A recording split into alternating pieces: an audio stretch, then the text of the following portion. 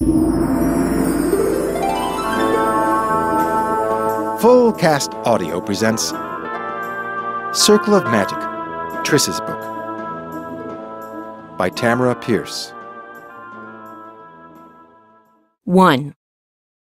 She was pressed, jammed really, into a corner formed by chunks of stone. Someone's knee poked into her thigh on one side. Someone else's foot dug into her calf on the other. There were 4 of them and a dog trapped in a bubble in the ground. The first part of an earthquake was just fading, and the rest about to roll over them, like high tide pounding the harbor walls. Sweat poured down her cheeks and back. Half turning, she thrust her hands palm flat on either side of a crack between the stones.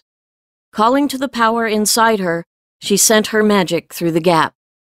Earth waves were coming her way, small ones in front, bigger ones behind. Their force heated dirt and stones, spreading everywhere. Her bones felt like huge rocks, pressed together so hard that something would have to give.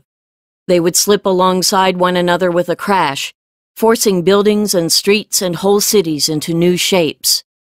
And the heat, the Earth's heat, was cooking her and the friends whose bodies pressed against hers.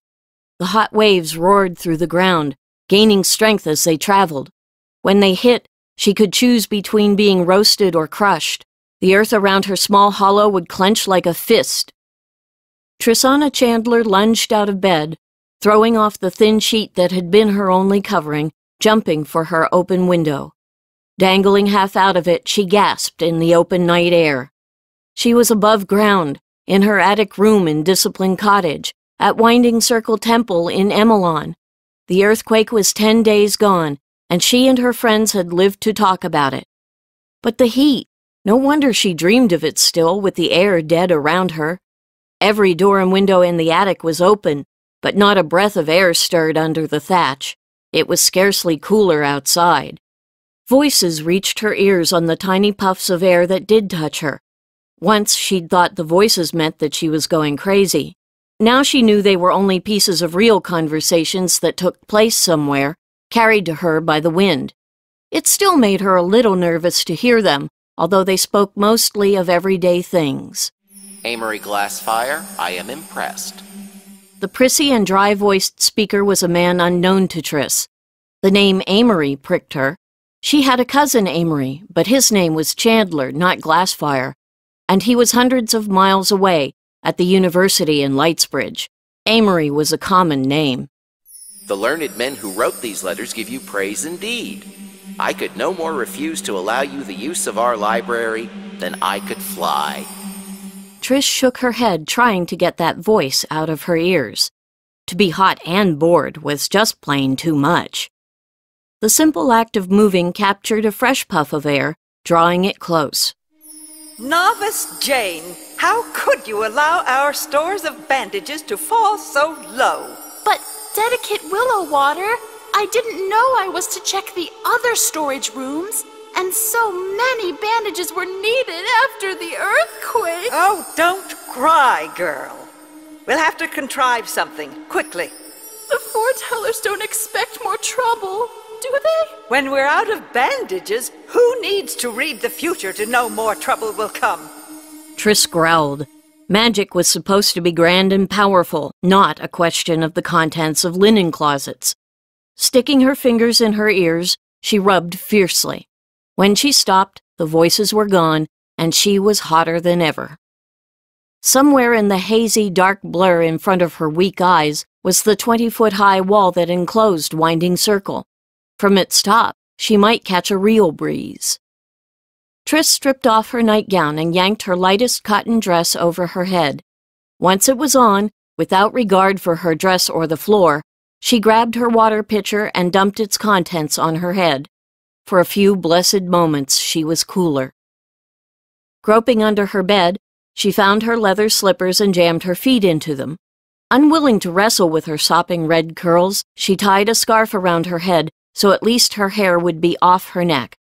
Last of all, she groped on her dresser top for her brass-rimmed spectacles. Jamming these onto her long nose, she headed for the door and yelped with surprise.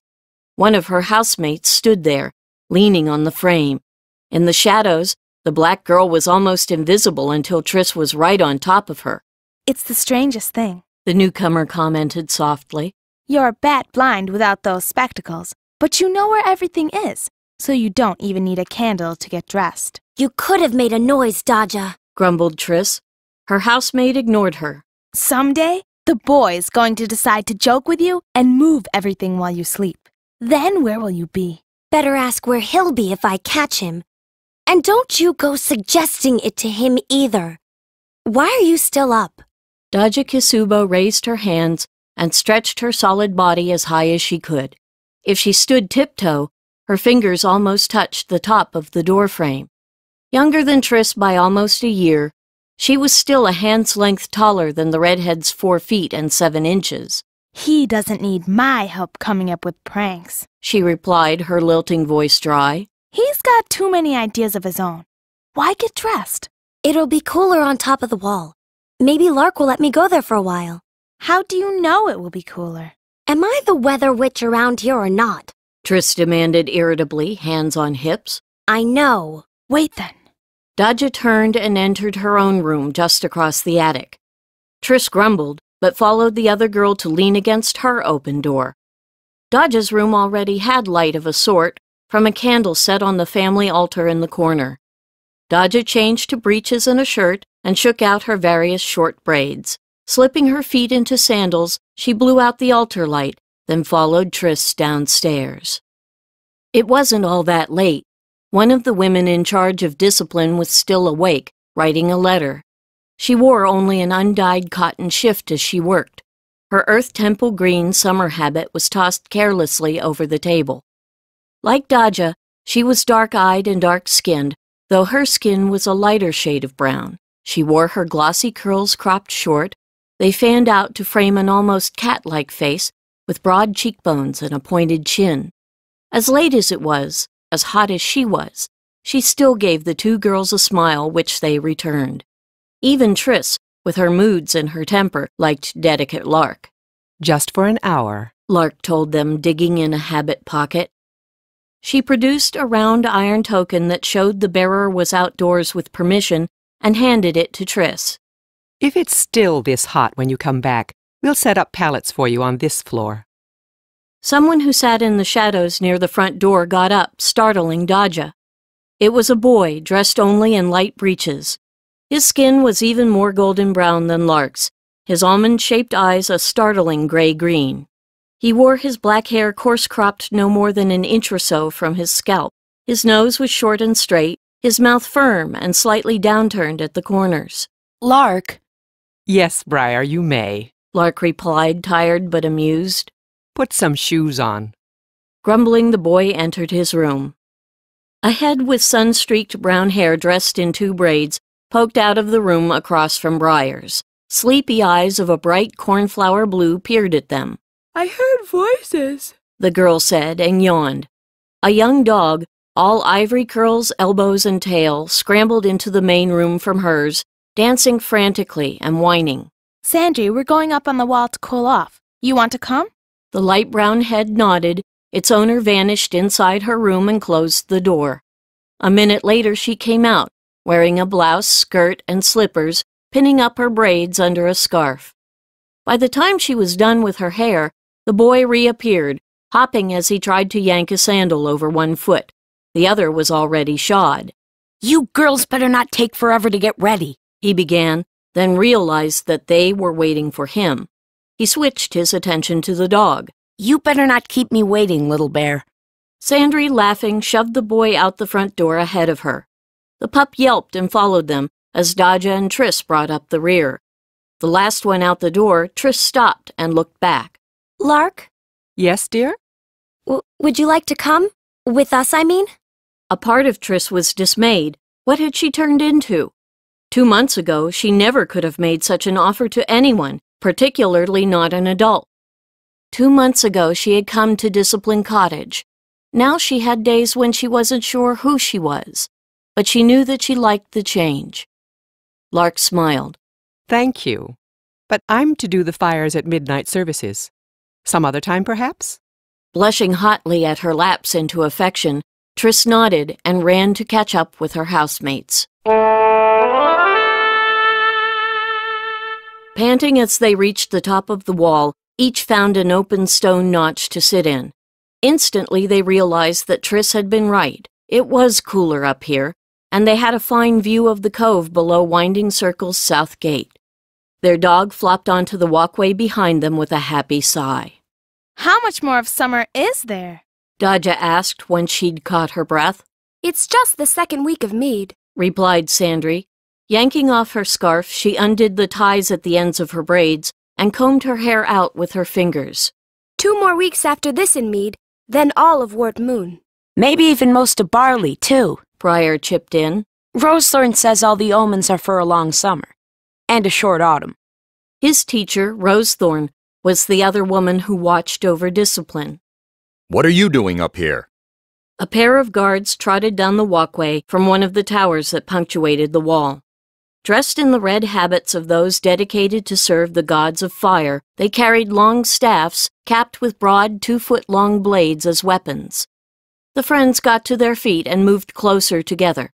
The dog sat in front of them, thwacking the stone with his tail. Digging in her pocket, Triss found the iron token and passed it to Sandry. Things went better when their noble did the talking for the 4. We have permission, Sandry explained, showing the token to the guards. One side of it was marked with a D for Discipline Cottage. The other showed an engraved bird and a thorny branch for Lark and Rosethorn. But this should be only for one child, argued the woman. The man was far taller than his partner. The 4 watched, amused, as he bent down to whisper in her ear. Though he kept his voice soft, they still heard him mutter, It's those children, the 4 mages. They often run together. Briar puffed out his chest. He liked being called a mage, as if he were a man. Sandry planted her hands on her hips. I am Lady Sandraline Thorin. You have my word that we all have permission to be here. Only Sandry, Dodja muttered in Triss's ear. The other girl covered a grin with her hand and nodded in agreement. The female guard blinked at Sandry. That kind of thing will work much better when you've got some height on you and a bit more nose. She returned the iron token. Sandry covered her nose, which was little more than a button. Don't lean out over the wall, advised the man. Don't get to playing in the notches either. The guards each petted the dog and walked on. You know, if you want, I'll pull your nose every day till you get a beak like your uncle's. Briar slipped his fingers under Sandry's and tweaked the end of her nose. It'd be my pleasure. Really. Thanks ever so, Briar. I wouldn't offer if I didn't mean it, he assured her, gray-green eyes wide and solemn. Honest. Triss climbed up into her notch again. Pushing her spectacles up, she eyed the array of sea and islands that stretched before them. Even with the moon just beginning to wax toward full, she could see details at a fair distance. The watchtower on Bit Island, for one, and the glassy smoothness of the pebbled sea. A flash of light over shadowy humps was the Maja Island lighthouse. To the east, a mile or 2 down the long arm of the Emil Peninsula, gleamed the beacon on Pirates Point. Look at this, will you? A good steady wind and not a cloud in the sky. Triss loved storms. She took clear skies as a personal insult. Sandry leaned on her notch. Pirate weather. Dodja made a face. Dirty Jishen. What does that mean? Jishen? It's trader talk, isn't it? She always wanted translations for new words in Dodja's native language. Dodja shrugged. I don't know. Tick? Louse? Leech? It's something that feeds on others and then kills them. Triss looked out to sea. The wind shifted a hair, carrying the scent of trees to her sensitive nose as it passed directly over the islands. It also carried voices. This thing's heavy. Quiet. Triss bit her lip. Not again. Did you hear something? Why'd they just pick me and you? Panted the complainer. This thing needs at least 2 more. The less that knows, the better, you lazy cod's head. Now stow it. It's 2 men, Dodja muttered, looking around. She wasn't a nervous girl, but she knew the sound of shady dealings when she heard it. No one's in sight. Triss is hearing something on the wind. And we hear it too? Briar scowled. We never heard it before. Before the earthquake? Before we combined our magics? Hush! Snapped Triss. Closing her eyes, she fixed her mind on the speakers. Whatever they carried, it was heavy. Both Whiner and Gruffman were gasping. They were scared, too, for all that Gruffman would deny it. She heard the fear in their whispers. Now what? Demanded Whiner. He sounded better. They must have put down their burden. Do we knock? I swear, by Shuri Fire Sword. The noise of clattering bolts and creaking hinges, the sounds of a heavy door being opened, interrupted Gruffman. The other 3 children came to stand behind Triss. With her concentrating, the talk was even louder in their ears. As she heard the conversation, so did they. You're late. Hissed a female voice. You want us to get caught? Dodja wrinkled her nose scornfully. The woman was drunk. Get that thing in here before someone comes. Watch changes in an hour, and sometimes they're early. Gruffman and Whiner grunted as if they'd picked up their heavy burden. A breath later, the door closed. Triss faced the others. You heard? Like they was standing right here. And none of us could do that hearing trick before. We're one now. Not all the way one. When you fell this morning, I didn't know. When Briar stole that muffin from the cold box, my belly didn't fill up. The muff would have gone bad anyway. We haven't really done a lot of magic since the quake, Dodja pointed out, tugging on Sandry's braid. If we had, maybe we would have found out. Found out what? That perhaps we know what goes on with each other's magic. We can't do the same things, maybe, but we know what happens in all our magics. Dodja sighed. Something complicated. Simple things don't happen to us anymore. Maybe it will go away. What if the bleeders we're hearing? Can we tell what they're up to or where they are? Triss shook her head. I just hear voices. I can't tell where they're from. Smugglers, maybe. Most islands with guard posts have some kind of smuggling going on. Guards always think nobody pays them enough. She had spent years among those who lived and worked on the sea and knew the practices of all kinds of people. It could be smugglers. Forget about it. No use sticking your neb where it don't belong. Can we leave noses out of the conversation? Asked Sandry wistfully, tugging the end of hers. Rusty hinges creaked on the wind. Triss held a finger to her lips, and the 4 stopped talking. Here's the cord. The drunk woman sounded as if her liquor was wearing off. But if you lay it on the ground, will it burn? There was a thunk, a sound like a cleaver biting into uncooked beef. Then came a choking gasp. Briar made a face. He'd heard people stabbed when he was a street thief. The woman's dead. Triss gasped. If we leave her in the open, they'll find her. That was Whiner. They'll know something. Stow it. Once we're clear, the mage will light the cord and... Something roared and thumped at the same time. Light blazed across the sky. The 4 children flinched and stared out over the water. The Pirates' Point lighthouse was a pillar of fire. Closer to home, just a mile away, the watchtower that capped Mid Island was a blazing ruin. The dog, startled out of his nap, began to bark furiously.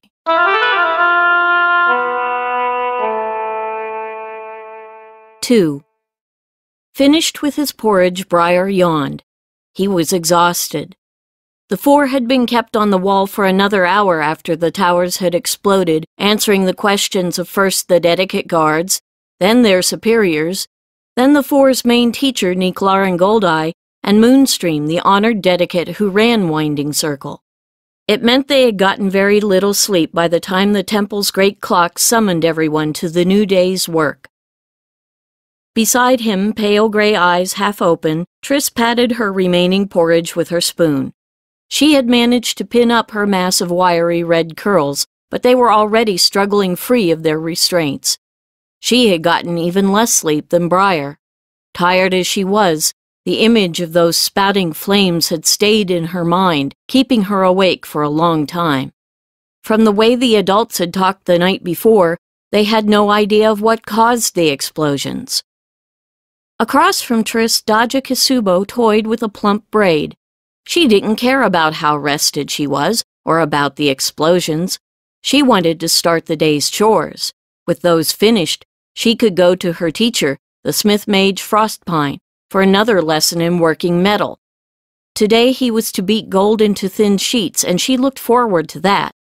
She had very good feelings toward gold, not for its value, as her traderkin liked it, but for its friendliness and its willingness to forgive mistakes as she handled it. Next to her, Sandry neatly folded her napkin and placed it beside her bowl. As always, she sat with her back perfectly straight, her lively eyes examining her friends. Dodja had to be thinking about smithcraft, Sandry decided. The only time Dodja ever looked dreamy-eyed, as some girls did when they thought of a special boy, was when she considered tools and metal and fire. Briar, of course, wanted more sleep. 2 months wasn't enough to turn a night-hunting thief into a daytime gardener. And Triss, frowning into half a bowl of cereal, what was she thinking of? Triss was always asking questions about things. She had asked a great many of them last night and gotten no answers. Perhaps that was why she scowled at her porridge. I once saw explosions like that, Sandry remarked, fingering the small pouch hanging on a chain around her neck. A shed with some barrels of flour caught fire, and they blew up. The shopkeeper told my parents that if you bottle up flour and then fire it, that's what happens. Triss glared at her with ice-gray eyes. Flour blew up 2 stone watchtowers? If you had enough of it. Briar covered a yawn. Sitting next to Sandry, their puppy whined. You'd think we never fed you, little bear. At the head of the table, Lark ran a hand through her own glossy curls. He's a growing boy, aren't you? Sandry gave the pup's ears a scratch. That's what scares me, Lark and Dodja said together. They smiled at each other. Sandry grinned ruefully. Little Bear had been small enough to fit in her lap when they had gotten him. Now he could sprawl over her lap and Dodja's and still prop his chin on someone else's leg. Where's Rosethorn? Water Temple. They still have her brewing cough syrups. She got to her feet, shaking out her green habit. She says you know what to do today. Weeding. Because in summer it's always weeding. Lark smiled. Well, at least there isn't as much as there was yesterday, then. Briar snorted, half laughing. Dedicate Willowwater has asked me to meet her at the loom houses. Why a water dedicate wants to see me at an earth temple building. Triss pushed her bowl away. She's out of bandages, or almost out. Some novice wasn't keeping track of the stores. When she realized she heard nothing but silence, she looked around. Lark and her friends watched her with fascination. I heard it, all right? How come we didn't hear it then? I was by myself. It was before we went out. Maybe you have to be close to me for it to work. Lark tucked one of the girl's tumbling red curls behind a hairpin. Sometimes I think we haven't even begun to see your gifts, Triss. Little Bear erupted in a series of ear-piercing yaps. Scrambling, he raced out the front door. It's someone he knows. See? His tail wags him. No, Little Bear, do not jump on me. A familiar, brisk voice commanded. No, I said no. That's a good... Now don't start again. A lean white man with long silver and black hair that hung loose around his shoulders entered the house, pointing down at Little Bear. The pup half-walked, half-wriggled behind him, whimpering happily. He knew there was no way that Niklar and Goldeye would let him jump up and wash his face, but Little Bear still hoped for a chance to show affection. Good morning, everyone. Triss ran to him and tugged on one of his spotless white linen sleeves. Nico, did you find out how the towers were destroyed? Triss, do not wrinkle my shirt. Let go.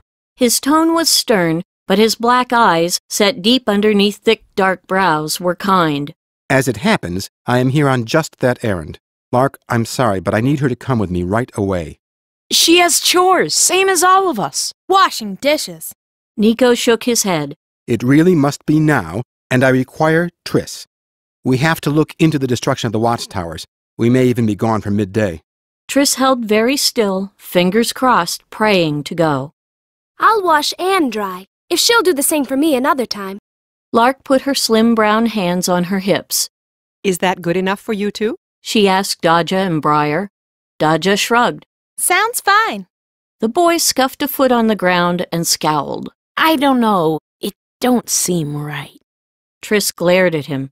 He looked up and grinned broadly. I gotta stop teasing you. It's too easy. There's no sport in it.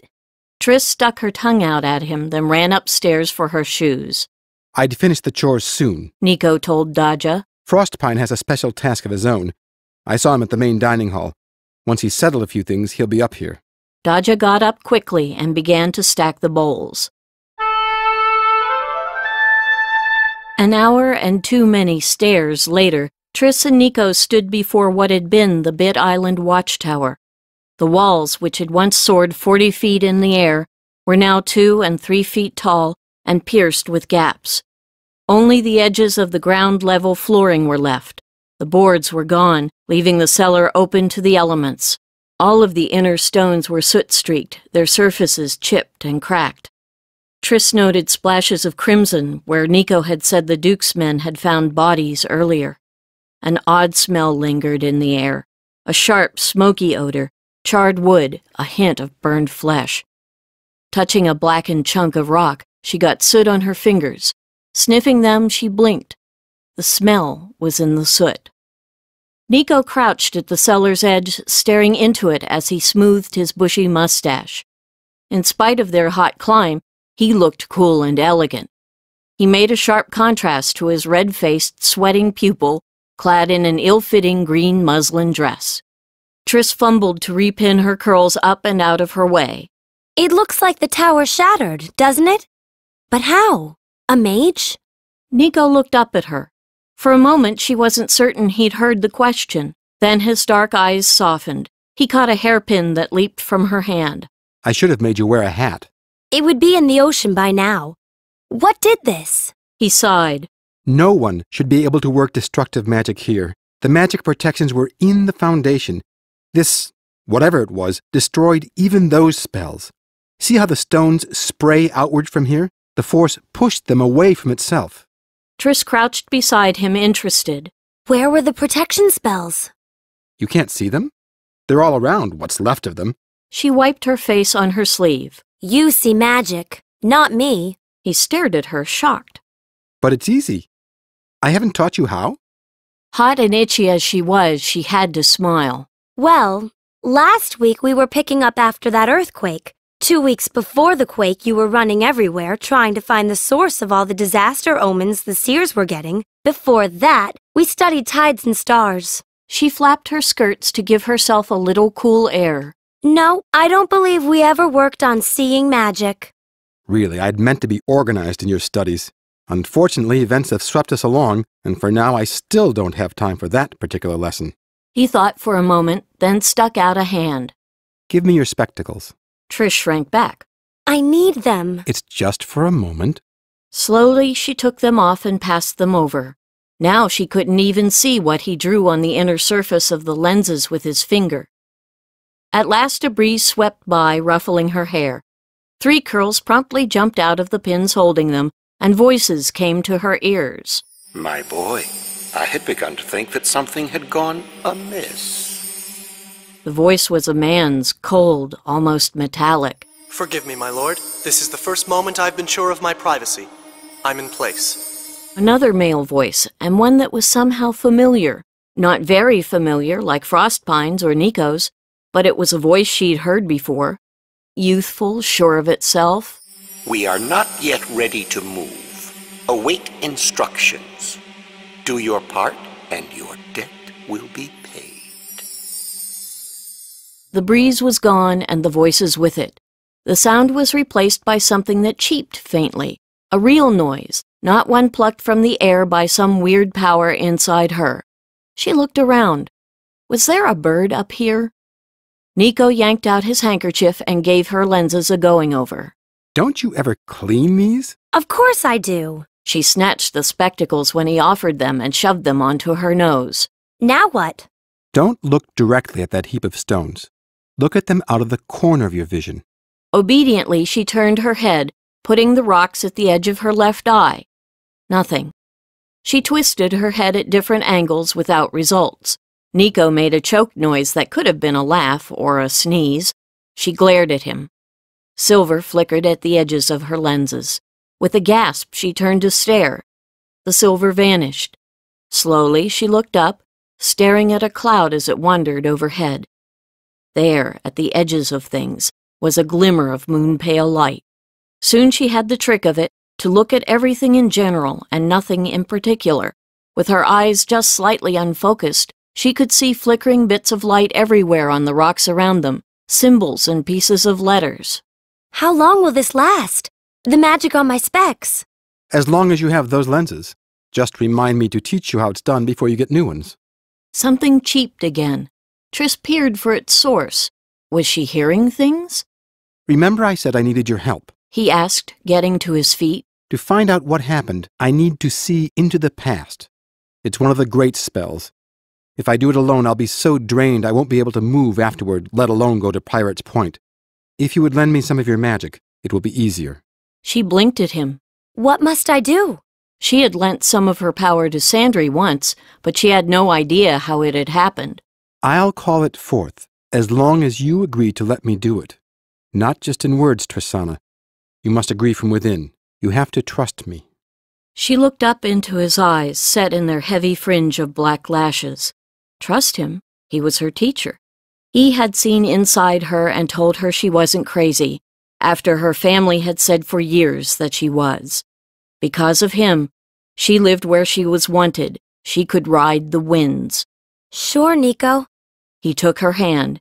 Immediately she felt something, a tug or a twist. Through her spectacles, she saw a thread of light run through her fingers and into his, where it joined a river of fire inside him. The air tightened. Still holding on to her, Nico picked his way around the tower, one hand held palm out in front of him. Pearly threads spun away from his fingertips, passing through air and stone around and ahead of him.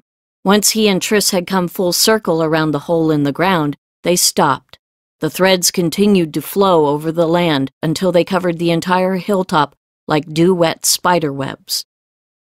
When he released her, she could still see the thread that connected them. It followed Nico as he stepped to the edge of the cellar, drew his belt knife, and made a cut on both palms. Anytime you need to give a spell extra strength, seal it with blood. He explained casually, as if it hadn't been his own flesh he'd gouged. Since we are mages of principle, we use our own. Some have been known to use the blood of others, willing or not. He watched as crimson droplets fell into the gaping cellar. Should I ever hear of you indulging in such practices, Trissana, you will regret the day you met me. Triss had one hand over her mouth. She didn't like blood, and there was something about Nico's coolly cutting into himself that made her stomach roll. You don't have to worry about me, Nico, she told him once her belly settled. Honest. He smiled grimly. I trust not. Taking a deep breath, Triss felt her own lungs expand. He closed his eyes. A flickering image appeared in front, around, and in some spots even through him. In it, the tower was whole. Two men in hats and cloaks walked into the picture. They carried something large and heavy wrapped in canvas. A door opened in the tower's base, and a woman in a guard's uniform beckoned them inside. It's Whiner and Gruffman and the Drinker. It has to be. The night before, she and the others had told Nico about the conversation they'd heard on the wall. The vision wavered, breaking up. Nico was shaking. Triss glared at the glowing line that still ran from her to him until it thickened and shone more brightly. He took a deep breath and stood straighter. The tower reappeared. The men walked out of it, the uniformed woman behind them. The men's burden was gone, but one of them carried the free end of a cord that led back inside. He put it down and helped his companion kill the guard. They didn't see a burst of fire that set the cord ablaze. The flame ate its way along the cord and into the tower as they dropped their victim on the ground and argued. Then came the blast. For a moment, Triss thought she could see the tower come apart, stone by stone, each piece etched in fire. The image vanished. Triss closed in as Nico staggered and put an arm around his waist. Helping her teacher over to a large rock, she got him to sit. What was that? She asked him when he was settled. He fumbled for his water canteen and drank from it thirstily. He needed both hands to steady it. I don't know, he replied at last, passing the canteen to her. I've never seen or heard of anything like it, not in all my 53 years. They rested for a while, talking. At last, Nico got to his feet. I don't think I could work that spell again, but I should look at Pirate's Point anyway. Let's go. She was following him to the stairs when she heard the same cheeping sound that had caught her ear before. Now it was close by and growing faint rapidly. Wait! Carefully she searched the tumbles of rock on her left. In a niche made by stones gleaming with traces of magic, she found a bird's nest. One chick was still alive. She'd been hearing its peeping cries. It shared the nest with a dead brother or sister. A starling, I think, Nico said, looking over her shoulder. They sometimes have a second brood in midsummer. The parents are probably dead if they nested here. This one will die soon. Triss looked at the nestling. That's not right, she thought, digging for her pocket handkerchief. He didn't ask to have his home destroyed. Kneeling, she flattened the linen square on a rock and reached for the nest. Triss, think a moment. You can't save it. Why not? With a gentleness that she rarely showed to people, she eased both hands under the wad of twined grass stems. Because it's nearly dead now. See how young it is. It barely has pin feathers. If it lives, it will need warmth and hourly care. It isn't ready to survive on its own. Then I'll help. I'll feed him. I'll do whatever I must. Resting her hands on the cloth, she drew them away gently until nest and occupant rested on the handkerchief. It's not his fault his parents got killed. Nico sighed and offered his own pocket handkerchief. You can return to Winding Circle. As I said, even with your help, I can't work a second time spell at Pirate's Point. If the site looks like this, though... His wave took in the sooty wreckage all around them. I think we can guess what happened. Hold the nestling up. He opened his water canteen and carefully poured a tiny amount of liquid into his palm. Gently and precisely, using his fingers as a slide, he rolled a few drops of water at a time into the bird's open beak as Triss raised the nest for him. When the chick closed its mouth and sank back, Nico told Triss, Now cover it. Keep it warm and out of drafts. I know that much. For the rest... I could ask the dedicates at the air temple. They keep birds. Slowly, a bit at a time, she got to her feet and tucked the covered nest into the corner of her elbow. Looking down at his student, Nico grinned. Actually, try Rosethorn. She often finds nestlings in her garden. She's even raised a few. Triss stared at him. She was terrified of Rosethorn. The auburn-haired woman had a sharp tongue and a quick temper. Do you want to be running to the air dormitory every hour? Rosethorn will know what to do. I still doubt it will live. Triss, no one will be able to tell until it's ready to mate what sex it is. Then it might as well be a he, isn't it? Its are dead things. She's and he's are alive. Oh, very well. I haven't time to argue. If you insist on trying to save it, him... I do. Triss gulped, thinking of what lay ahead. I hope Rosethorn will help me. She will. She likes birds much more than she likes people. Let's go, then. You need to feed and settle him, and I need to go to Pirate's Point. Steadying her new charge with her free hand, Triss followed Nico down the stairs. 3. If Triss had looked across the 1,000 feet of water that separated the island from the land, she would have seen 3 people on the rocky slope below Winding Circle's walls. One of them was Daja, dressed as she had been at breakfast in her lightest brown cotton breeches and shirt, with a crimson mourning band around her left arm. With her, in the red habit of a fire dedicate, was her teacher, the smith mage Frostpine, and his white-clad novice Kirel.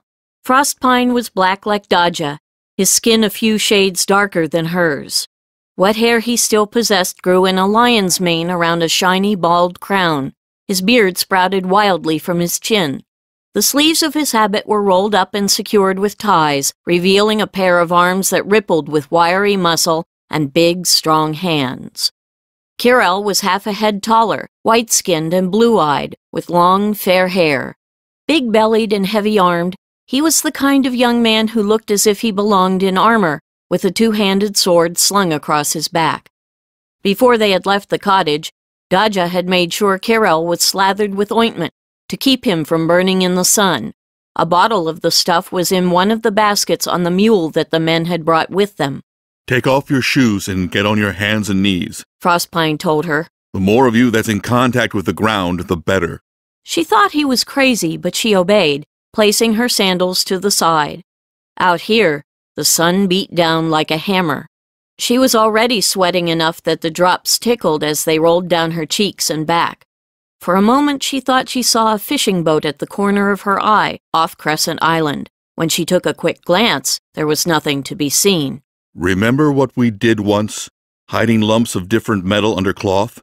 Daja nodded. You made me guess what was under the cloths, and I knew what metals they were because of my magic.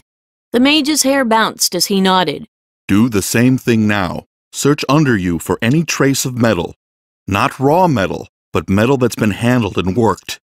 Sweat dripped into the dirt from her face. It's too hot. Too hot? He cried, white teeth flashing in a broad grin. Child, we are black. Black people are made for heat, to thrive in it, just as pallid boys like Kirill are made for snow and frost. Kirill halted. He had been walking 100 yards away, holding a long metal divining rod out in front of him. I hate snow, he retorted calmly. And if you weren't crazy, Frostpine, you'd hate this weather as much as I do. Reaching up, he tied back his hair with the braids that hung on either side of his face. Daja covered her grin with her hand. She loved working with these two. They were as relaxed and cheerful as the men of her own family had been, joking about work as they got it done. Frostpine shook his head. Shuri and Hakoy, he muttered, calling on the goddess and god of fire. Defend me from people who don't know how to have fun. Let's give it a try, Daja. With a nod, she put her hands palm down on the raw earth. For some reason, trying to smell metal helped her to find it, so she sniffed deeply. Was that a trace of... She inhaled again and yelped as the scents of copper, iron, silver, and gold flooded her nose. Eyes watering, she sneezed and kept sneezing. A hand gently pushed her aside. A handkerchief was tucked into her fingers. 3 more bursts pushed themselves out of her lungs, making her wonder if it was possible to suffocate while sneezing. The earth quivered under her, then shifted. Her throat closed with terror. Earthquake. Her sneezes halted abruptly as she thrust herself backward. The last shake had been just 10 days ago. Were they about to get another? Small dirt clods rolled down slope. Wiping her eyes, she saw Frostpine standing where she had knelt. His arms were stretched out, his hands parallel to the ground. He shook them gently as if he sifted ore through a screen. Below him, the patch of ground shook gently in the same motion. Daja sighed with relief. It wasn't a fresh quake or tremor, but magic, pulling something out of the ground. The dirt began to take on a strange mesh-like pattern. Kneeling, Frostpine dug his fingers into the earth. Will you get that corner? He asked, pointing to the edge of the patterned dirt. It's a wire net. Going to the spot he'd indicated, she dug her fingers down about an inch until they passed through a metal web. Got it. When I count to 3. 1, 2, 3. They dragged the net from the ground, a large piece 3 feet long and 4 feet wide. Daja blinked. The net was a shimmer of the metals she'd smelled, twined into fine wires and knotted like cord. At half of the spots where the wire threads met, a tiny mirror was set. The whole piece fell over her fingers as if made of water. What on earth is it for? Kirill walked over to them, holding 3 or 4 smaller pieces of net. I've never seen anything like this. Has either of you wondered why, in the last 400 years, no pirates have ever attacked Winding Circle? I was a traitor. Daja swallowed hard. She'd almost said, I am a traitor, but that part of her life was over. We didn't think about how Kek could or couldn't defend themselves. Sandry would frown at her for using the word Kak. Like many words the traders used to describe non-traders, it was not flattering. I lived in North Lyron, added Kirill. We didn't know anyone could fight in ships. He grinned and winked at Daja. Time was this net covered the entire bluff from the harbor wall. Frostpine pointed right where the protective wall stretched from bit to the cliff. To where the Emil River empties into the sea. There's more in the earth in front of the walls, too. A mile-wide belt that wraps around all of Winding Circle. Whenever the Dedicate Council thought there might be pirates or land raiders in the area, they woke the spell net like this. The man hummed a weird tune. Dodja and Kirel gasped. The net that Dodja and Frostpine held vanished. Only the open sea lay between them. Or were they high in the air over the sea? Dodja still felt metal cutting into her fingers, but made no connection between that and the distant view of... She could not be seeing Dupan Island. Nidra was 8 days from here, off the coast of Hatar. Still, she ought to know it. She'd sailed from the island's harbor just 5 months ago. It wasn't just the view. She could smell land, sea, and normal ship smells like tar and wet rope. The deck rocked under her feet, and one of her cousins was scrambling up the mast, whistling. She blinked, and she held a metal net in her hands. Kirel rocked back dizzily. I was climbing Blacktooth Mountain. Dodja dropped the net and wiped her eyes on her sleeve. She'd been on third ship Kisubo, whose crew was also her family. They were gone, shipwrecked and drowned in a late winter storm not long after leaving Nidra. I'm sorry, Frostpine said, putting a hand on her shoulder. I can't control what people see or feel when the spell net is woken. It's powerful, though, as you've learned. Pirates have spent days in the same place until they were too weak to avoid capture when the spell was released. And this is the first time I've been on the wrong side of the net when the spell has worked. Dodja shrugged. It was just the sneezing that made my eyes water. She lied. But listen, my friends and I were up and down this bluff all the time before the quake. We never saw anything like this. You weren't supposed to. It works only when triggered, and it's worked so long and so well that most of the council had forgotten until I reminded them that it might have been damaged when the bluff dropped into the sea. We're to find as much of it as we can and bring it in for repairs. He sighed. If most of it's in pieces like that, he nodded to Kirel's small pile, then we'll need more help. Have there been omens of pirates? Who needs omens? We had an earthquake. Everyone's defenses are in a mess. What pirate would want to lose an opportunity like this? As briskly as any housewife, Frostpine took the large piece of net and brought the ends together, folding it up like a blanket. Dodja helped, thinking over what he'd said. Once the net was folded into a neat bundle, the man loaded it into the empty basket on the mule. Kirel added a stack of smaller pieces and went back to combing his part of the ground.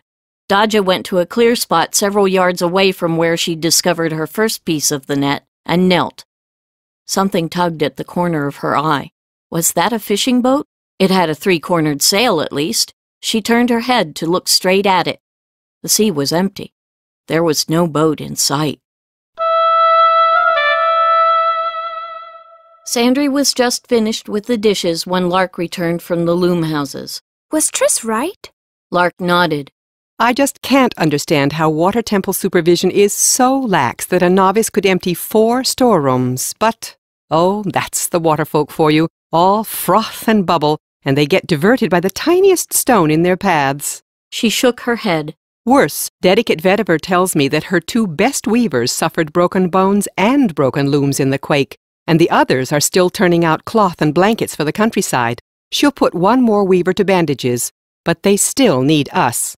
I'll do all I can, of course, but you know I can't weave. You haven't had the chance to teach me yet. That's all right, Lark told her with a sigh. What we have to do won't exactly involve weaving, and bless Mila and the Green Man both that you're so strong as young as you are. We could never do this otherwise. Come on, leave Little Bear with Briar. She led Sandry across the spiral road between Discipline and the 2 great loom houses. Entering one through an open door, they came to a small workshop. Apart from those rooms where Sandry could hear the clack of a dozen weavers at work. In this chamber, a strange assortment of things had been set up. A few rolls of bandages had been placed on 2 long tables. More rolls filled a large basket on the floor. Other baskets held giant spools of linen thread. A comfortable chair was placed beside each long table. The shutters were thrown open to catch what breeze the day might send their way. A pair of novices sat on a bench next to the door to run errands. Lark sent them to the kitchens at Winding Circle's hub for tea. Once they were gone, she took Sandry's hands in hers. What I'm going to ask is strange, but you can handle it. She took a deep breath. I will teach you how to weave properly when I can. What we do today is not real weaving. It may look like it, but it's a cheat. If you rely on magic without learning to do ordinary weaving properly, there will come a day when your great magics won't hold. Magic can't teach you how to weave right. The novice always has gaps, loose threads, or places that are too tightly packed in her cloth. And all those things weaken the spells you include in the work. Do you understand? Of course I do. I don't want to take shortcuts. I want to learn to weave well. Lark smiled and cupped one of Sandry's cheeks with her hand. That's why you'd be so good at weaving. You care for the work, not just the magic. She looked around. Magic, though, is what we need today. And magic worked fast, which isn't what I want you to learn about magic either, now that I think of it. She began to open up a roll of bandage linen, pulling until the narrow cloth was stretched across a third of the length of one table. You see those spools of linen thread? Bring some here. Put them in a row across the cloth you already have. Take the loose ends and draw them until they hang over the far end of your work surface. Sandry obeyed. Watching Lark, who did the same thing at the other table, she arranged spools end to end across the narrow part of the bandage so the thread followed the length of the cloth and went on past it all the way to the end of the table and over. If you're trying to strengthen a wall against destruction or bring a company of people together, this is a way to do it, explained Lark, coming over to check what she had done. We weave magic and get the stone or the hearts of the people to follow it. Here we guide the thread to continue the original pattern of the cloth, like a vine growing along a trellis. We grow new cloth from the stump of the old. She deftly put spools of thread on either side of first the bandage, then the long, bare threads. These will be your weft. They'll run through the warp threads to produce a whole cloth. Sandry frowned, turning these ideas over in her mind. Could briar and rosethorn manage it? They grow plants on trellises. Flax and cotton both come from plants. I bet they could do this too if you end up needing more help. Lark started to reply and stopped. Then she grinned. If things get desperate, that's exactly what I'll do. Can't the other weavers try this? Lark shook her head. Not all of them are mages. Even for the ones who are, this takes a different way of thinking about magic from what they're used to. Your ideas about magic aren't set as yet. For you, it expresses itself through weaving cloth as easily as through putting a spell on the cloth once it's made. This kind of thing also takes a very strong mage. The novices returned with their tea and a tray of cakes, fruit, and cheese. Dedicate Gorse, in charge of Winding Circle's kitchens, was sure that anyone who left his domain empty-handed would starve to death in short order. Lark sipped her tea, nodded, then told the novices to sit on their bench and be quiet. Looking at what seemed like a half-ordered tangle of threads running north and east, Sandry winced. I don't know if I can do it. Don't worry. I'll place the magical patterns within you. Clear your mind, and let the power follow the pattern steadily. Don't clutch at it, and don't let it run unchecked, or you'll have lumpy cloth. Watch the pattern as you work with it, so you can do it on your own later. Sandry looked at her teacher and friend, her blue eyes deeply troubled. Are you sure I can do it? Lark smiled. It would surprise you, the things I know you can do. Now, clear your mind. Sandry took a deep breath, fixing her mind on her lungs and nothing else, holding her breath as she counted to 7. Lark put the girl's hands flat where the spooled threads overlapped already woven cloth, and covered Sandry's fingers with her own.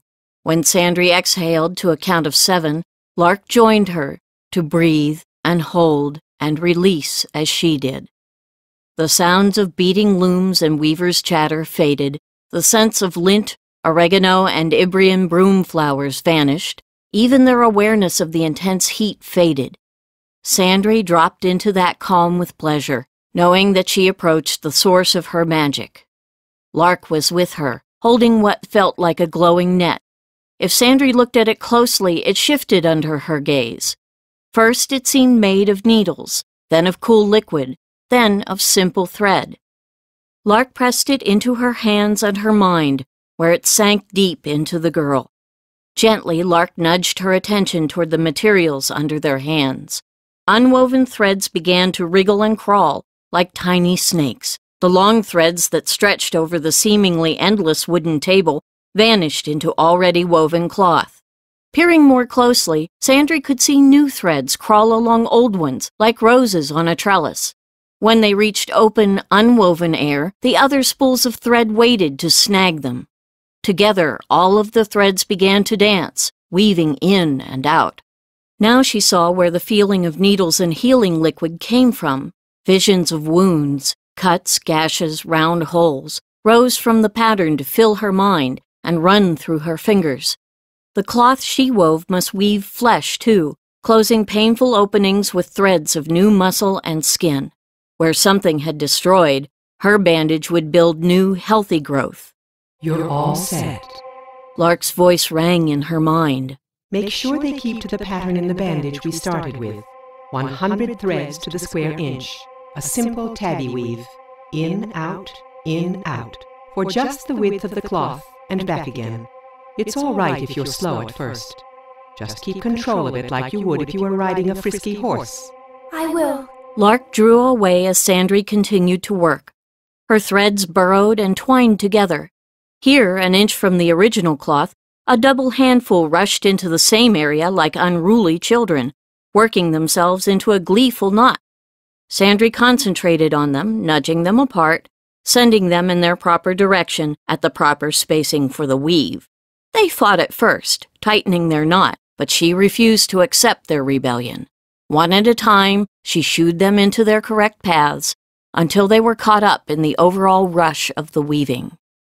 A distant part of her felt Lark start her own bandage. Later, the novices replaced near-empty spools of thread with full ones and rolled up the finished cloth. Sandry neglected even to thank them. Her attention was locked on the magic that flashed in and around her hands as the bandage grew and grew and grew.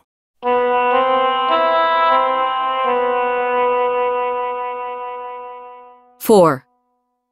Trissa'S Luck, and she wasn't sure that she wanted to call it that, was in. For the first time in days, Rosethorn was at Discipline, not somewhere else, when Triss brought her nestling home. She had to steel herself to enter Rosethorn's workroom.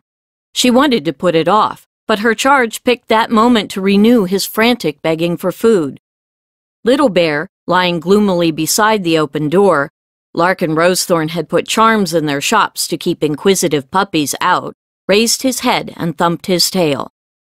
The quiet conversation in the workroom came to a halt. Then Rosethorn said, slowly and awfully, I hear a baby bird. Carefully, Triss stepped around the dog and through the open door. Nico said maybe you could help me? Briar was with his teacher. Both of them stared at her. Four Eyes, what happened on Bit? Let me see, Rosethorn demanded, holding out a hand. Triss obediently passed over the nest. I am not looking after birds. Those twitter-pated fidgets at water tell me that unless I brew more decoctions and oil rubs, there will be nothing short of disaster. Muttering, she shifted the handkerchief to look at the nestling as Briar and Triss rolled their eyes at each other. Rosethorn always talked scornfully of the water temple dedicates, just as Lark did at times. Weeks ago, the four had decided that water and earth in human beings simply didn't mix that well. So talk, urged Briar as Rosethorn examined the nestling. Since Nico had given no orders to keep what she had seen to herself, Triss explained about looking at the past and described what they had seen. I think maybe 5 people were killed up there, counting the smugglers and that drunk guard. She finished. You could tell where the dead had been. Rosethorn went to a section of shelves. Reaching high overhead, she got down a slender bottle. Like most things in the room, it gleamed silver-white at the edges of Triss's vision, casting more light than even the remains of the spells on Bit Island. Triss rubbed her eyes. It was bad enough that the south gate and the tower of Winding Circle's hub had nearly blinded her. She hadn't expected to see so much magic, or such powerful magic, in the simple cottage where she lived. So, Nico had you call up a vision of the past. That's a major working, Rosethorn commented, unstoppering her bottle. I need one of the thinnest hollow reeds we keep in that drawer. She pointed, and Briar obeyed the order. Nico did the spell casting. I just gave him my strength. He said I needn't come to Pirate's Point. We couldn't do it twice in one day. She watched intently as Rosethorn accepted a short, hollow reed from Briar. Thrusting it into the open bottle, Rosethorn covered the opening in the dry end with a fingertip. She brought it over to the nestling and let a couple of drops fall from it into the bird's mouth. The youngster closed his beak, wheezing, then sat up straighter and opened his beak again. Rosethorn gave him another 2 drops. I have to be careful with this, she told her audience, putting the reed aside. It's like drugs that give extra vigor or dull pain. He'd come to need it, and not eat anything else. You have to give nestlings food that's close to what they get from their parents, or foods that are normal substitutes. Rosethorn eyed Triss, delicate brows still knit in a frown. The girl forced herself to meet that very sharp gaze without looking away. You understand. You might work yourself sick, and he'll still die, Rosethorn said at last. Triss nodded. Nico told me the same thing. I want to try anyway. He won't thank you either, if he lives. Starlings, that's what this is. Starlings are annoying birds. Their fledglings shriek when they're hungry. If they're old enough to walk and fly, they peck their parents until they're fed. There's gratitude for you, Briar commented with a grin. What must I do? Tell me and I'll do it. For now, feed him every 15 minutes until I tell you to change. Briar, you're going to see Dedicate Gorse. He clapped his hands. Next to Lark and Rosethorn, Winding Circle's chief cook was his favorite Dedicate, a reliable source of both meals and treats. Come right back. Slate and chalk, please. Briar found both and gave them to her. Warm goat's milk? Goat, mind. Cow's milk is too hard for them to digest. With a dab of honey for sweetening at first. You can get those from our cold box, Rosethorn told Triss. Heat the milk in a small pan. Get it warm enough that a drop on your wrist feels warm, not hot. If it burns you, it'll burn him. Triss ran to do it. Get one of the cup-shaped baskets and clean straw, Rosethorn ordered Briar. Put them on the counter. She finished writing to Gorse as the boy found the things she needed. Giving him the slate, she said, Don't run in this heat, but don't dawdle. Briar nodded and left. Triss was quick to put goat's milk and honey on to warm on the hearth. Unlike the other 3 children who made a big job and a mess out of basic tasks, Triss had been doing household chores since she was tall enough to see over tables. Each family member with whom she had lived had made it clear that she was to earn her keep. She would never admit it, but these days, with lessons in magic and meditation to fill her time, she rather liked the quiet routines of dusting, washing, and even the mild amount of cooking done in the cottage. When the goat's milk was just warm, she carried it into Rosethorn's workshop. Put it there, she was ordered. There was a woven straw pad. Rosethorn was tucking clean straw into a basket with a rounded bottom. It sat in a wooden frame that kept it from rolling onto its side. I made these a few years ago, when I saw that even if I found no birds, someone else would bring orphan nestlings to me. They need support on their chests and legs. A basket with a flat bottom and straight sides is no good. Triss only stared at the woman. Since coming to discipline, she had feared Rosethorn's sharp temper and sharper tongue. Lark and Rosethorn were good friends, and Briar loved his teacher, but Triss couldn't begin to guess why.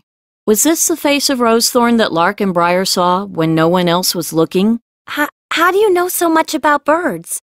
Do you have magic with them? Rosethorn eased her fingers under the nestling, who shrieked at the invasion, then lowered him into the fresh nest. Don't ever squeeze them.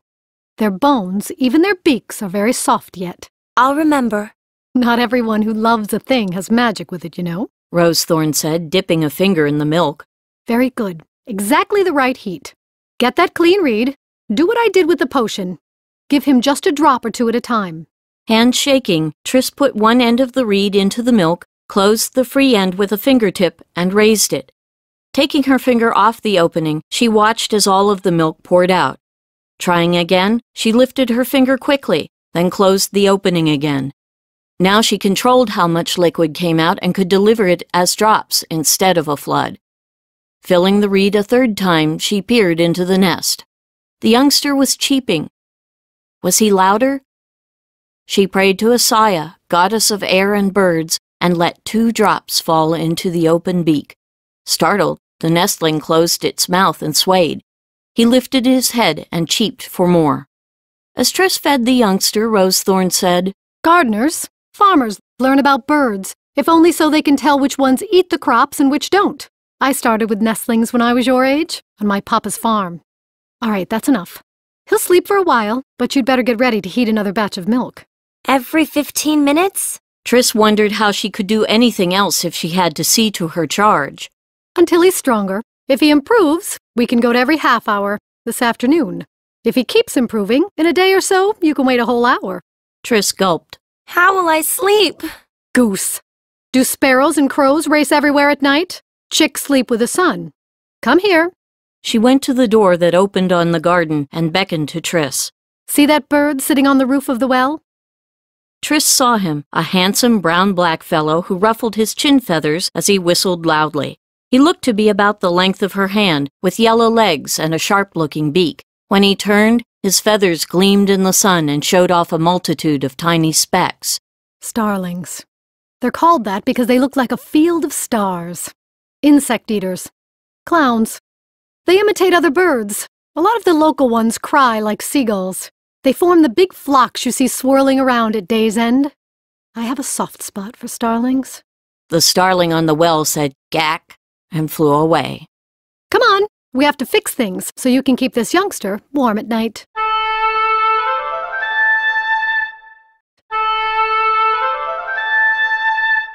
When he left Dedicate Gorse's kitchen realm in the hub, Briar carried a loaded basket as well as a meat turnover to help him survive the long minutes until midday.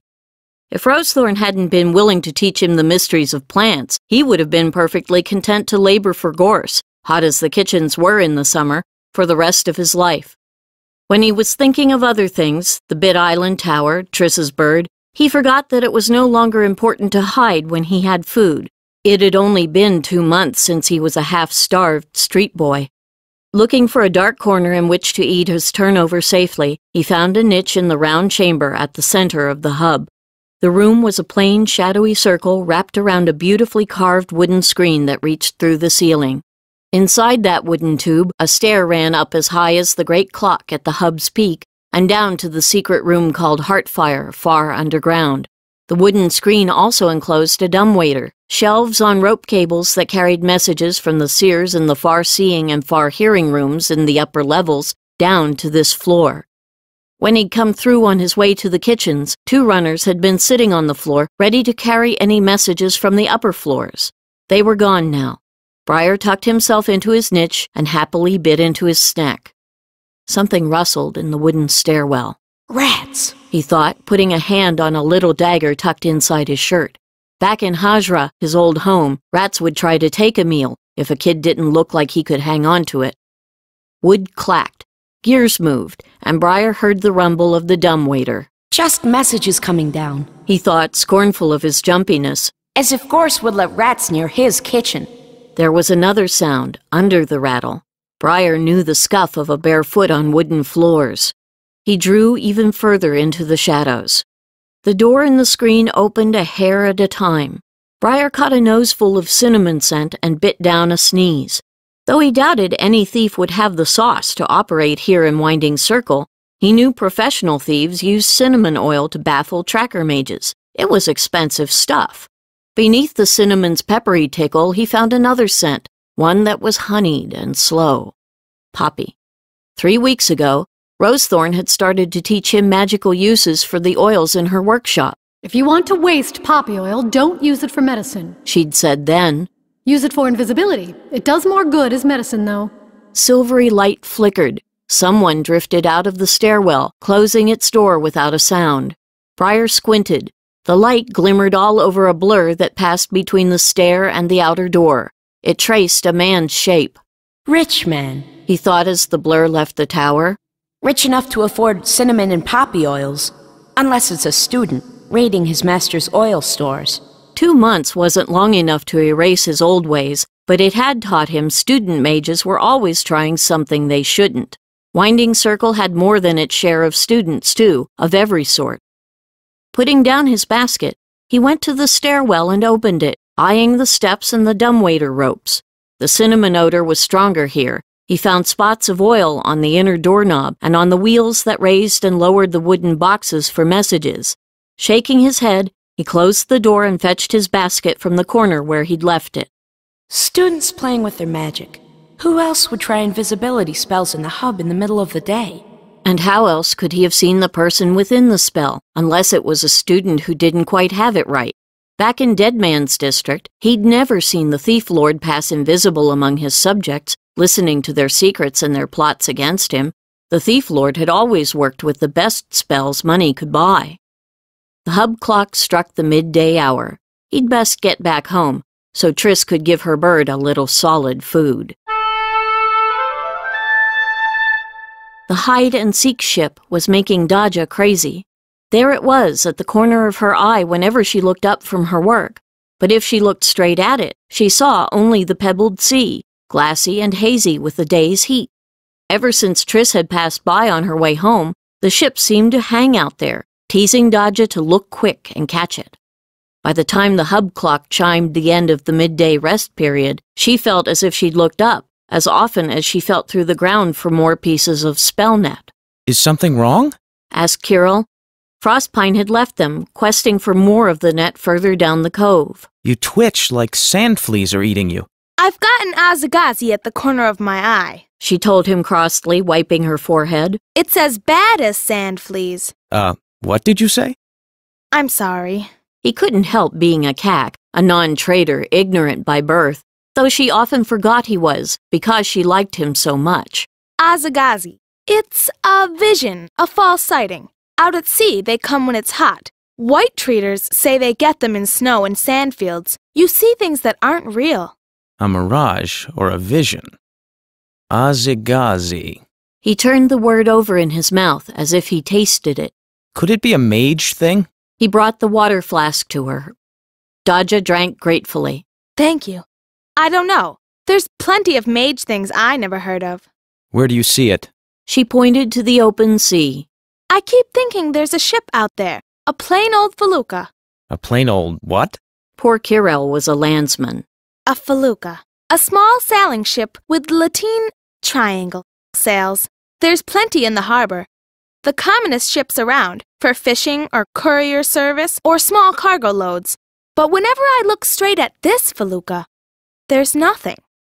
Are you sure you see it in the first place? He shaded his eyes, examining the water between Summersea's islands and the hills of the Amel Peninsula.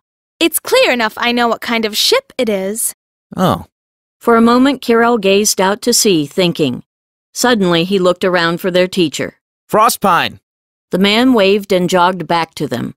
What is it? I've been seeing an Azagazi all day. At least, I don't think it's real.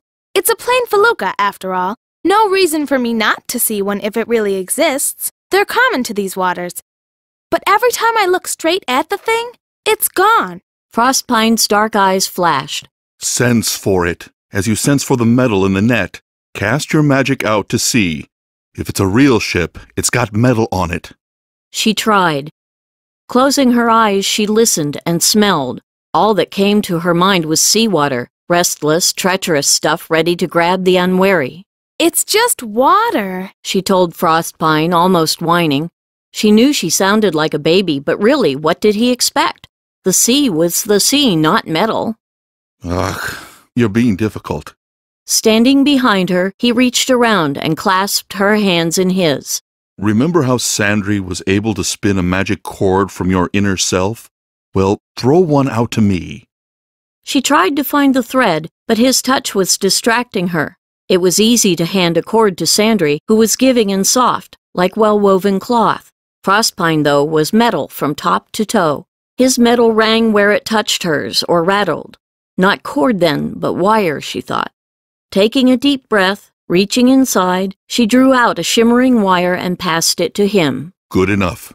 She felt his power bend and spring. He towed her magic forward, intertwined with his. Now she felt metal pass under and beside her as their power flew outward.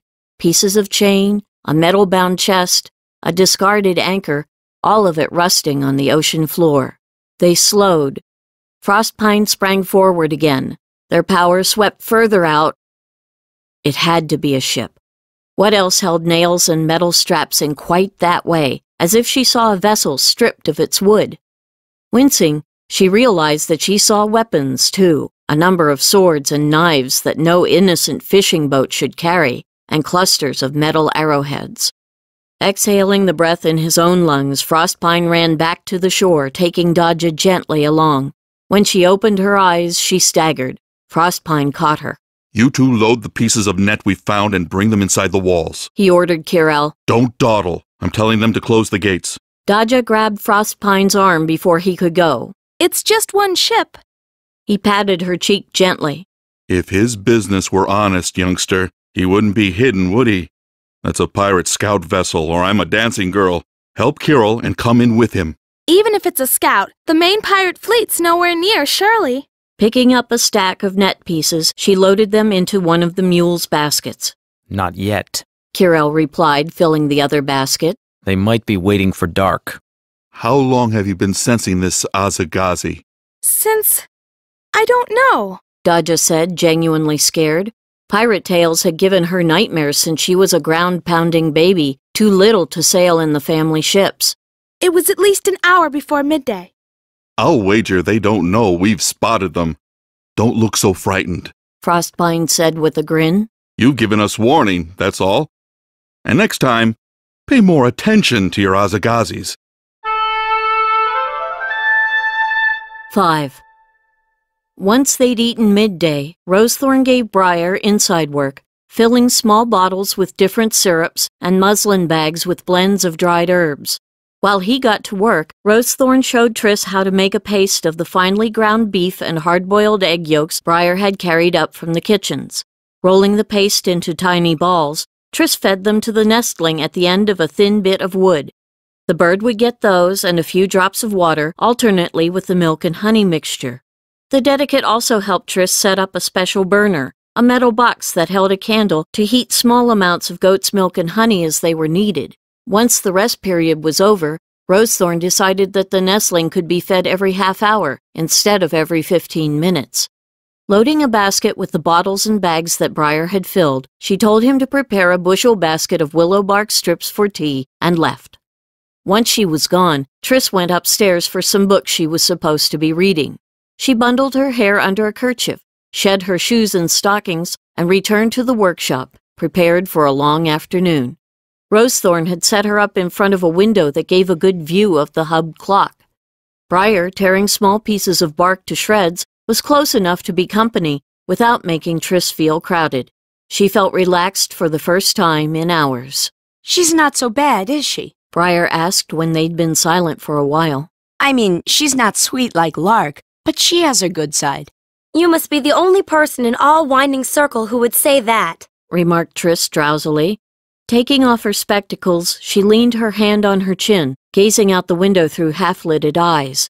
It was a relief not to have light flickering on the edges of her vision. Did Nico see this way all the time? Didn't his eyes get tired? There was magic everywhere in Winding Circle, she'd found. In the south gate where it pierced the 8-foot-thick wall, in the stones of the spiral road through the temple community, in windows and doors. It blazed along the entire length of the hub, and from the water and fire temples, and shone from the mages and their students she had passed. Most interesting to her point of view, it gleamed throughout discipline and blazed in this workshop. She wondered what she might see in Lark's workroom. All this time, she hadn't thought Lark and Rosethorn were as powerful as Nico, an acknowledged great mage. She had assumed that their magics were smaller because they were centered around such ordinary things. Maybe she needed to think again. Soft cheeps came from the nest. Glancing at the clock, the girl realized that it was time to feed her charge. She placed her spectacles on her nose and took the cover from the nest. Ugly little peep, Briar remarked, watching over her shoulder as she dripped liquid into the gaping beak. What are those spiky things? Rosethorn says they're pin feathers, once he fledges. Once he gets real feathers, he'll grow up pretty fast. Turning to find a wet cloth to mop up spilled milk, she was struck by a blaze of silver light that flared out from a fat, leather-bound book. Triss flinched, covering her eyes. Hands steadied her on the stool. Careful, you almost fell off. What's got into you anyway? You've been a flinch and a twitch since you got back.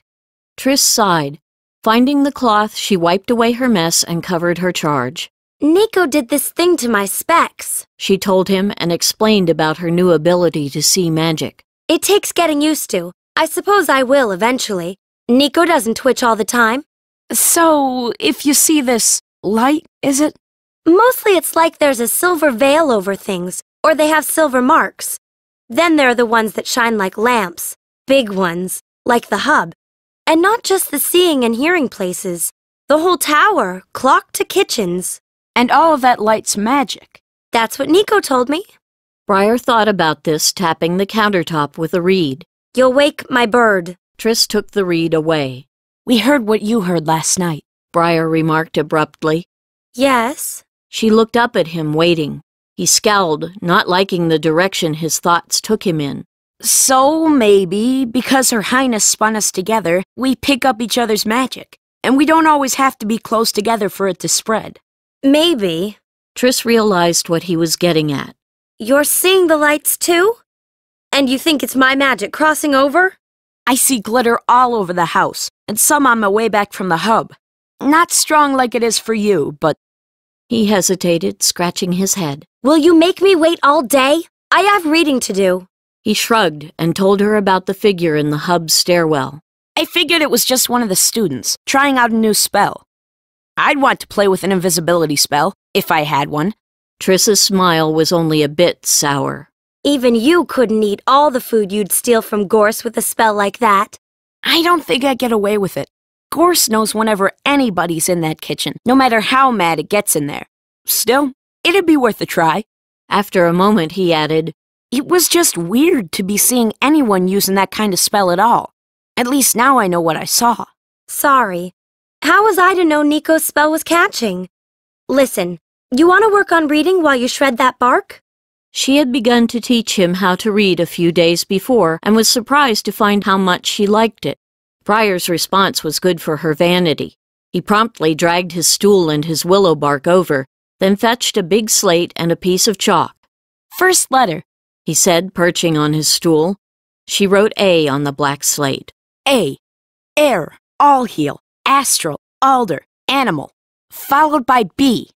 Triss chalked the letter in. He grinned. Briar. Also bit, berry, balm, bayberry, basil. Next letter C. Sandry. A cup touched her lips.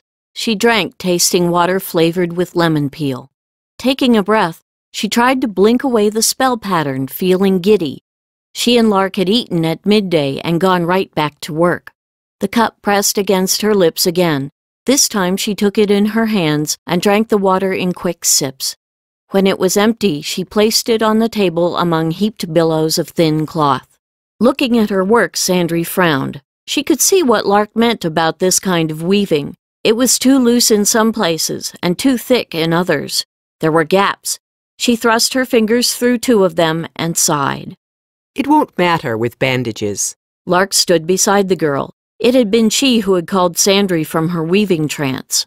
There's always a layer on top or under to catch leaks. You need to rest now, though. You're scaring our helpers.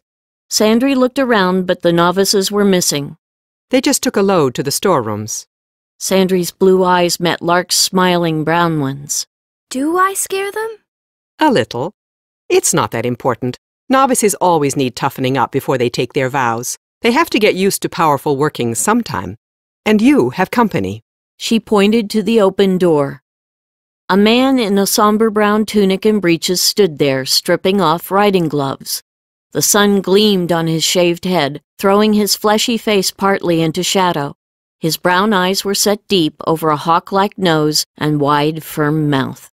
Broad-shouldered, heavily muscled, he wore command like a cloak.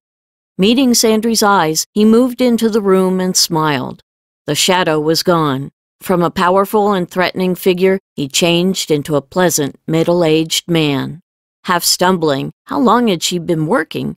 She curtsied and smiled back. Uncle, I'm sorry. She greeted Duke Vedris, ruler of Emelon. I didn't know you were here. He walked over and kissed her cheeks as she kissed his.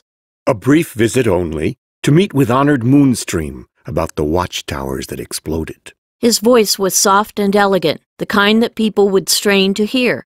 He nodded toward the heaps of linen. You've been very busy. I'm helping Lark. She offered him a chair. We have tea or fruit juice if you'd like some. Smiling, he shook his head. I'm full of tea from the hub. In any case, I can only stay briefly.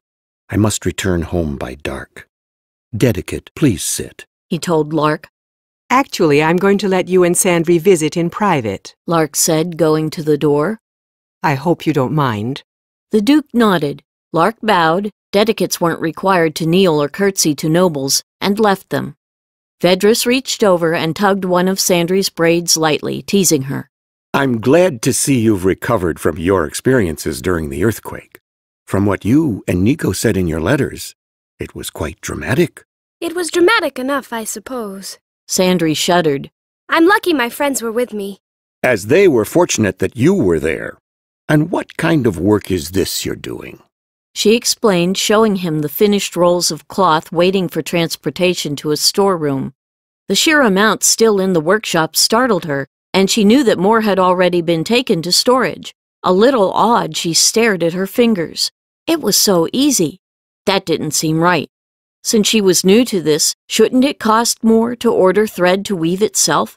She glanced at Lark's work. Even done this way, Lark's cloth was tighter and finer than hers. What strange turns life takes, the Duke murmured, rubbing his naked scalp as he examined Sandry's bandages. My nephew and his wife were sweet, but I cannot deny they were totally useless. He held up a hand to cut off her protest. My dear, they lived for their own pleasure, doing nothing to help those whose work gave them the money to do so. You, on the other hand, I have a feeling that you may achieve enough in your lifetime to make up for the emptiness of theirs. She agreed that was the worst part. She just couldn't bring herself to say as much aloud.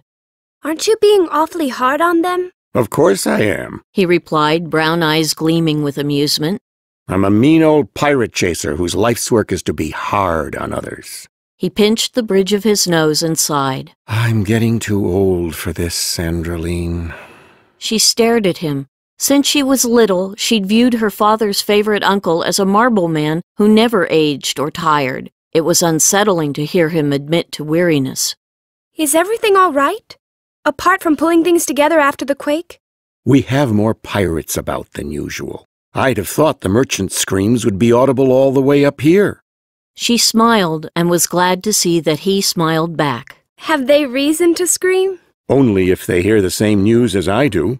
The worst of the Battle Island's raiders, Pauha, she calls herself Queen Pauha, has talked a number of the lesser chiefs into sailing under her command. That's bad enough. She can muster quite a fleet that way. Worse, her brother Enahar has joined her. He is a mage, educated at the university where Nico studied. Enahar might complicate things, if Pauha turns her eyes our way. Is she going to? The thought of a pirate fleet, not just a handful of ships, with a really good mage along made her skin prickle. I hope not. He got to his feet and stretched. Sandry also rose. I'm doing my best to make them go elsewhere. Most of Emelon's fleet is at sea, guarding the coast. He gave her a strong hug. Not that you need to worry. Winding Circle has its own way to discourage unwelcome visitors. No one has breached these walls in 400 years. And Summersea? She asked, walking with him to the door. Outside, a mounted company of the Duke's Guard waited under some shady trees. His eyes glinted frostily. They'd do better to swallow a crested porcupine. That's why our port is the most popular in the Pebbled Sea. We are the safest of all. He kissed her cheeks. Be well, Sandraline. Once things calm down, we'll have you and your friends up to Duke's Citadel, and you can show them around. She caught his sleeve as a young guardsman brought over his horse. Take care of yourself, Uncle. Let your merchants scream in a courtyard where you can't hear them. The exercise will keep them young. He threw back his head and laughed. That's my favorite niece. His guardsman grinned as the Duke mounted up. He saluted her and led the company up the spiral road. Sandry waved for as long as she could see him. I'm impressed, Lark said quietly. She came up to put a comforting arm around Sandry's shoulders. The word is that he doesn't really like many people, and I can see he loves you. He works so hard. I wonder if they appreciate him. She sighed and looked into Lark's kind face. And are we back to work? For a while longer. We'll stop at supper time. You don't feel the effect of spending all this magic now, but you will tomorrow. 5 minutes later, as they were about to start their magical weaving again, a winded novice half fell through their door. Excuse me, but has Duke Vedris come here yet? Moonstream wants him back right away. Lark frowned. He's gone. He may be through the north gate by now. Oh, cowpox! She raced off. Sandry fiddled uneasily with her spools of linen thread. It may be nothing. If it's bad news, we'll hear soon enough. She was right. Taking a breath, Sandry eased into her magic, and the weaving resumed.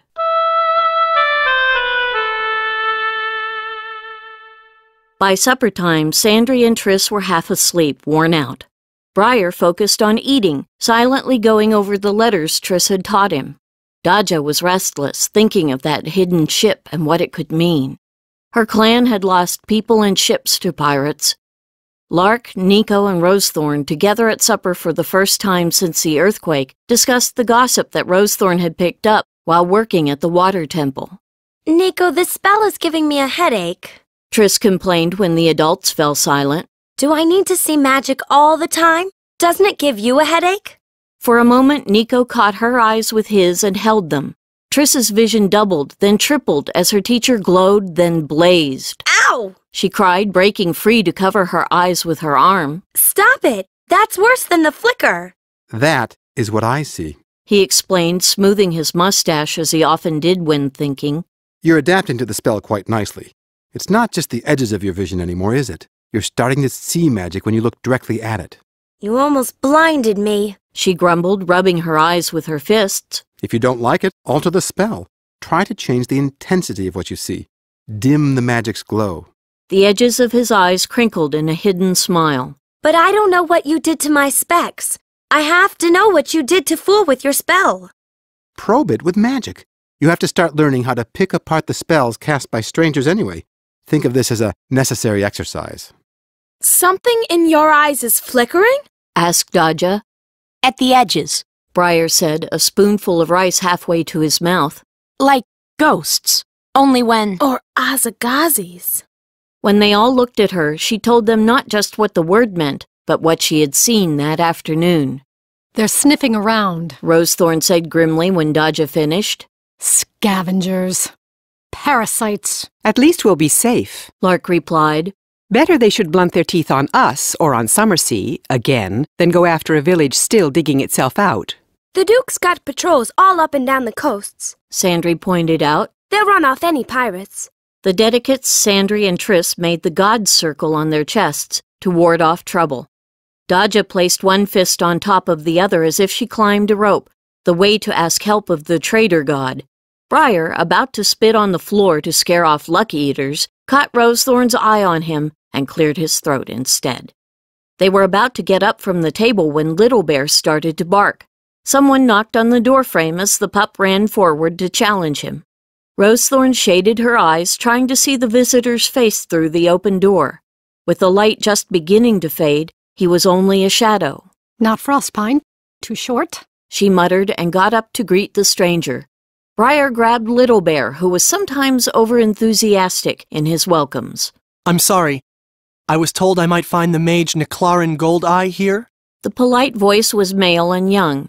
Triss frowned. It seemed familiar. You found him, Rosethorn said, ushering the newcomer across the main room. Would you like something to drink? We're just finishing supper. Thank you, no, he said with a half-smile. I ate at the dining hall.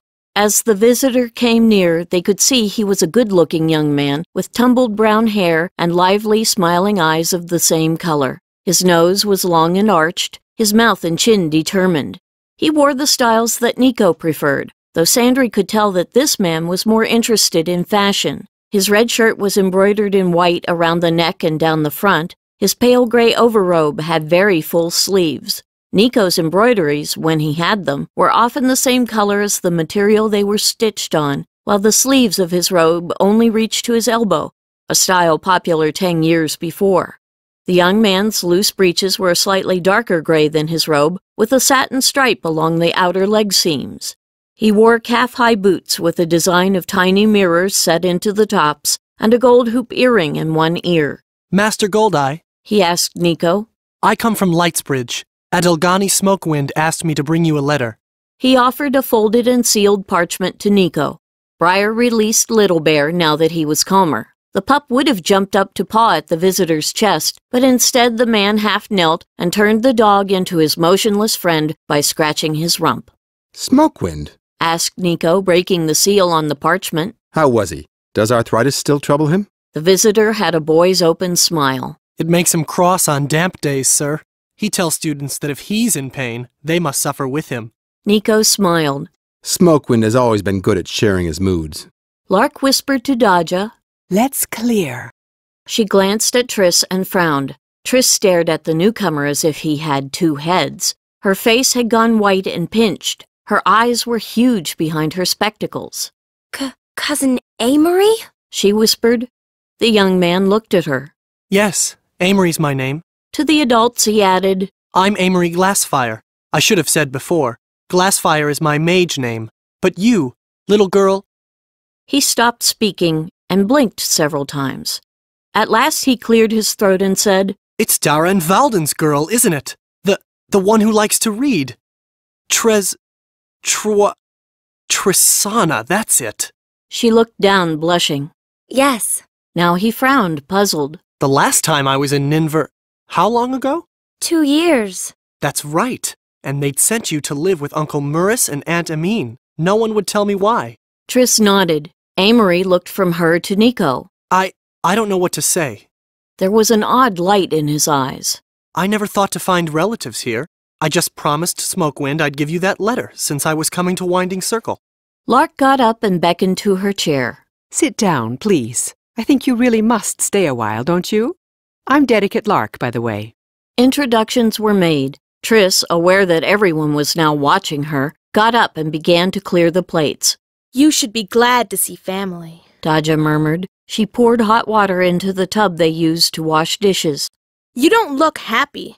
They got rid of me, retorted Triss softly, letting some plates ease into the tub. Was he part of it? Sandry whispered, taking the hot water kettle from Dodja. She yawned and nearly spilled its contents on the trader's feet.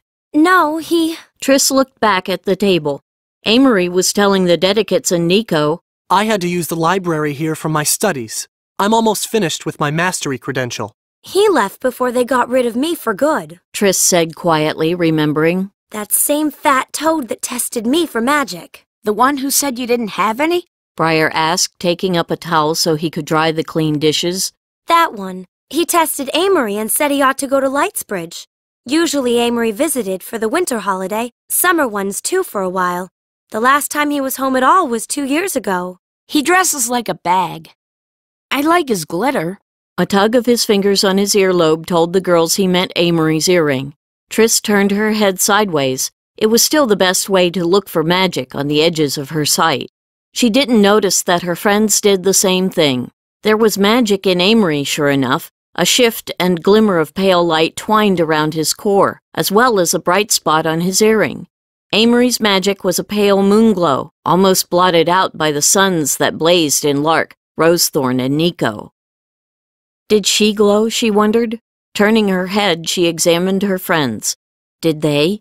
She thought she saw something in them, but it shifted and hid when she tried to pin it down. Triss? Rosethorn said. She pointed to her workshop. The nestling was calling. This should be the last feeding of the day. Hurriedly, Triss poured the last of the goat's milk into a cup and carried it into the workshop. Once it was safely in the little pan, she put it on to heat. Her nestling was cheeping more loudly than he had that morning. That has to be a good thing, she thought, though at the moment it simply made her nervous. The milk seemed to take forever to warm, and she had almost forgotten honey. Running to the supper table, she grabbed the bowl and carried it back to gently add a tiny spoonful to the heating liquid. At last it was warm. She took the pan off the heat, stinging her fingers, then thrust in the reed and capped the dry end with her finger. Gently removing the handkerchief that sheltered her charge, she could see that he wanted to be fed right now.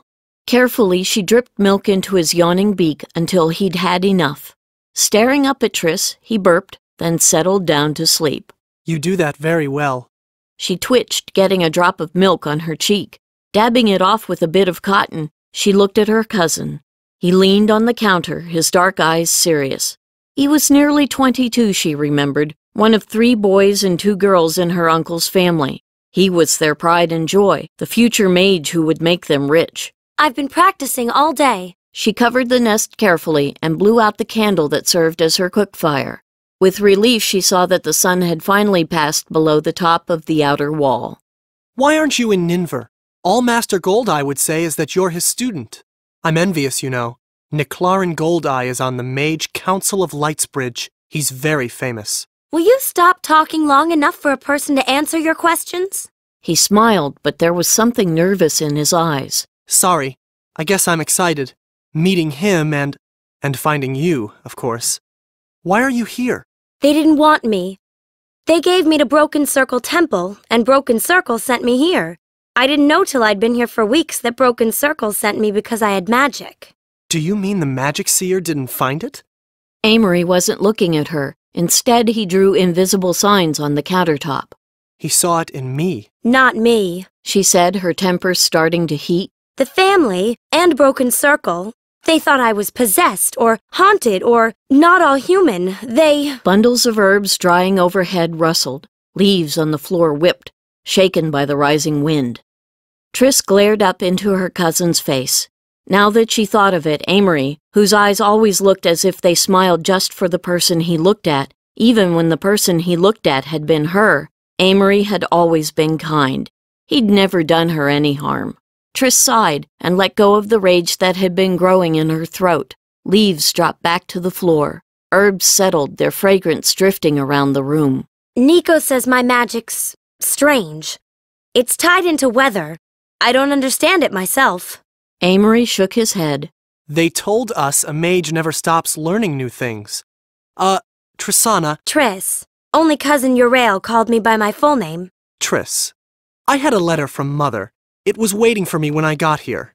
She says Uncle Valden is ill, maybe dying. I think you should go home as soon as possible. She blinked at him. How on earth was she supposed to feel about news like this? If my father wants me, he'll send for me. Herbs rattled overhead harder than a moment ago. Leaves and dust twirled on the floor. Breezes plucked at their hair and clothes. The last time I saw him, he told a stranger that he and my mother didn't want me back. Not ever. You can't let that stand in your way. Go home while you can. That's what I'd do. Go home now and make your peace with him. I'll give you money for your passage. And there's a ship in Summersea. The herbs were now flapping in the air, tossed by the rising wind in the little room. One bunch snapped from its mooring and flew through the door into the main room. Triss? Nico called in a warning voice.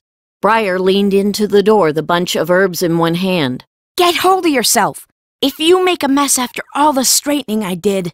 What is it? What's the matter? Amory wanted to know, looking from Briar to the blushing Triss. She knew what it was. She'd started to lose her temper again, heating up the air around her. If she didn't calm down, she could start a whirlwind in here. Small thanks for all Rosethorn's kindnesses today. Taking a deep breath, she folded her hands before her and counted slowly, thinking only of her breath and the numbers. The air in the workshop went still. Master Nico! Master Nico! Shouted someone from the front of the cottage. You're needed at the hub. Triss and Amory followed Briar into the main room. Everyone was staring at the disheveled novice who clung to the doorframe, panting.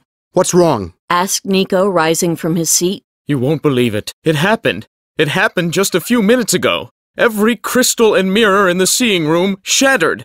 Every one. Even the water bowls where people look for visions broke. Nico left the cottage at a run.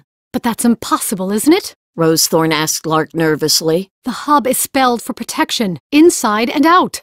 A tremor in the earth? Suggested Amory. Triss, standing close to him, noticed that his hands were shaking. None of the mirrors or crystals so much as cracked during the earthquake. Not a one. Amory sighed. Well, I'd only be in the way if I offered to help. I may as well go to the library and start my research. May I claim a kiss, cousin? Triss scowled at him. Undaunted, Amory kissed her on the cheek. You should go home. He thanked the women and left. Lark remained at the door, staring unhappily at the hub. What could do this? It leaves us blind to whatever the future throws at us. Haven't we had enough surprises for one summer? 6. It was not even 3 in the morning when Triss opened her eyes. Something was wrong with the air. The winds that usually blew across Winding Circle from the north at this hour were turning, coming back when they should have been headed out to sea. She felt as if a heavy animal paced overhead, pressing her down, making it hard to breathe. Her starling was asleep and shouldn't wake until dawn. That was still a good 2 hours away. Somehow she dressed, bundled her hair under a kerchief, and stumbled out of the cottage. Little Bear followed her to the southern wall and up the stairs. For Triss, climbing was agony to legs that still ached from the long hike to the Bit Island Tower. She gritted her teeth and kept moving, trying not to trip on her skirts or the dog. Once atop the wall, she found the spot where the 4 had been the night before and peered out to sea. The strangely baffled wind twitched around her like a bad omen. Above the circle to the north, it was a fine night, with no clouds to veil the stars or the thin sliver of the moon. On her right, the glow of the Maja beacon shone over the dark hump of Bit Island. The peninsula on her left was dark with the Pirates' Point watchtower gone. Directly ahead, over a mile out to sea, a storm waited, its masses of towering clouds flickering with lightning. Sheets of rain kept her from seeing any distance into it. It stretched in a broad, heavy band as far to the west and the east as Triss could see, moving slowly on the harbor islands and down the peninsula. She frowned. The land breezes should have been sucked right into the thing, feeding it. Instead, they stopped at its leading edge as if they had struck a wall. Tugging the tip of her nose, she turned her head slightly. Everywhere that cloud masses touched the side of her vision, silver light blazed.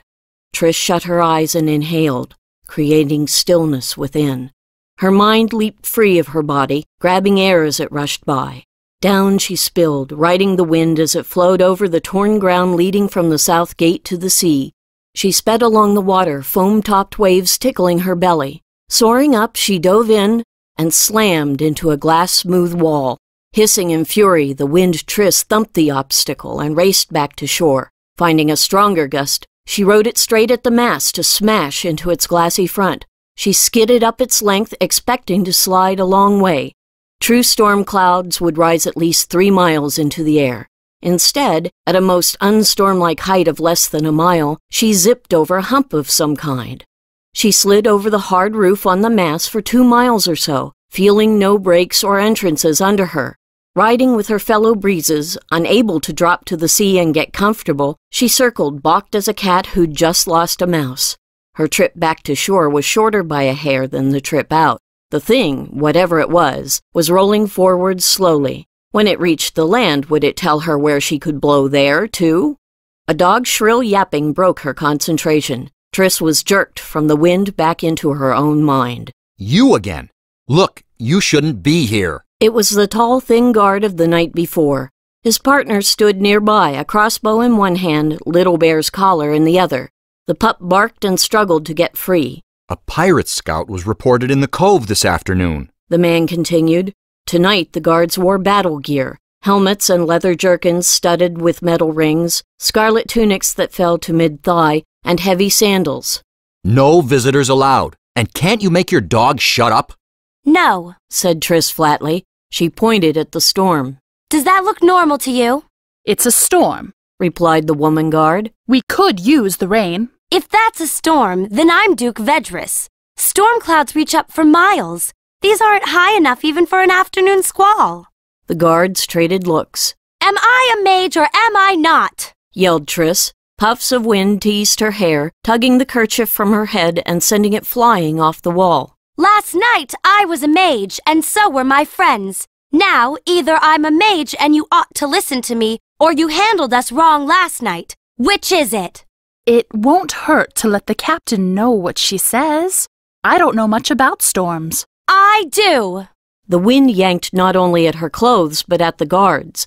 Taking deep breaths, she fought to control her temper. This was no time to see how strong a wind it would take to knock her into the cove. Will you please listen to me? Abruptly, the man turned and trotted down the wall. bound for one of the stout round towers that flanked the south gate.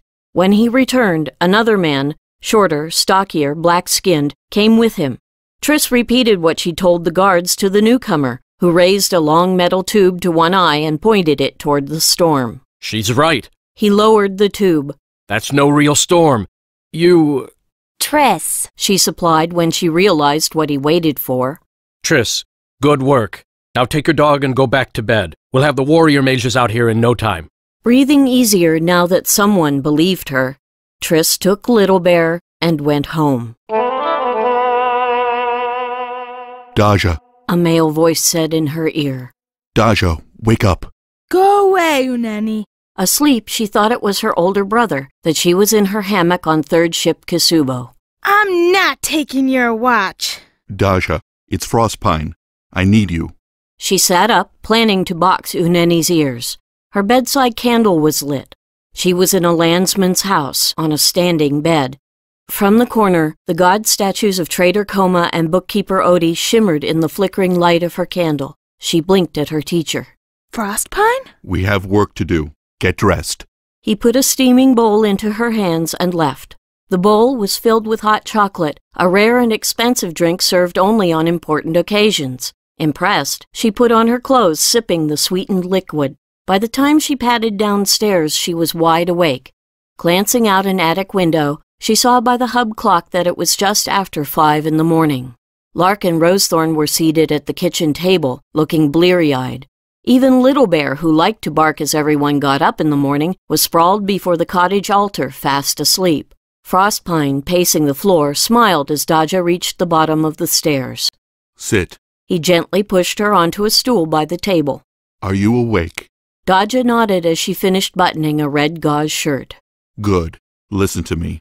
I've been asked to do something dangerous. Crouching before her, he gathered her hands in his. There's a masking spell stretched from the Emil Peninsula east past Astral Island and Duke Citadel. We're nearly certain it's covering a large pirate fleet. His Grace wants me to renew and strengthen the spells on the chain that blocks the harbor mouth now, which means working right under the pirates' noses. I could use your help, but only if you understand the risks. We'll be covered by powerful magical shields, but it's one thing to know you're safe in your mind and another to know it in your belly. Think about this, Daja. Lark said, her usually cheerful voice husky with sleep and worry. You'll be in a boat. You won't be able to run away if the fleet attacks. You won't be able to change your mind once you're out there. Daja looked into Frostpine's bright, dark eyes. What kind of shields do we have? A chunk of the spell net we dug up yesterday. Think about this a minute, girl. I'll die before I'll let anything happen to you. But if you're afraid, I want to know it now. She stared through the open door to Lark's workroom. A year ago, 3rd Ship Kisubo was about to put to sea out of Hajur when 5th Ship Kisubo limped into the harbor. She had just survived a pirate attack with tattered sails and a charred aftercastle. One mast had been sheared off in the middle. When they lowered the gangplank, when the crew of 3rd Ship Kisubo had gathered on the dock to help, the first one to disembark from 5th Ship was Uncle Tiwolu. His sweat-streaked ebony face was sorrow-twisted. In his arms, he carried the bloody corpse of Aunt Zeta, the ship's captain, riddled with Jishen arrows. Taking a deep breath, Daja nodded. I'll do it. Rising, Frostpine tugged her to her feet. Let's go. He took a haversack from the table and slung it onto his back. Our escort's waiting outside. Daja kissed Lark on the cheek, then looked at Rosethorn. The auburn-haired dedicate glared at her. There's no need to get emotional. I'll see you in a few hours. Daja grinned. She had expected no other response from Rosethorn. In a few hours, she promised, and followed Frostpine out of the cottage. A 10 squad of the Duke's Guard, armored in black leather jerkins and helmets stitched with black enameled metal rings, waited for them. One of them held the reins of a riderless horse. The rest were already mounted. She's with you? The speaker was a short, stocky woman with the twin yellow arrowheads that marked her as a sergeant on her helmet. Frostpine nodded and swung himself into the saddle, distributing his habit so it didn't get twisted under him. He then reached an arm down to Daja. When she grabbed it, he lifted her up behind him, ignoring her squeak of dismay. She found her bottom was resting on a hard roll of cloth. You've got my pack? Frostpine asked the man next to them.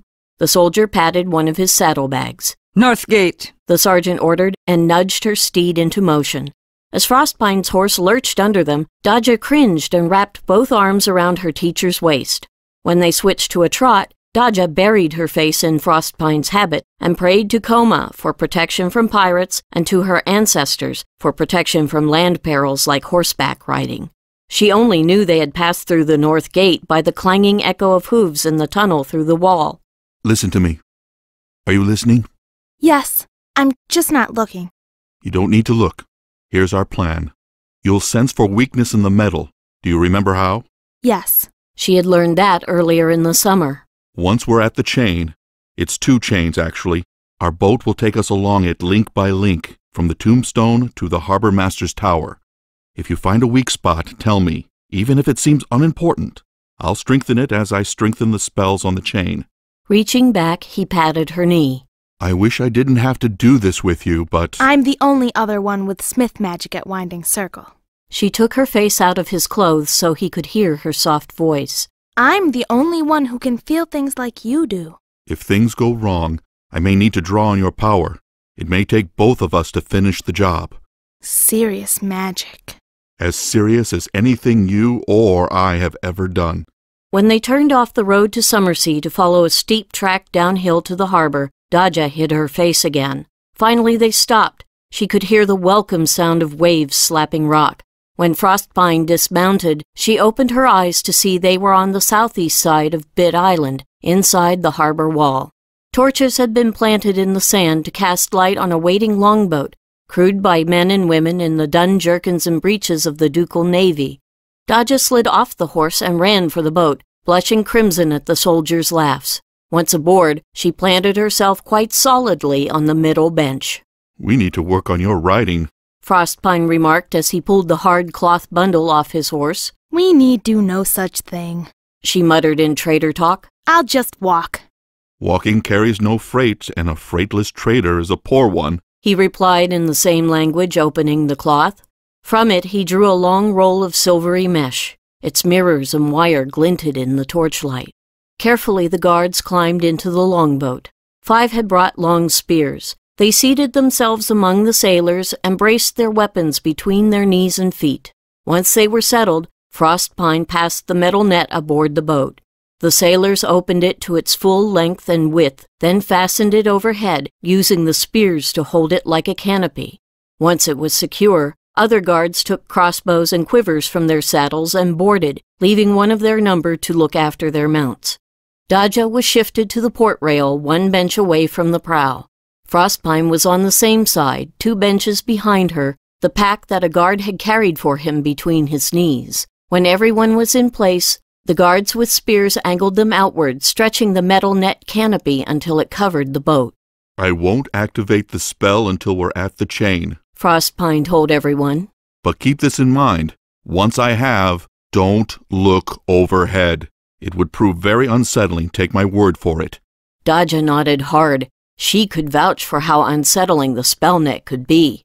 Once we're in sight of the chain, no talking except in whispers, ordered the sergeant, placing her crossbow on her lap. And be miserly with those. Everyone nodded. Living near the sea all their lives, they knew how sound carried over open water. The coxswain nodded to the pair of sailors who stood outside the boat, ankle-deep in the gentle harbor surf. Grunting, they pushed the boat into deeper water and hopped in. The coxswain whistled softly and the oars went up. A second whistle and they bit into the water. Dodja felt better already. Bit and Crescent Islands passed on the left like shadows. Seeing trees on the islands, Dodja realized that it was almost fully light. She huddled down, feeling uncomfortably visible, even with the bulk of the island and the thick harbor wall between them and the menace at sea. There were no glimpses of it to be had, the wall kept it from view. When they hit larger waves off Maja Island, a strained voice said, "How much longer?" It was Frostpine. A sailor hooked a hand through the belt on his habit, allowing the dedicate to lean over the side. Taking deep breaths, Frostpine locked one hand on the bench, the other on the rail, gripping them so hard that his knuckles turned white. Dodja hid a smile under her hand. I'd have thought you sailed better. I don't. I need faults to accent my excellence. Otherwise, he gulped, I would be too wonderful to live with. He gasped and made a dreadful noise deep in his throat. Lucky girl to have so modest a teacher, joked a guard softly. He thinks it's bad now, the sergeant whispered, grinning. He ought to be outside the harbor. That's where the real sea beats. This here is like boating in my wash tub. They came out to Maja Island's lee. Ahead in the gray morning light was the harbor's mouth, an opening 1,500 yards wide. On the west, it was guarded by the rising bulk of the harbor master's tower. On the east, by the granite lump and smaller tower of the tombstone. Beyond them, lightning flickered against a mass of black clouds. Dodja gasped. It's a fake, the coxswain told her, clipped voice mild. Mage work. Dodja tried to relax. If it was a fake, it was a convincing fake of a ship-killer storm.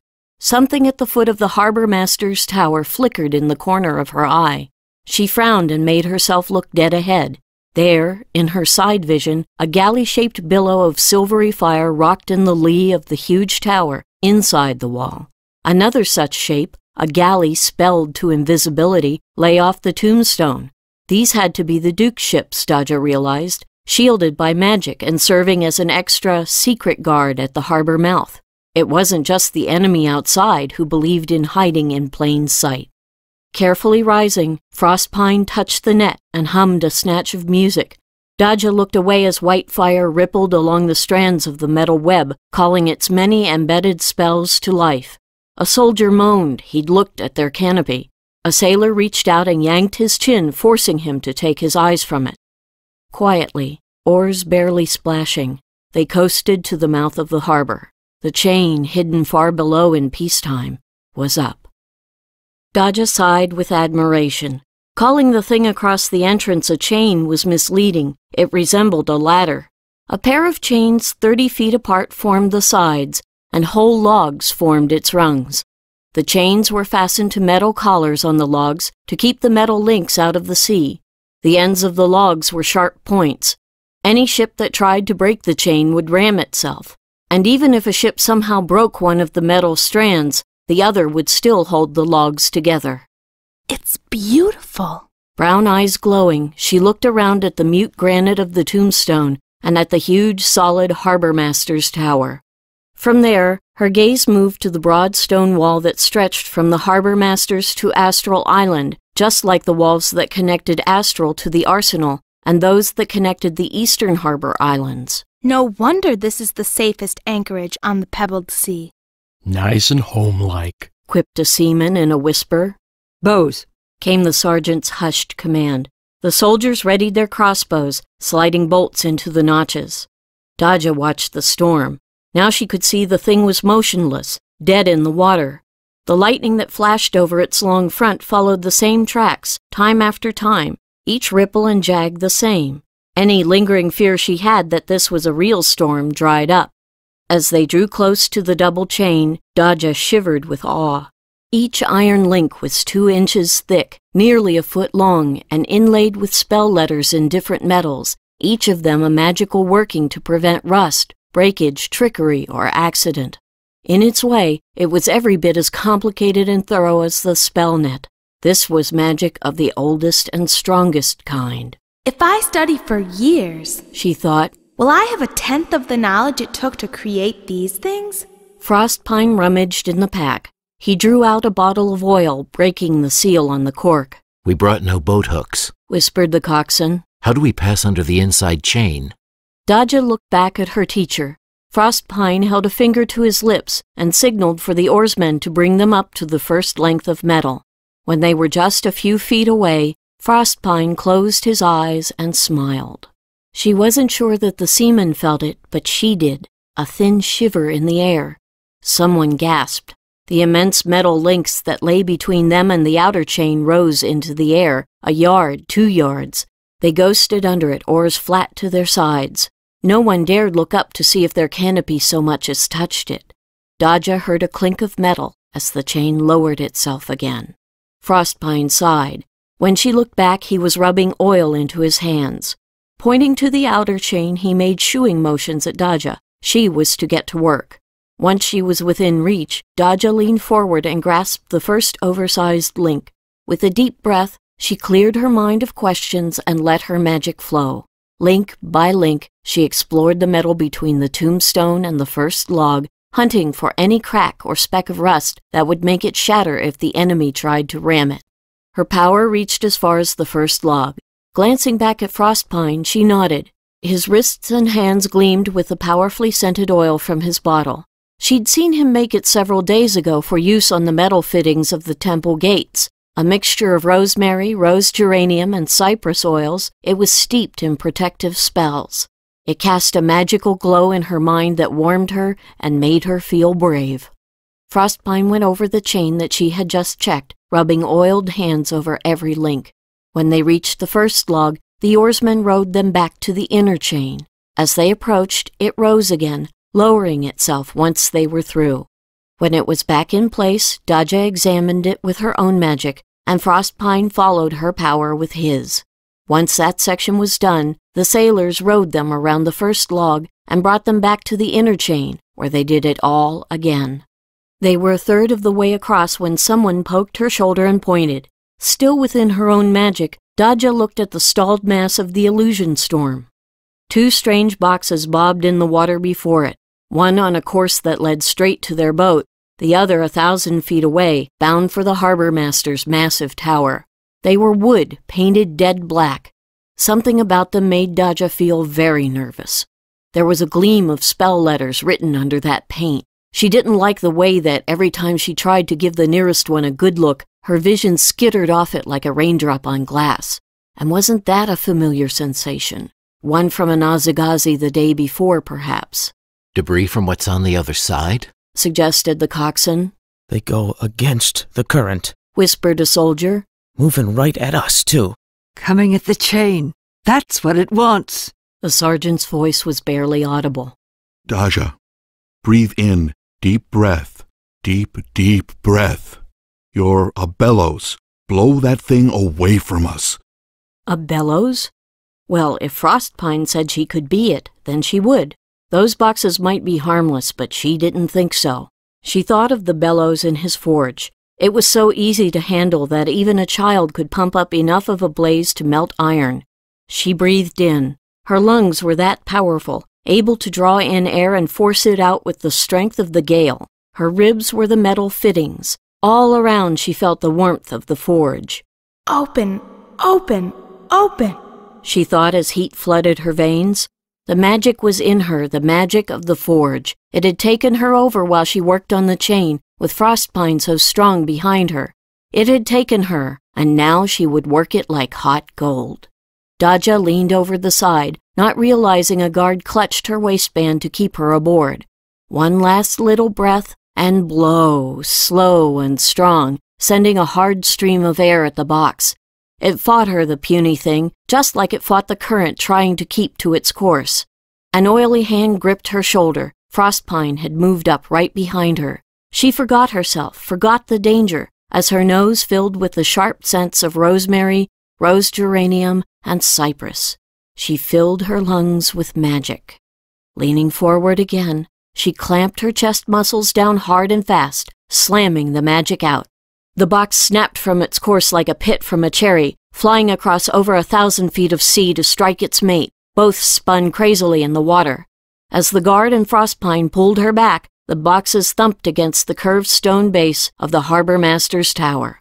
They vanished in a fireball. An invisible hand pressed them down, pressing the water with them. Something leaned on her eyes and ears. A thundering roar flashed through every bone she had. Caught between the logs of the chain, they might have been driven into them or crushed. Daja blew hard, staying a bellows long enough to keep them from being smashed. A shower of rock splinters and water fell through the spell net canopy, cutting and drenching them. A splinter opened the skin on her right cheek. When the smoke began to clear, she saw that some force had taken a giant bite from the curved base of the harbor master's tower. In her mind, Triss, Sandry, and Briar were suddenly awake and clamoring. What? Daja, where? Now. Outside the harbor, the illusion storm shivered. Light rippled all across its dark edges. I need to work through you. May I? I don't believe we should stay much longer. The storm clouds were fading. Dodja nodded to her teacher. Do what you must. Oily hands gripped hers. White fire raced through her bones, knocking her head back on her neck. Magic blazed around student and teacher in a widening arc until it struck both chains. Down the chains the power raced, making them blaze. Dodja would have screamed by then. She knew Frostpine would have screamed, but their throats had locked tight. Someone poured a canteen full of water on them. Gasping, teacher and student let go of each other. You can stop, the sergeant rasped, putting her head close to theirs. The whole thing's shining like noon at midnight. Get us out of here, she ordered the coxswain. Dodja tried to gasp quietly. An ugly headache was starting to hammer the back of her skull. Looking at Frostpine, she could see he was not much better off than she was. But the sergeant was right. Both strands of the harbor chain shone as if made of lightning. From the concealed naval ships beside the harbor entrance, she heard cheering. Staring through the blaze across the entrance, as she might stare into a forge fire to see if her metal was hot enough, Dodja gulped. The illusion storm was gone. 100 yards from the outer chain lay rank after rank of ships, large and small, flying a blood-red banner. On the decks of 2 ships in the front line, Dodja saw crews working to arm catapults. But they can't see us. They're aiming at something, a soldier pointed out. Row for your lives, damn you! The coxswain snarled. No one was bothering to be quiet now. The catapults loosed. From their cradles flew 2 round black balls, one at the harbor master's tower, one at the tombstone. Each struck with a flash and a roar, followed by smoke, pressure, and rock splinters. She couldn't see what happened to the one that hit the tombstone. The other ball had missed its target. Instead, it struck the invisible ship on the harbor master's far side. The ship was visible now, with a vast hole in its deck, dead sailors everywhere, and flames shooting out of the hold.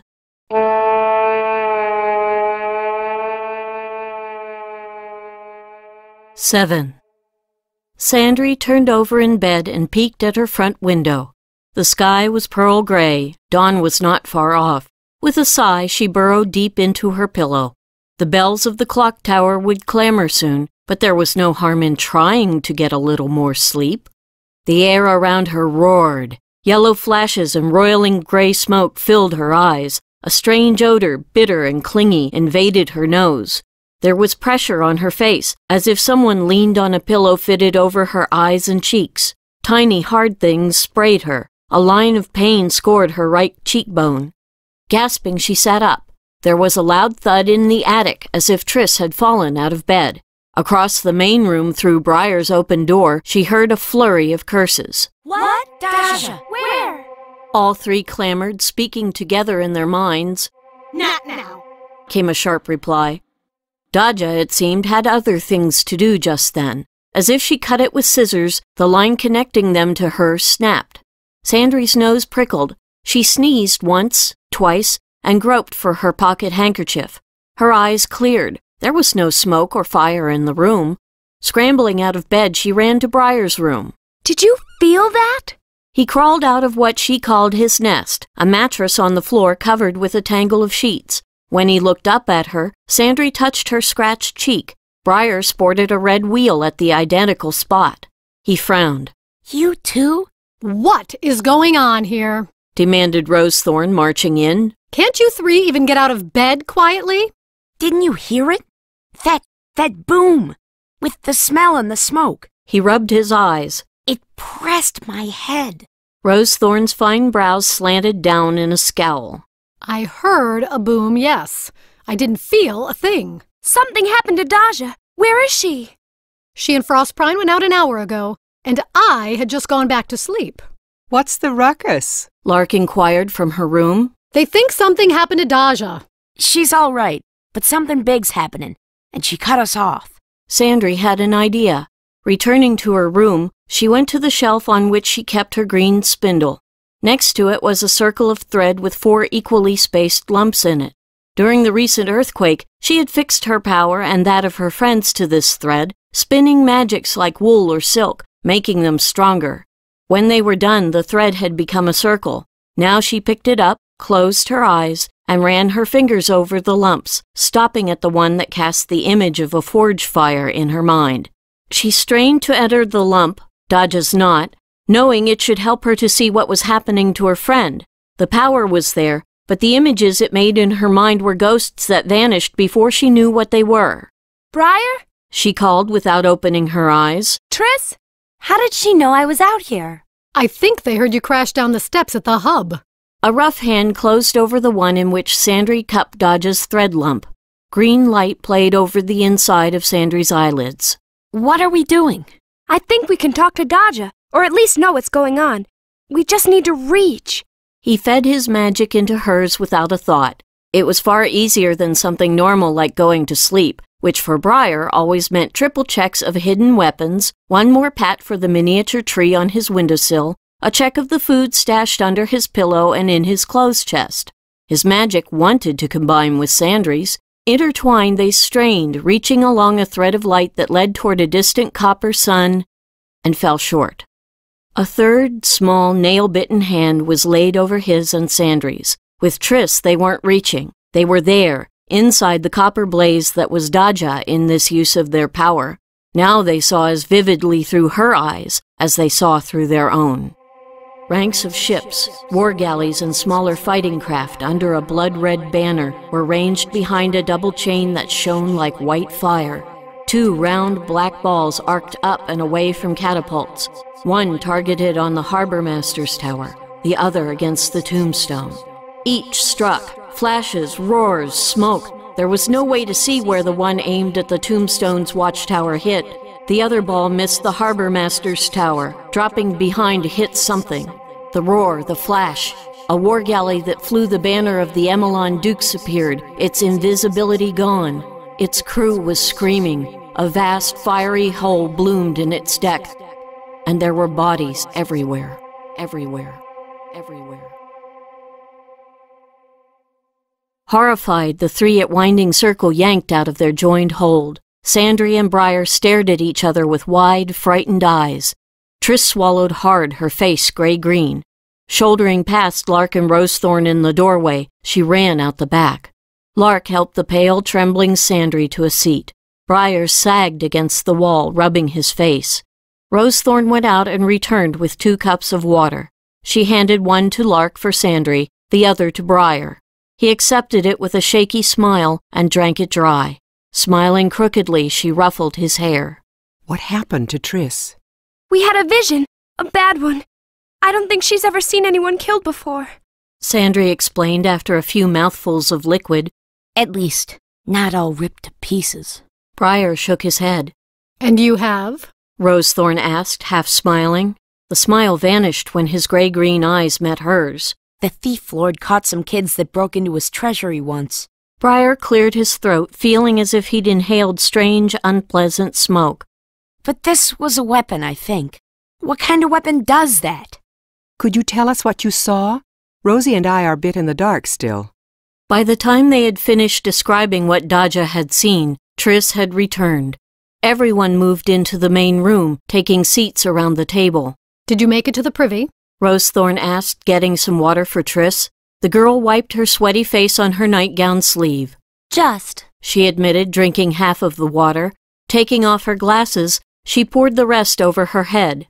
Was that battle fire? She asked, running her fingers through her tangled curls. I thought battle fire was like jelly and just burned.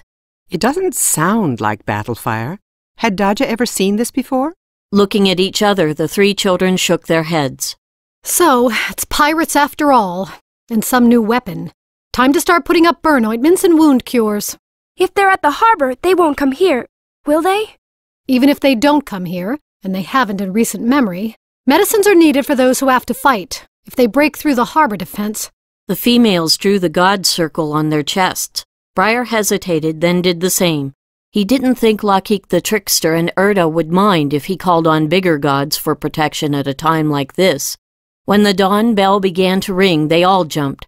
Just as they were relaxing, they realized the bell was ringing triple strikes for each normal single chime. Lark and Rosethorn glanced at each other. They're calling in the outlying farms and villages. Is that bad? Rosethorn shook her head. Not if there are pirates off Summersea. Seeing the question in the children's faces, she sighed. The harbor has resisted a great many attacks. I suppose pirates always think they'll be the ones to break into it, but often they just bottle up the entrances so no one can go for help and so the fleet can't get out. What they usually do is land farther out, to go for the farms and villages outside the city walls and winding circle. We can't save the buildings, but we take in a great many people and animals. Here? Triss wanted to know, dismayed. At Discipline? Relax. The only time locals will stay here is if no young mages are living with us. They know youngsters aren't always in control of their power. Well, that's something anyway. My bird, said Triss and ran upstairs. How do you feel? Lark asked Sandry, examining her eyes and pressing her wrist to the girl's forehead. I can't believe you were able to work magic this soon. I didn't work it very well. I needed Briar and Triss. Rosethorn got to her feet. Gripping Briar's ear, she drew him along with her. Come on, you. We'll set out breakfast. Rest your palms on mine, Lark told her student. Sandry obeyed and closed her eyes. She felt something draw along her inner self, as if Lark teased a thread from a clump of wool. That bit of her tried to follow Lark's call, stretching. You're much stronger today than I expected, Lark said at last. I felt awful before we tried to see what was wrong with Daja. All wobble-kneed. My bones felt like overcooked noodles. We did a powerful lot of work yesterday. Nearly 300 yards of linen between us. You should be limp today. Lark tugged one of her own short curls, thinking for a long moment. In the kitchen half of the main room, Briar dropped a bucket on his foot and cursed loudly. You may have drawn strength from your spell thread when you contacted Daja, Lark finally said. It could be that, since the thread contains magic from all four of you, made stronger by the spin. I wish we had time to work with it and see what it really is. I wish we had time to examine where you children are now. I have a feeling you've all grown in power, which is interesting. Sandry gazed out the window, fiddling with the end of one honey-brown braid. Does this mean I can work the same magic with you today? We could turn out more bandages. Just fruit, I think. And bread and honey, they heard Rosethorn say. It's too hot for porridge.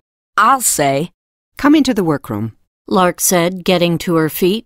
We'll set you up on a bandage-width loom for this morning. This afternoon? Well, we'll see. I'm to learn real weaving? Sandry asked, skipping as she followed Lark out. Glancing back at her, Lark smiled. At long last.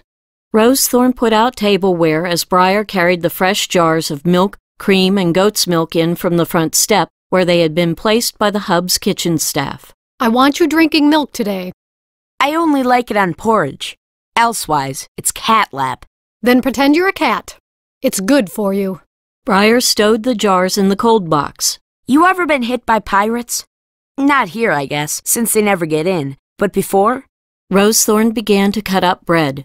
My people are what Daja calls mud rollers, over in North Endarin, she said, naming the country just west of Emelon. Too far inland for pirates. Our village was attacked by raiders once. She looked away, full lips tight. Curse them. They raped my best friend and left her like trash because her face was scarred. They came for me, but my papa and brothers fought them off. Briar growled. To do you like they did your friend? Rosethorn smiled bitterly. No, I was too valuable. They wanted me to do green magic for them instead of Papa. They lost 5 of their own before they understood how determined he was to hang on to me. He must have loved you, suggested Briar, handing the butter to her. The word love, it felt strange on his tongue. He did. He also loved the profit I made for the farm, Rosethorn said, placing the bread on the table. He was the richest farmer in our district because of me. I didn't see milk go into your cup. She never misses anything, no matter how I distract her, Briar thought gloomily, fetching the milk. Triss came downstairs carefully, the covered nest in her hands. Its occupant was shrieking hungrily. Is he sick? She asked Rosethorn, holding out the nest with hands that shook. Did I hurt him? Is that why he's crying? Rosethorn took the nest. He's hungry. Put some fresh goat's milk on to heat. Placing the straw-lined cup on the table, she lifted the handkerchief. Briar, his fingers in his ears, stared at the bird. The young starling sat up very straight, beak wide open, shrilling at the top of his lungs. Who'd have thought such a little animal would make so much noise? Little Bear, in what sounded like agreement, threw back his head and began to howl. Sandry was just finishing breakfast, having eaten late after her first real weaving lesson, and Briar and Triss were cleaning the kitchen area, when horses clattered to a stop before the cottage gate. Ragged voices called for Lark and Rosethorn. The children ran after them to see what was going on. The squad of the Duke's Guard that had gone to the harbor looked much the worse for wear. All of them were scratched, sweaty, and dirt-streaked, with tiny holes and tears in the maroon shirts and breeches that had been spotless that morning. 2 dismounted to struggle with a limp body tied over a horse. A guard held the reins of that mount, as well as another with a much bigger form draped over its saddle. Mila, save us. What happened? Lark demanded, rushing forward to look at Dodja. Rosethorn glared at the sergeant. I want an explanation, and I want it now. Briar shifted on his bare feet. The ground quivered. He felt roots, tree roots, crop roots, bush roots straining in the ground. Rosethorn was upset. The plants wanted to go to her. Their eagerness to do it made the dirt tremble. They're all right, the sergeant told her tiredly. But they did a big magic out in the harbor, the 2 of them, and now they can't even sit a horse. Had to bring them like killed deer. The girl was asleep when we landed. I don't think she even knows how we brought her home. A guard draped one of Dodja's limp arms around Lark's neck. Sandry went forward and took Dodja's other side. She's a trooper, this'n, the guard told them. Acted her part good as a grown woman. Take care of her. Sandry beamed at him. We will. As they bore Dodja inside, Lark called over her shoulder, Briar, get these soldiers a bucket of water. He raced to obey now that Rosethorn was calmer and the ground still. Rosethorn went to the other lump. Frostpine, too? The sergeant nodded, wiping her forehead with a weary arm. We would have taken him home first. He insisted we come here and leave the girl with you, even if it was the longer ride from the harbor. You may as well leave him, too. He doesn't sleep in the fire dormitory. He just has a dismal loft over his forge. We can look after him as well as Dodja. Bring him inside. Looking back, she saw that Triss was still there. Tell Lark. We'll put Frostpine in my bed for now. Triss obeyed. Lark had just finished putting Dodja in her own room on the ground floor instead of trying to take her upstairs. She nodded when Triss said what Rosethorn had planned and opened the door to the other woman's room. Triss peered inside, curious. There were plants by the rear window. The only other window looked into Rosethorn's own shop and was shrouded by open shelves laden with clay dishes. There was a small altar in the corner, a clothes chest, a desk, and a bed. It was all plainer even than Triss's room. Does Rosethorn care about anything but plants? She wondered, but she knew that was wrong. Rosethorn cared about Briar and Lark and birds. Maybe she was even beginning to care about Sandry, Dodja, and Triss herself. If she thought about it, Rosethorn hadn't really barked at any of them, not painfully as she had when the children had first come to discipline, since the earthquake. You see, no bloody hooks in the ceiling, not even a skull anywhere. Triss blushed. She had been wondering something like that. In here, Lark called, waving to the guards who half-dragged the unconscious Frostpine between them. Triss stepped out of the way. As the guards passed her with their burden, the girl's sensitive nose picked up a funny odor, smoky and bitter at once. It was a familiar scent, but where did she smell it before? It was a heavy reek that clung to Frostpine's and the soldiers' clothes alike. Curious, Triss went to Lark's room to see Dodja. Sandry wrestled with one of the trader's shoes. Triss helped with the other, sniffing the air as she did. Dodja, too, was covered with that smoky odor. Look, Sandry whispered once Dodja's shoes and stockings were off. She touched Dodja's right cheek. In the same place where the 3 at discipline sported red wheels, Dodja had a nasty-looking scratch. This has to be cleaned. Right here.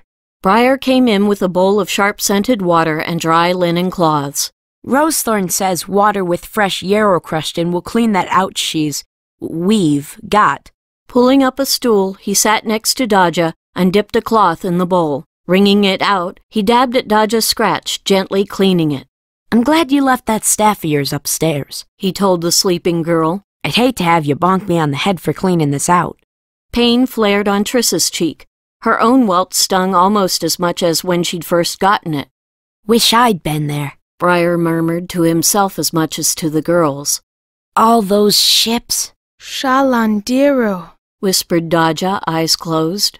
Ord warships, lateen rigs. I don't know if she's babbling or dreaming. Reaching inside his sleeveless shirt, he brought out a little stone jar and opened it. You'll love this. My first batch of comfrey salve. It'll fix you up in no time, without even a wicked scar. Sandry, whose uncle was a pirate chaser, leaned over her friend. What kind of Shalandiru? She asked, watching Briar gently smooth ointment on Dodja's cut. Interesting, she thought. The wheal on her own cheek was hurting less. How many, Dodja? Front rank, 10 dromons.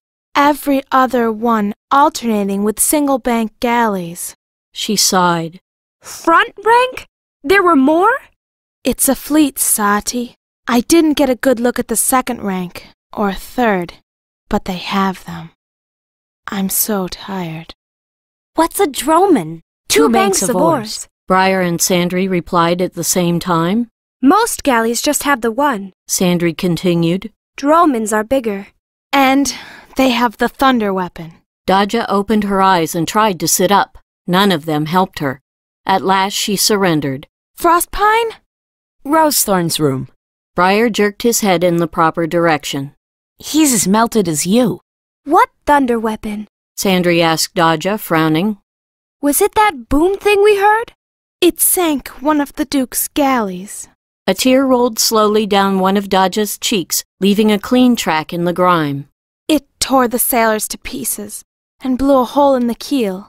We saved a few, but our boat was nearly full to start. O.T. Bookkeeper, give them credit and send them to a kinder berth. A catapult stone would hull a ship. You don't need thunder for that. A stone, Dodja yawned, her eyes sliding shut, doesn't rip people and planks to shreds and fire the hold. Triss started at this description of it. Leaning forward, she wrapped a hand around Dodja's wrist. Wait! This smoke that's all over you and Frostpine. She ran a finger down the other girl's arm. It came away sooty. This black stuff, the smell, it's not just wood smoke. Is that your thunder weapon? It makes this stink? Dodja nodded and slept again. Briar, Triss, I need you. Rosethorn called, her voice sharp. Now, not tomorrow. Briar placed his salve on the desk along with the water and cloths and headed for the door. Turning back, he saw that Sandry was stroking Dodja's hand, looking thoughtful. Triss was sniffing her finger. She had gone a strange shade of pale under skin reddened from yesterday's time in the sun. That isn't Lark who wants us. Let's go, before she gets testy. 8. 10 minutes later, Briar and Triss walked onto the spiral road, both carrying empty baskets and message slates. Briar's for Gorse, Triss's for Moonstream. Rosethorn had ordered special foods for Dodja and Frostpine, while both she and Lark felt that the Dedicate Superior ought to know what now lay before Summersea Harbor. Dedicate Moonstream? Briar asked a passing Dedicate in fire red. Southgate, she replied and hurried on. People and carts streamed by them on the road as they walked. These were local farmers come to shelter inside winding circles' thick, high walls. In a way, Briar was glad to see them. It was like being back in the city of Hajra, though much cleaner. Little Baron Triss did not agree. The dog was simply miserable. He had begun life as a stray in Summersea and had bad memories of crowds. Triss took each brush, each bump, each weight as a personal insult, her face getting redder and redder. Briar noticed that the wind had picked up, blowing every which way. He said nothing. The breeze helped ease the day's growing heat, but he kept an eye on his housemate. If she got too out of temper, he supposed he would have to make her relax somehow. Near Southgate, the crowds evaporated. None of the refugees seemed to want to get too close to the cove and whatever lay in it.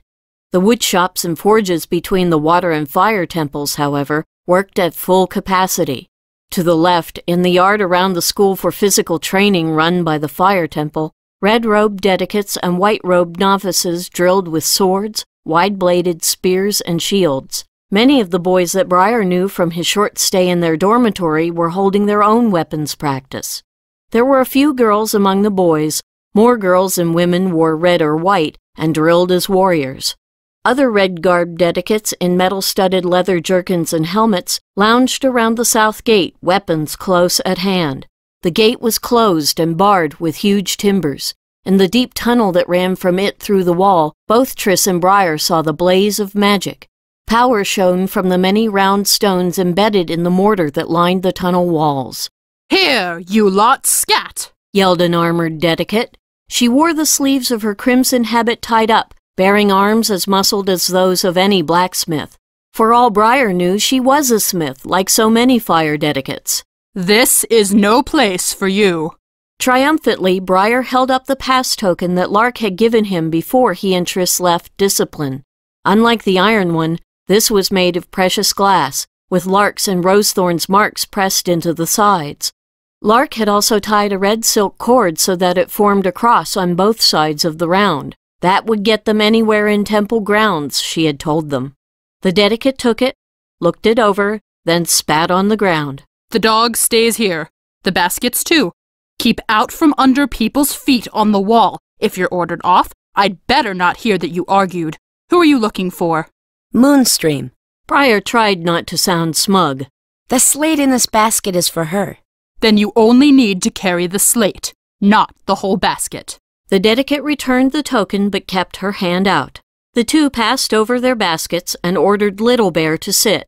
To their surprise, he obeyed, thumping his tail in the dirt.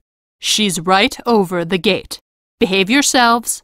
She bent down to give the dog's rump a scratch. Reaching the steps, Triss growled, lifted her skirts, and began to climb. "Now what's the matter?" demanded Briar, following her. "I've been climbing a lot of stairs lately. I'm starting to hate it." "Maybe they'd go easier if you didn't climb like you hated them. Those flap rags of yours don't help either." "Those what?" "Flap rags. Skirts and underskirts. Swap them for breeches like Daja." Triss halted. Turning, she glared at him. "Breeches? Like some street rat or busker or a traitor? I come from a decent family, I'll have you know, and decent females wear skirts and petticoats." With a final glare, she whirled and finished the climb to the top. "Once a merchant, always a merchant," Briar muttered. The world was truly a marvelous place when a girl as smart as Triss Chandler clung to the very clothes that made her hot and cranky. Moonstream and Nico were talking to a lean, red-headed dedicate in crimson. The two friends only glanced at the people they had come to find. Before them, visible at last, a pirate fleet lay in the cove. Like the fleet that Daja had described, galleys with 2 banks of oars alternated with single-bank galleys in the row closest to the land. Other ships lay behind them. Briar tried to do a rapid count without success. The ship's images doubled and tripled and wavered before him, all lit by the silver glint of magic. "No children allowed," a rough, high voice informed them.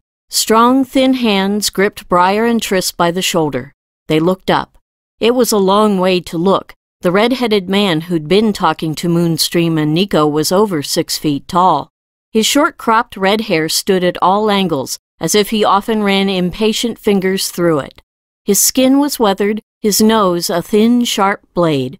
Tucked behind a neatly trimmed red beard, his mouth tossed out words as barks. His eyes were his only attractive feature, a deep shade of blue that drew the attention of anyone near him, whether they wanted to be drawn or not.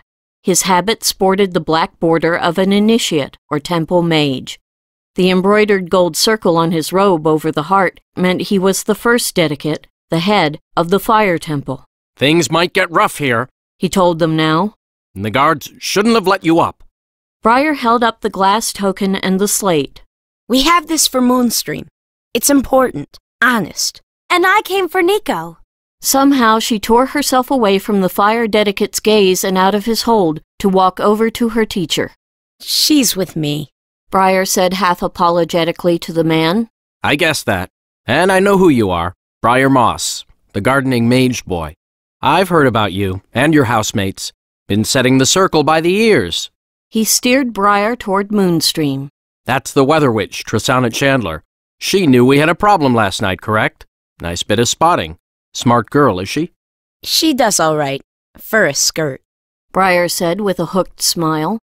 By then they had reached Moonstream. I notice you said that while Triss is talking to Nico and can't hear, she remarked, taking the slate. By the way, this is First Dedicate Skyfire. Briar shook hands with the lanky redhead, awed in spite of himself. They shared a homeland, Sotat. 5 years before, Skyfire had been a legend as a general. On the death of his wife, he had given up his lands and armies and taken his vows to the gods of fire. As first dedicate of that temple, he was in charge of Winding Circle's defense. I'm glad Lark and Rosethorn sent me this information on what's in the harbor, Moonstream said at last. She handed the slate to Skyfire. I know the Duke will pass it on, but the sooner we get it, the better for some things. Briar noticed that pinched lines had appeared around Moonstream's plum-colored lips. What harm could come to them with Skyfire running the game, the boy wondered. Nico, I'm telling you, it was the exact same smell. Triss repeated anxiously. I don't make mistakes about smells. It's the same as the one on Bit Island. I believe you, my dear. Nico looked worn and anxious. What it means. He gazed at the sea, combing his mustache with his fingertips. Triss waited a moment, but not more. Her curiosity was killing her. How many ships are here? This is a different group from what's in front of the harbor, right? How many? I can't tell.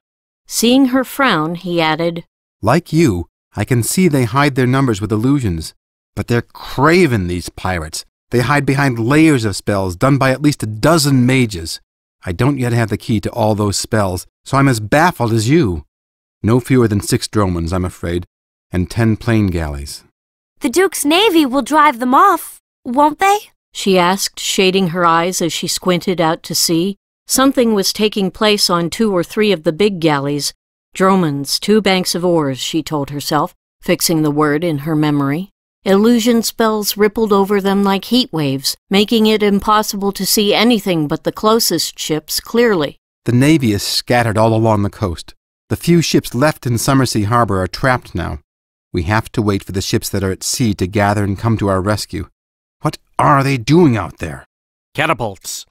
Neither of them realized that Skyfire had come over. Both jumped at the sound of his harsh voice.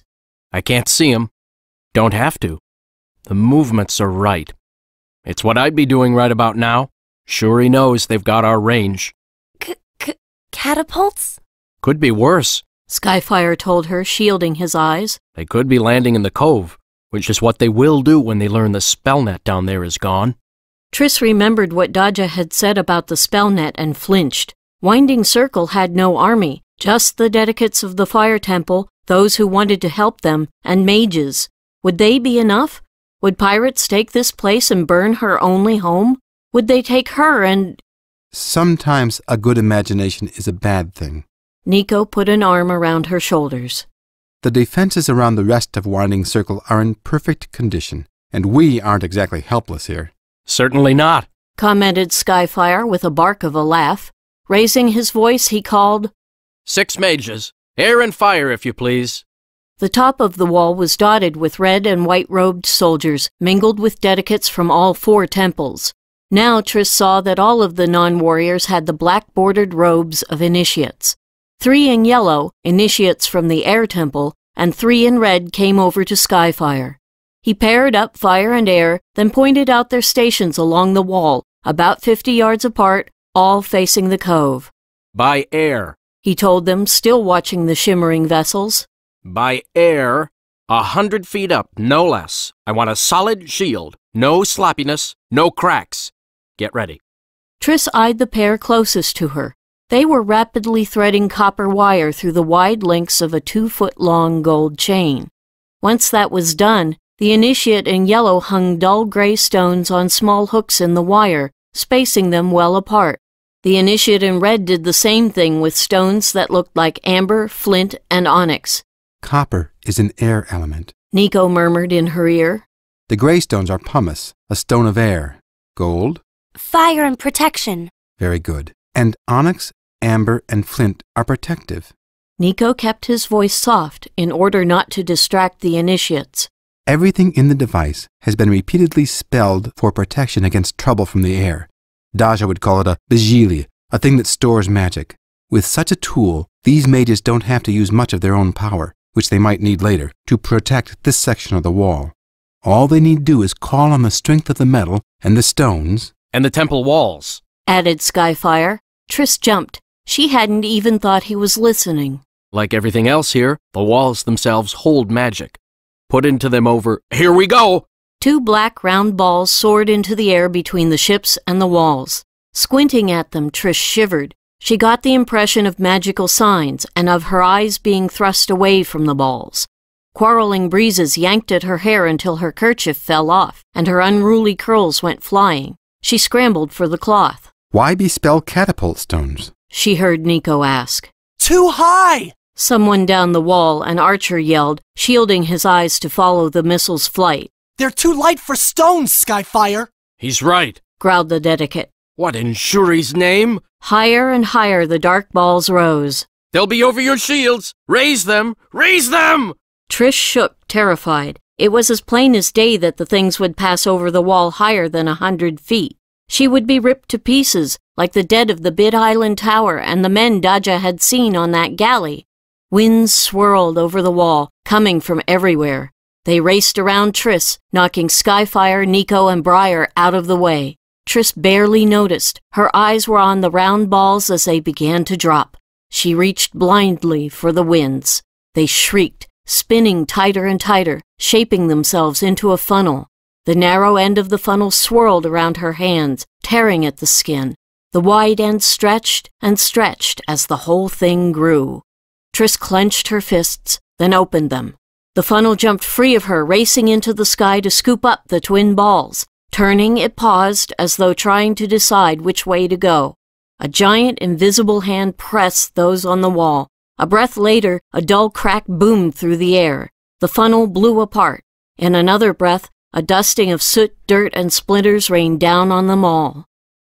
Triss sneezed. Nico drew a clean handkerchief from his overrobe, wiped her cheeks with it, then gave it to her so she could blow her nose. I must rethink my opinion of weather witches, Moonstream said, her voice clear and calm in the ringing silence on the wall. It seems they do more than just bring rain. Skyfire leaned down so he could look straight into Triss's eyes. Nervous, the girl backed up a step, then 2, until she collided with Briar. The boy held on to her. 2 more steps and they would both go off the wall.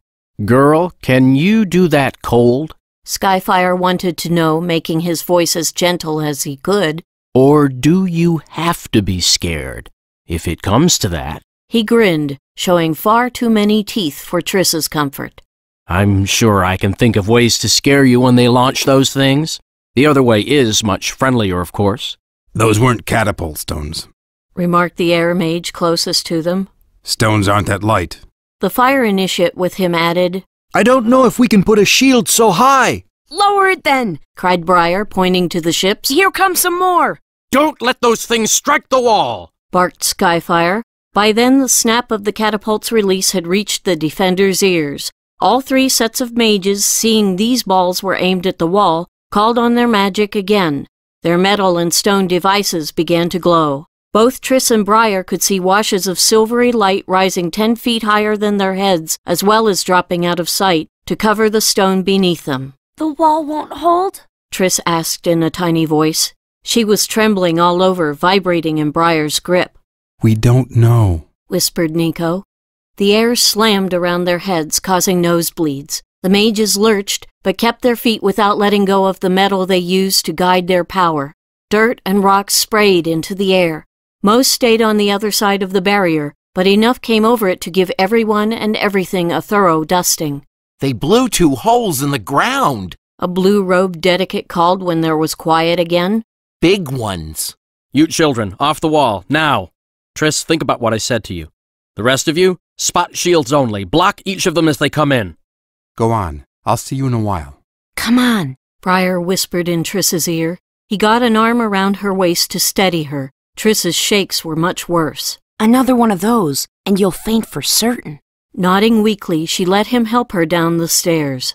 We still have to get that food for Daja and Frostpine. And your bird.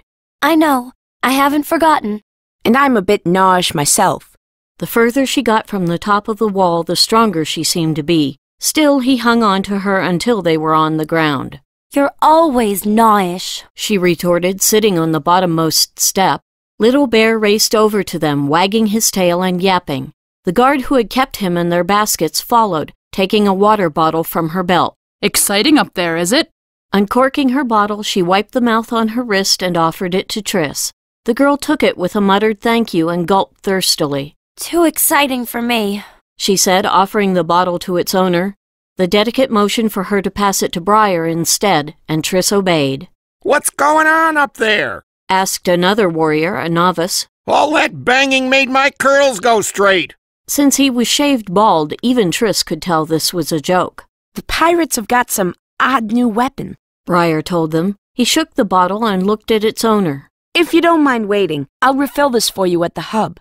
No need, the woman said, taking it from him. We've our own pump at the guardhouse. New weapon, is it? She spat on the ground. Had to be something to get those dogs thinking they could try us again.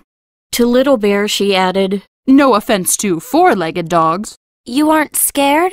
Triss asked, wiping her face again with Nico's handkerchief.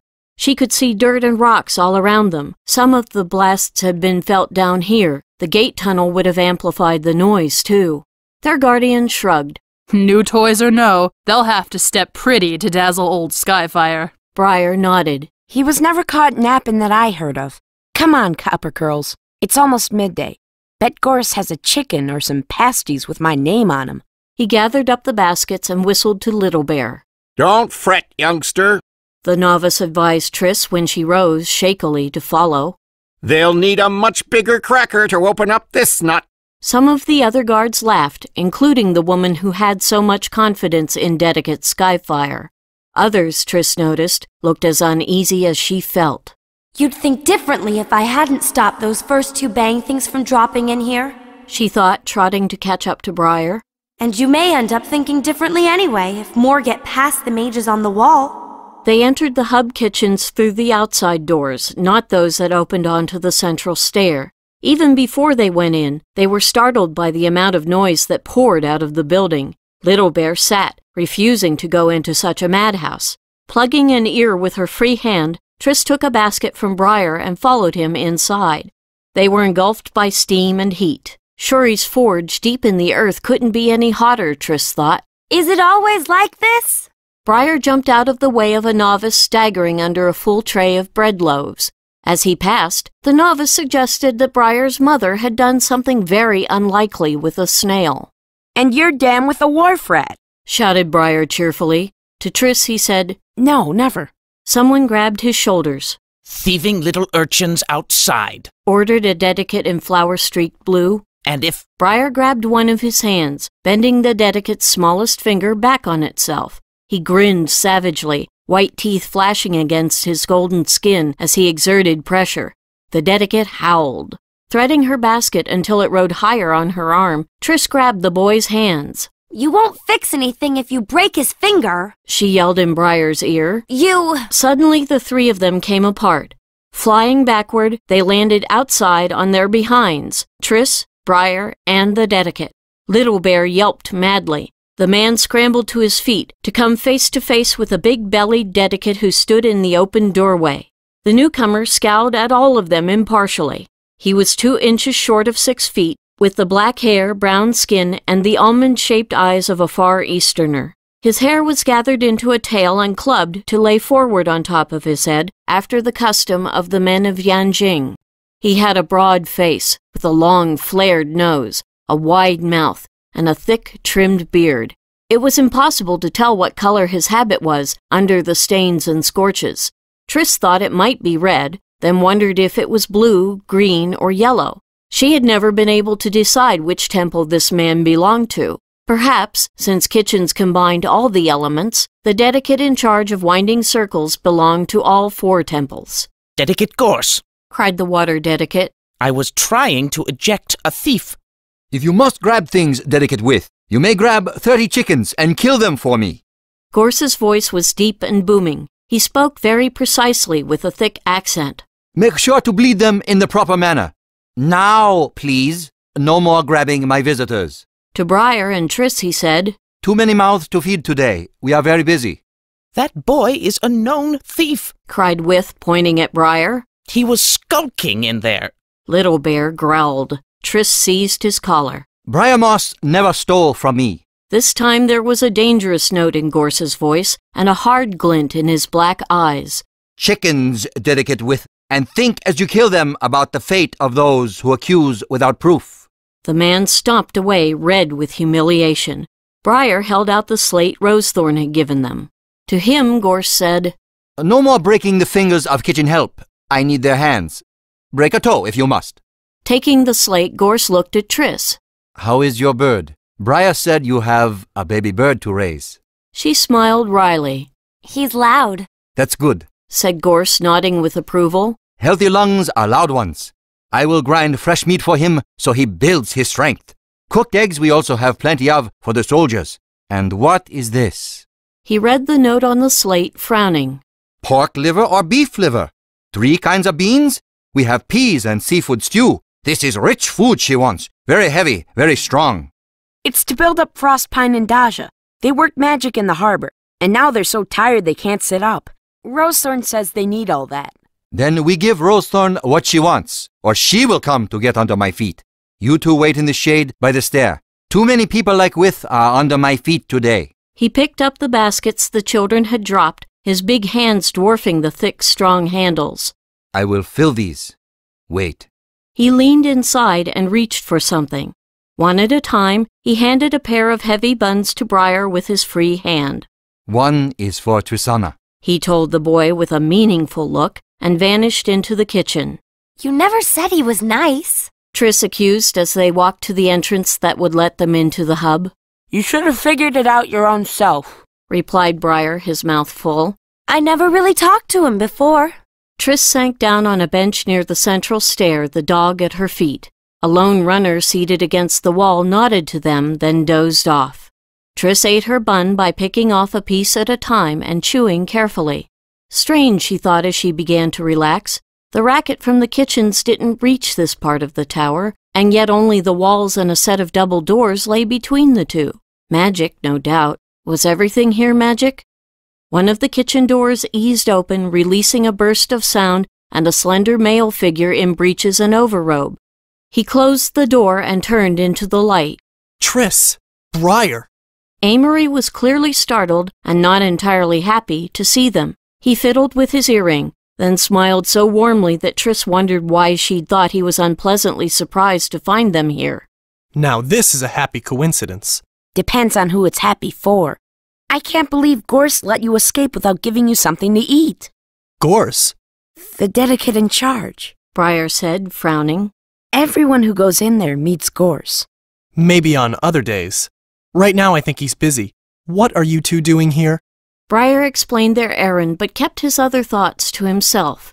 He'd crept in at night in the days after his arrival, when a full belly was still cause for excitement, and he'd filled it as often as he could.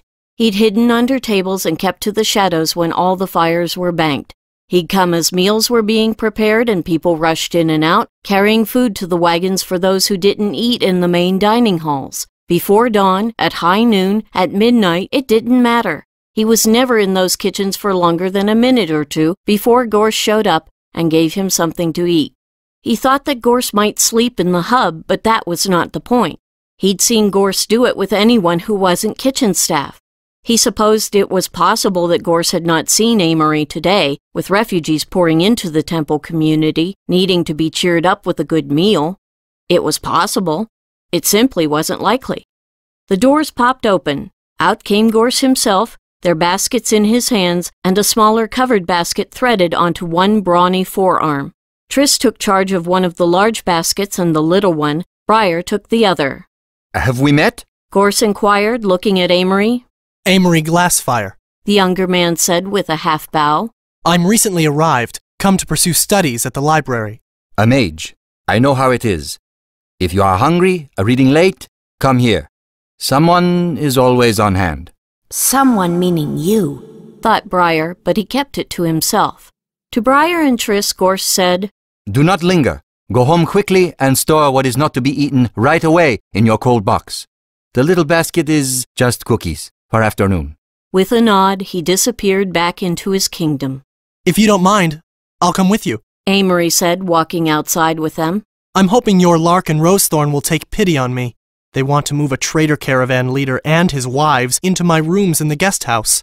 If I don't find something quieter, I'll end up with a piece of floor in the boys' dormitory. No one can study under those conditions.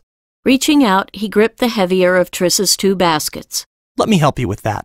Triss scowled and yanked it away. I've carried worse than this, she growled as the 3 of them followed a path that cut across the wide loops of the spiral road.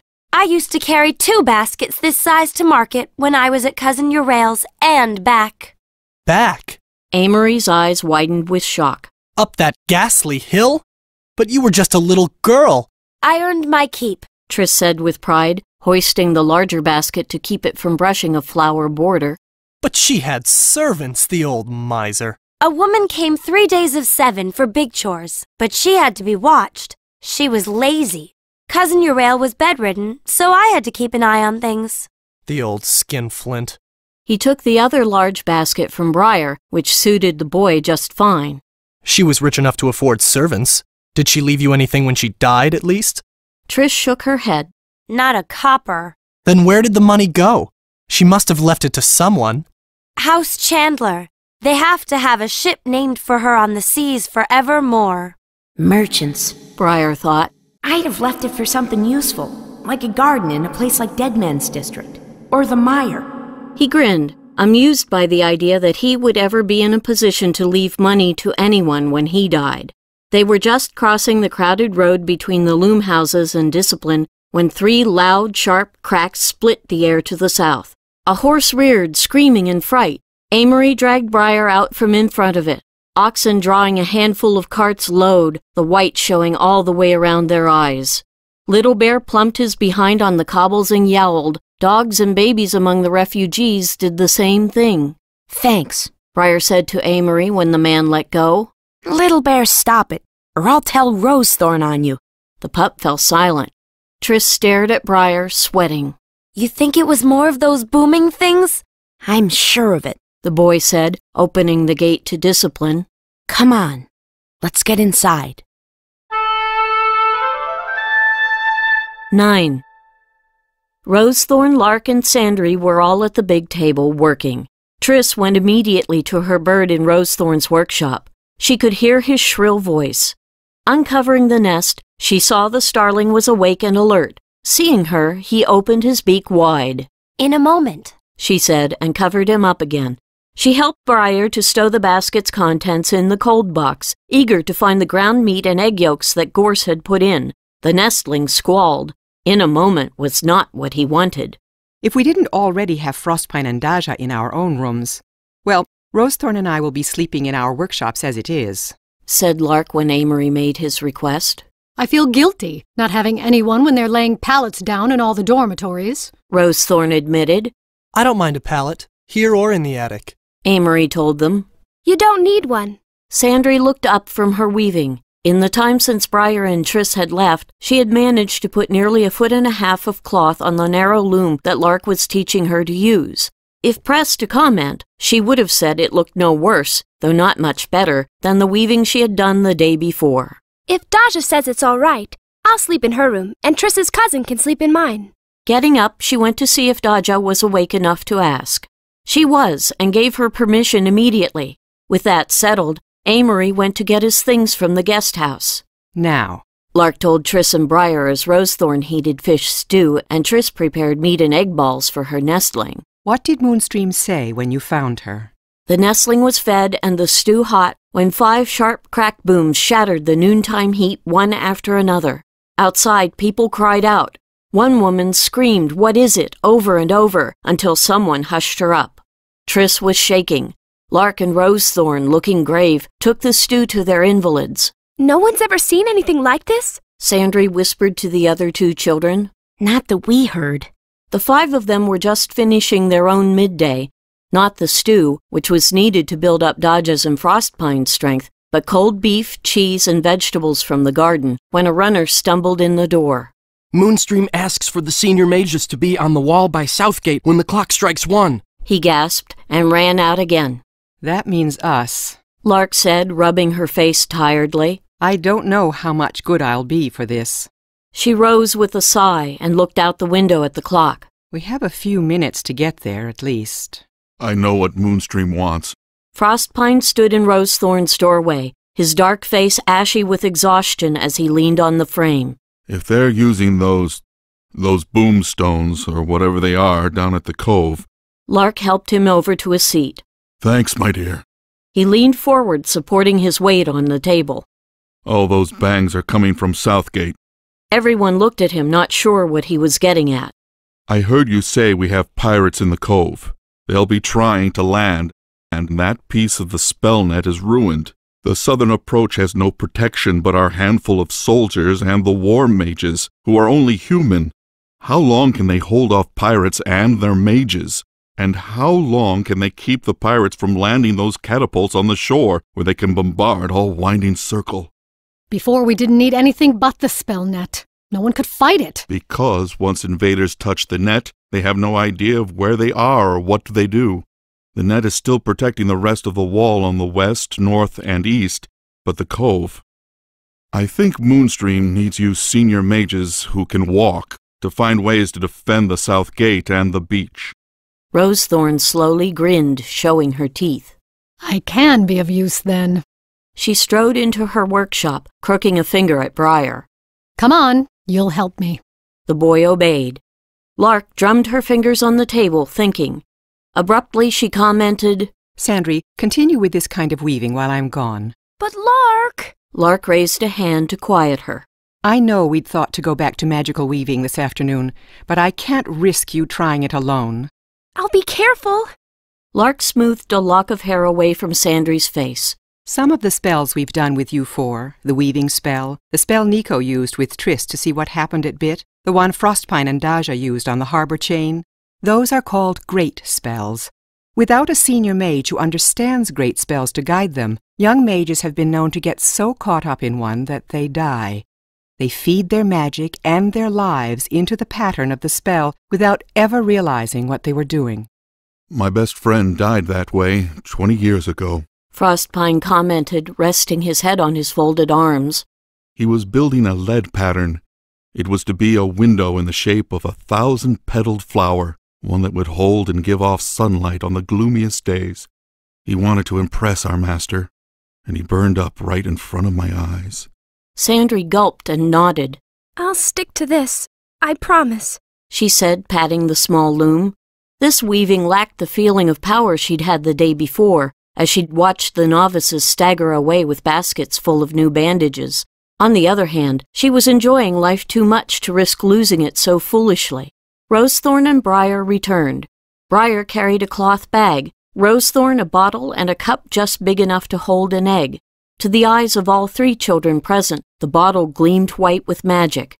Placing the cup next to Frostpine, Rosethorn poured it half full of green liquid.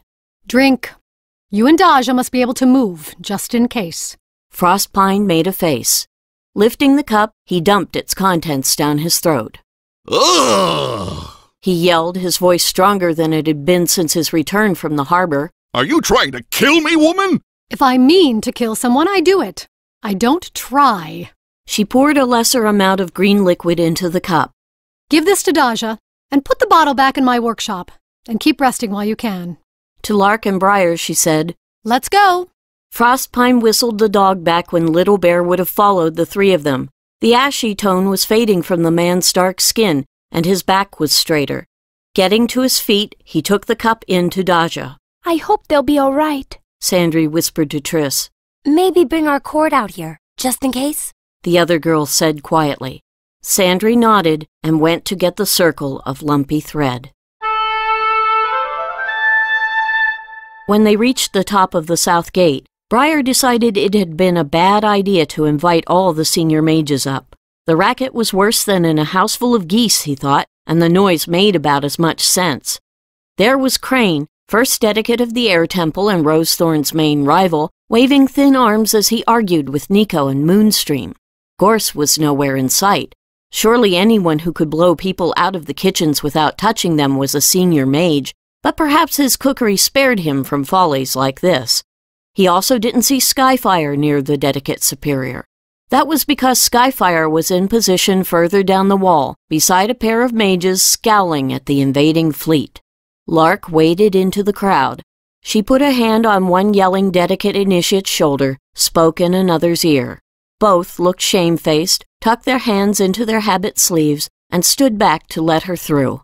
Touching, smiling, talking quietly, Lark worked her way through the noisy gathering, leaving calm in her wake. There's more to Lark than meets the eye, isn't there? Briar asked Rosethorn. We'll make an initiate of you yet, boy, if your perception keeps improving. Come on, if we get arguing with this lot, we'll lose time. She headed for Skyfire with Briar in tow. He looked out to sea. The illusion spells were off the fleet. He guessed there were 10 dromons in all, and 15 plain galleys. Inching between the ships were longboats laden with men, small catapults, and weapons. A landing force.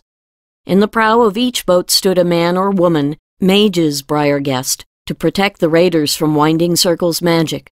Not just from magic either, he realized, seeing that all along the southern stretch of the wall, dedicates and novices readied catapults of their own.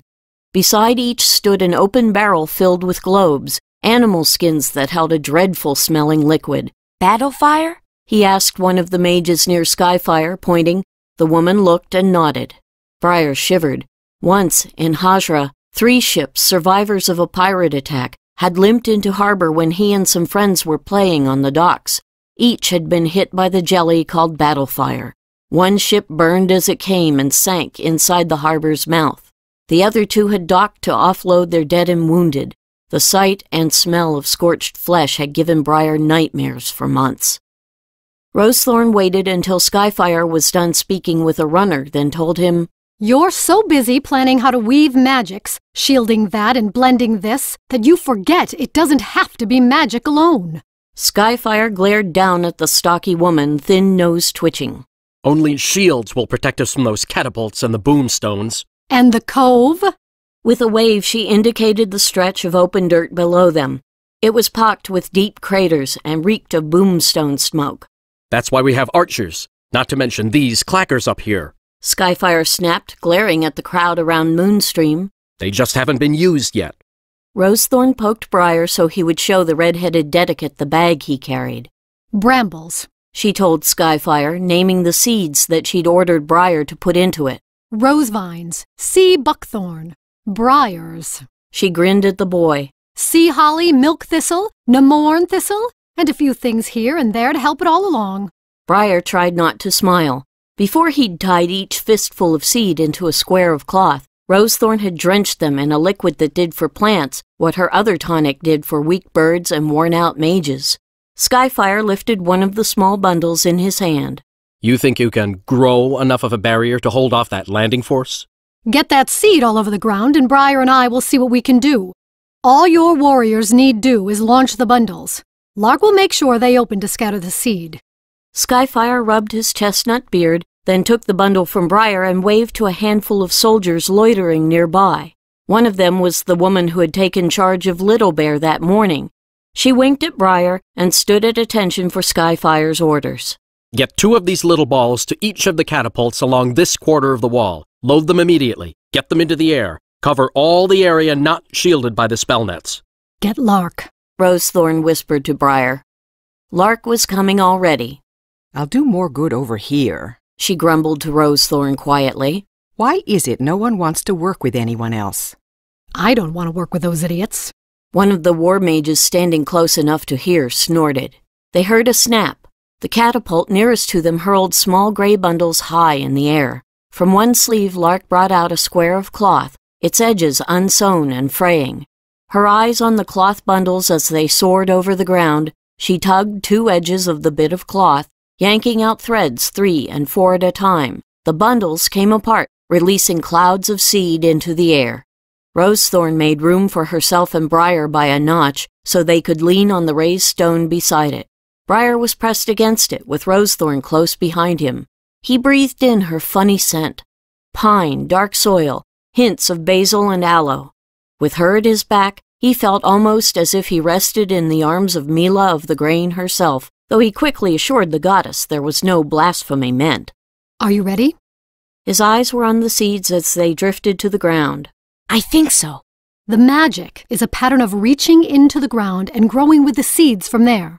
I'll pass it through you so you can follow it. And me.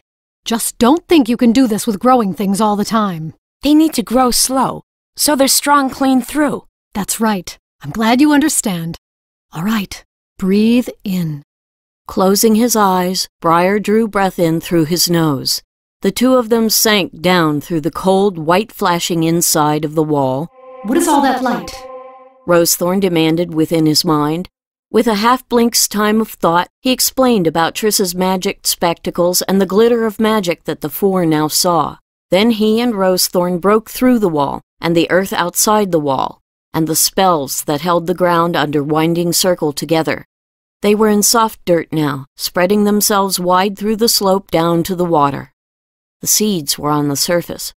Rosethorn called to them, breaking into hundreds of magical threads, each seeking, then entering a seed.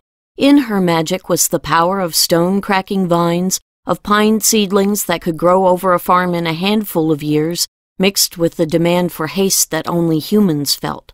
Briar saw how she made her magic a root system.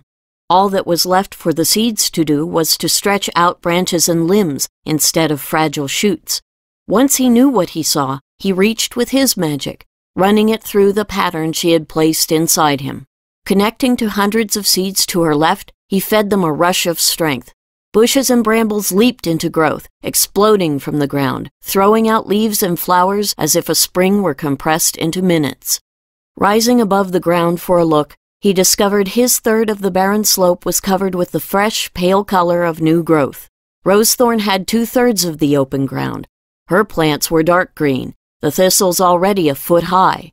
Her vines and brambles fought to cover as much surface as they could, reminding Briar of a litter of puppies scrambling after a meat-covered bone. Nearby he could hear a series of dull cracks. Something thudded, shaking his spine. Fire erupted in his shoulder and on his back, not the back of the body still up on the wall, but on his magic's back. Briar yelled, looking around. 5 more craters had been gouged out of the earth. They smoked and glowed like dying embers, filling the air with the stink of burning leaves. He could feel Rosethorn trembling behind his true body. Concentrate, she snapped when she realized he was thinking of her. Briar urged his plants forward through the magical root pattern. He coursed along their veins, filling them with anger. Bramble wove itself into thistle clumps and braided with rose vines. Sea holly mingled with sea buckthorn to form solid walls of stickers. Moving out into the plant's skins, he gave particular attention to each and every spine and thorn, urging them to grow and to grow sharp. To give them fuel, he fed them his hate for pirates on shore leave who thought it fun to kick a street boy or to break his arm as a warning to pickpockets. The plants would wrap and cling like the muck of the sewers that he'd once lived in. Emotion ran through his garden like sullen blood, a dose of misery, resentment, and fury that they would be eager to pass on. More cracks. Overhead, boomstones bounced off glowing circles in the air. The circles turned and shifted as the mages used them like shields to keep boomstones off Winding Circle. Once a ball was knocked from its path, it either blew up or fell. Roars shredded the air as 4 boomstones exploded high overhead. Near the base of the wall, 2 fountains of dirt and rock erupted, spraying everyone above. Rosethorn and Briar screamed in pain and rage as their greenery was torn to oozing pieces. Look at the shore. Can you speed it up? Skyfire asked, his voice booming in their bodies' ears. Sending their power above ground, Rosethorn and Briar looked at the water's edge. The longboats had reached the shore. 3-foot-high plants awaited them where Rosethorn had been working. Briar's were a little more than 2 feet tall. It wasn't enough to stop them, not for long. Deeper. I'm going deeper into the spell. How? Show me. No. Keep working as you have. You aren't ready for this. Somehow she moved him until his pattern fed into the plant she had brought along already.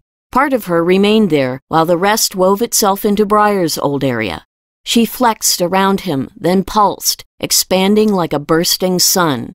Where he had gone only as deep as each plant's skin, keeping most of his attention for their weapons, Rosethorn became each and every root and stem. She collapsed the growth of months, even years, into a breath. Everything grew. It was a comfort to find that her thorns, needles, and stickers weren't as long or sharp as his. She didn't hate enough, he decided. She had never been tossed through the air by pirates celebrating a big haul, or dropped because they were too drunk to see where she was thrown. Briar shared that with her plants as their leaves and stems lengthened. Their spines stretched for him, looking for a pirate to sink into. Something louder than the earlier boomstones whooshed through the air, near enough that his real body flinched. There was a dull thud and a sudden wash of heat. Briar threw up an arm to shield himself, to shield his plants from the fire. Rosethorn screamed and screamed again. The raiders had landed. Setting up catapults, they had launched skins of battle fire into the green tangle before them. On landing, the skins burst, spraying jelly everywhere. Their mages had only to touch the stuff with flame to make it burn. Sheets of fire sprouted between the raiders and the wall. Nearby, someone was screaming. Further down the wall, a gout of battle fire had splashed through the mage's protections. A warrior dedicate stumbled burning through a notch and fell into the brambles. Other dedicates were beating out flames with their habits. 2 novices dragged a charred body out of the way. It looked like the woman warrior from that morning. Rosethorn sagged against Briar. He dragged her arms around him, taking her weight on his shoulders. She was groaning deep in her throat. Suddenly he was terrified. Sandry, Triss, Doc, we're here. Power flooded in, making every hair on his body stand up. Clutching the thread circle, the girls were twined together like a spun cord. Sandry, a gold-white strand, Daja, red-orange, darker, weaker than the other 2 for today, Triss, a brilliant blue shot through with white. What do we do? Rosethorn refused to let go of her magic and her ties to the plants. She clung to them, despite the pain from all the burning. Everything continued to grow frantically. Like this, Briar told his friends. He slammed into his pattern, taking them along. They roared through its crossings and turnings, bringing it to life in the mind they now shared. Now they saw, as he did, how to build the magical fire until every green thing in the cove had to grow fast or explode. They fed the thorns and stickers with their anger and bitterness. Daja had her own memories of pirates, as did Sandry. Triss was furious at these parasites who burned and killed and made her new home unsafe. The 4 boiled through every root, branch, vein, and needle, forcing them higher, longer, thicker, sharper, definitely much, much sharper. They knocked Rosethorn out of the pattern without knowing it. Ablaze with anger and fear, they were unable to feel the hands that shook and tugged at them. Trissa'na, you aren't listening to me. A cracked, sharp, familiar voice said in her mind. She smelled vinegar and mildew. You beggar me with your extravagance. I'm just a poor widow with barely enough to live on, and you eating me out of— Triss's hold on their joining faltered. Cousin Urail, you're dead. No more beef at this table. Not at these prices. Copper penny for turnips. You didn't bargain enough. The others felt Triss shrink and fade as that voice railed on and on. She was losing confidence. She was losing her grip on the pattern.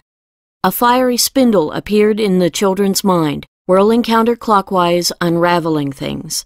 Their bond with the plants was coming unspun. Briar's grip on the magic relaxed. Sandry, recognizing Lark's work, dropped away.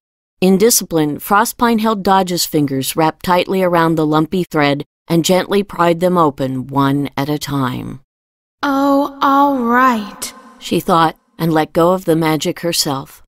Someone pinched Briar's earlobe hard. Don't ever break loose from me like that again, Rosethorn said, her voice ragged. You could have killed yourself and the girls. But they were hurting you.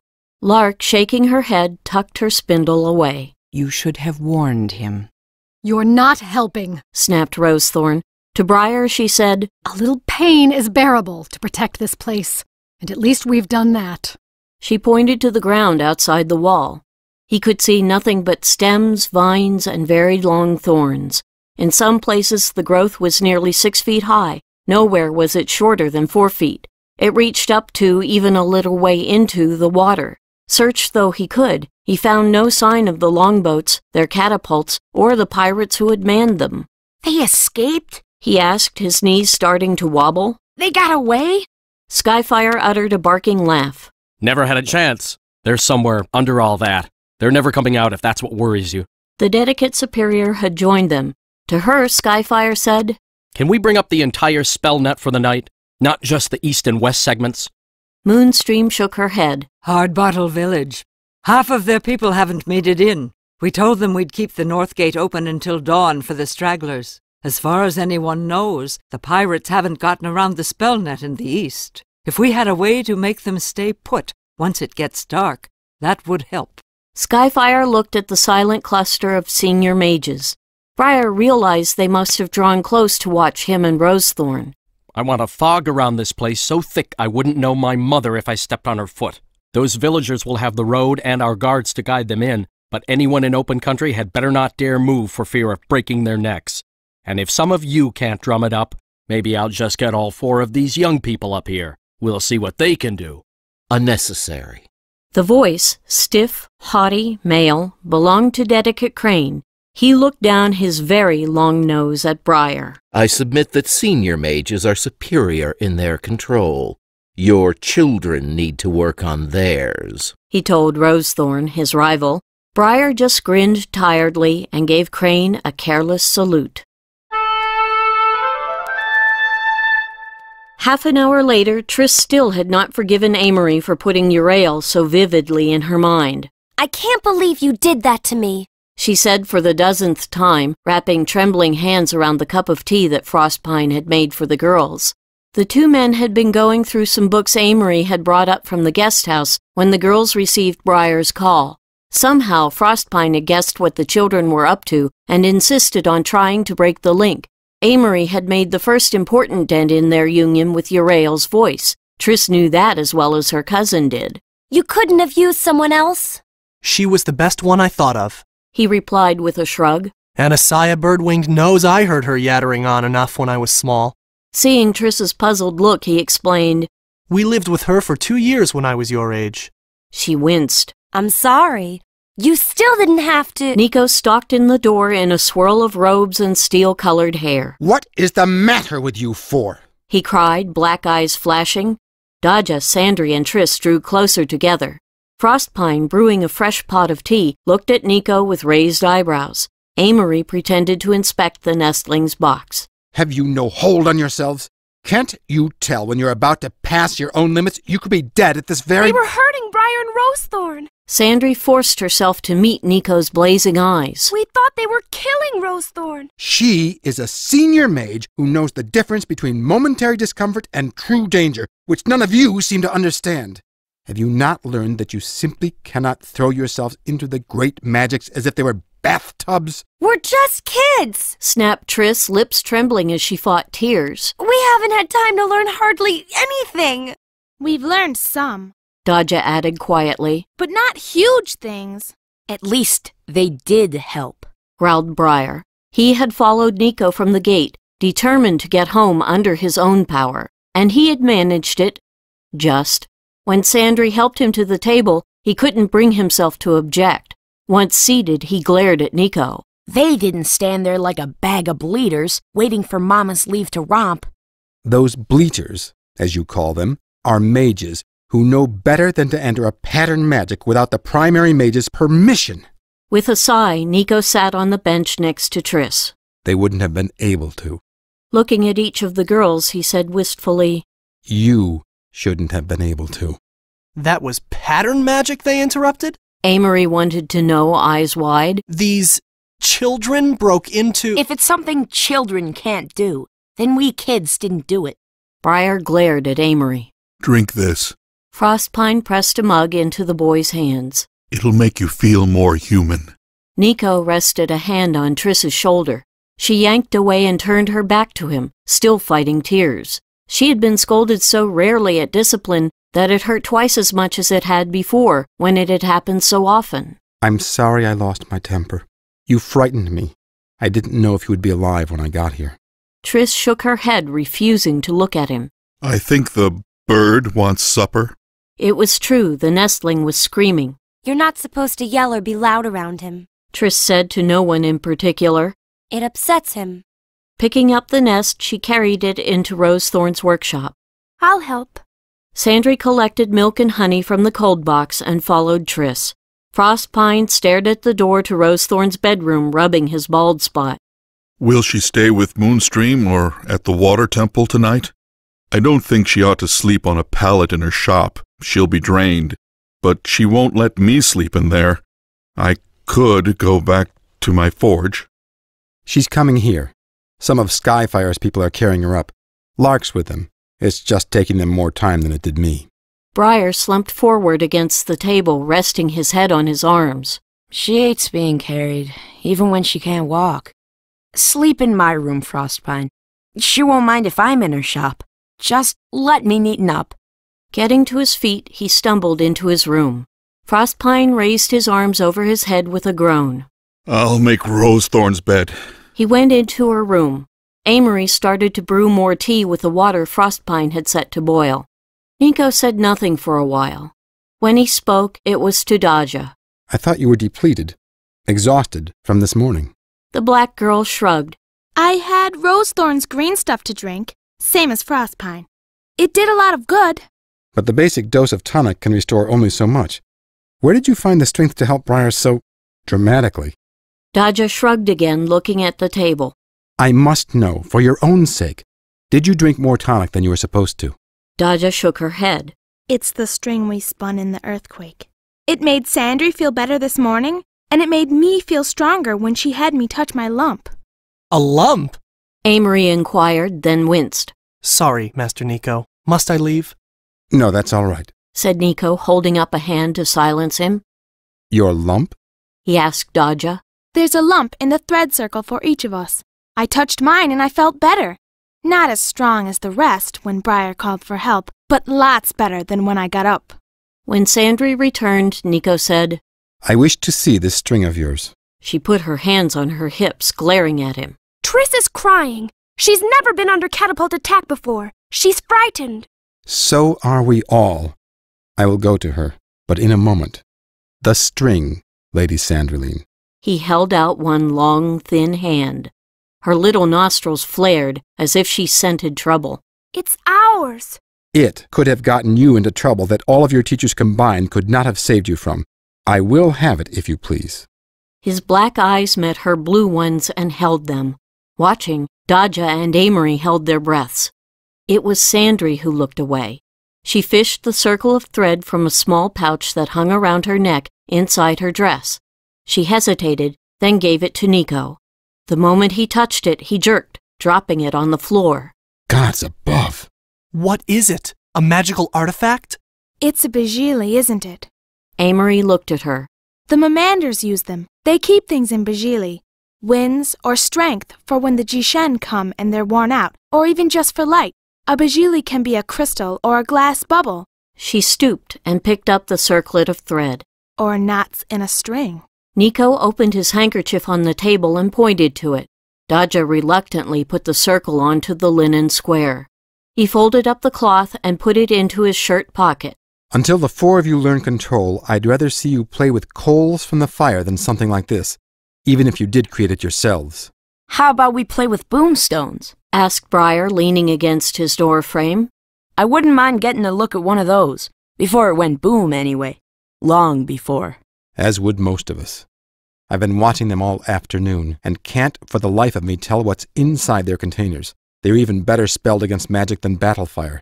If we knew how they were made, Why can't you put me down? Demanded a cross voice outside. People will think I'm dying if they see me carried in by two hulking lads. Briar smiled dreamily. She's home. Lark entered first, looking as tired as everyone else. Then two armored warriors, a dedicate and a novice, eased through the door sideways. They had made a chair of their arms and were carrying Rosethorn between them. She was soot-streaked, her hair black with sweat. Despite the irritated vigor in her voice, she had so little strength that she couldn't sit up, only lean against the novice. It was Kirill. He looked positively harassed. We brought her, he told Nico. and believe me, It wasn't easy. 10. Exhaustion rolled in with the fog that Skyfire had ordered. Once he'd made his peace with Triss, Nico tried to meditate with the children, to work on their grip on their emotions while working magic, but gave up after first Briar, then Dodja, then he himself nodded off. Supper came up from the hub, but no one wanted the trouble of setting the table or of cleanup later. Those with the strength nibbled on bread, cheese, fresh garden vegetables, and smoked fish from the cold box. Everyone but Amory seemed half asleep. No one wanted to go to the Earth Temple baths after supper either, but in the end the need to get clean was stronger than weariness. The children, Amory, Lark, Frostpine, and Nico managed the trip to the baths. Briar made certain that he was bathed and out well before the men. The girls and Lark, he knew from past experience, would take a while to finish. Bone-weary as he felt, he still managed a weak trot back to discipline, Little Bear at his heels. Rosethorn was sound asleep when he crept by her open door. He doubted that she would waken for some time yet, which was all to the good. If she caught him going through Amory's belongings, she would make his life a misery. That he had to do so, he was sure of. He liked Triss's cousin, but in Dead Man's District he had liked a great many people who he couldn't trust as far as he could throw them. Amory made him feel untrusting. He tried to tell himself he wasn't jealous of the way Triss looked at her family-approved mage cousin, the one who'd been kind to her, but living with Rosethorn tended to strip the illusions from a boy. Briar was jealous a bit, but he told himself that had little to do with it. Something about Amory was not right. Before they'd left, the boy had prepared a bowl of the uneaten chicken stew, carefully going through it for any bones. Now he put the bowl on the floor for Little Bear. As fast an eater as the pup was, it would still take him a while to devour so much. Eating, he would care about nothing else, such as where Briar was, until he was done.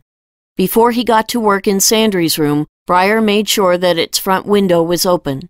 The rest of Discipline's residents would come in the back. If he left the room through the front window and walked around to re-enter the cottage through Rosethorn's workshop, no one should guess where he'd actually been. Amory hadn't brought as much as Briar had expected, a small chest with plenty of brass fittings and a large, impressive-looking lock, a larger chest that stood open in the middle of the floor, 2 saddlebags. The larger chest was a third full of books, the rest was clothing. He could find no hidden compartments.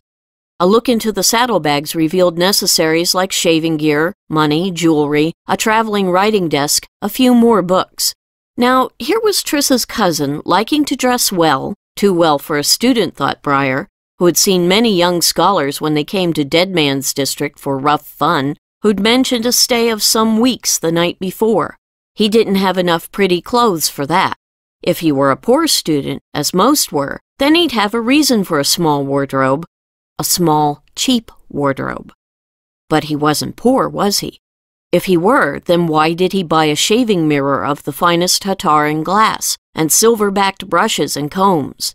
If he were poor, how did he pay for the small pouch of earrings, and a collection of God's amulets in precious metals? The trunk with his books and his saddlebags were all serviceable enough, and had seen plenty of wear. They looked like normal student gear. He might well have brought those to the university from Caption. But the smaller trunk. The smaller trunk was new, and it had cost Amory something. Here were contradictions, then. Being poor was the only excuse for a small wardrobe for several weeks' stay, but everything about the goods he did have screamed of money.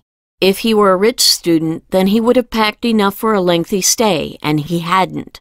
Amory was lying about something, that was plain. Briar knelt to examine the smaller chest. Merchants, he thought, shaking his head.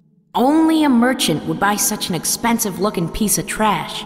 The pricey wood inlays were veneer, thin sheets of costly wood laid over cheap stuff.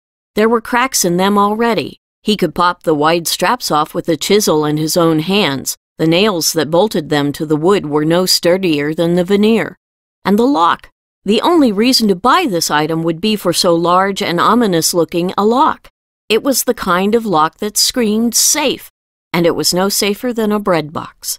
Briar appreciated a merchant son's trust in craftsmen. It had made his life easier back in his thieving days. It would make it easier now. Reaching into his waistband, he drew out the slim packet of lockpicks he'd made since his arrival at Winding Circle. Normally he kept the packet under a loose board in his floor. Nico frowned on him so much as carrying a hideout knife for protection, which he did anyway because there were plenty of respectable uses for a knife. There were none for lockpicks. He chose two and delicately inserted them in the keyhole.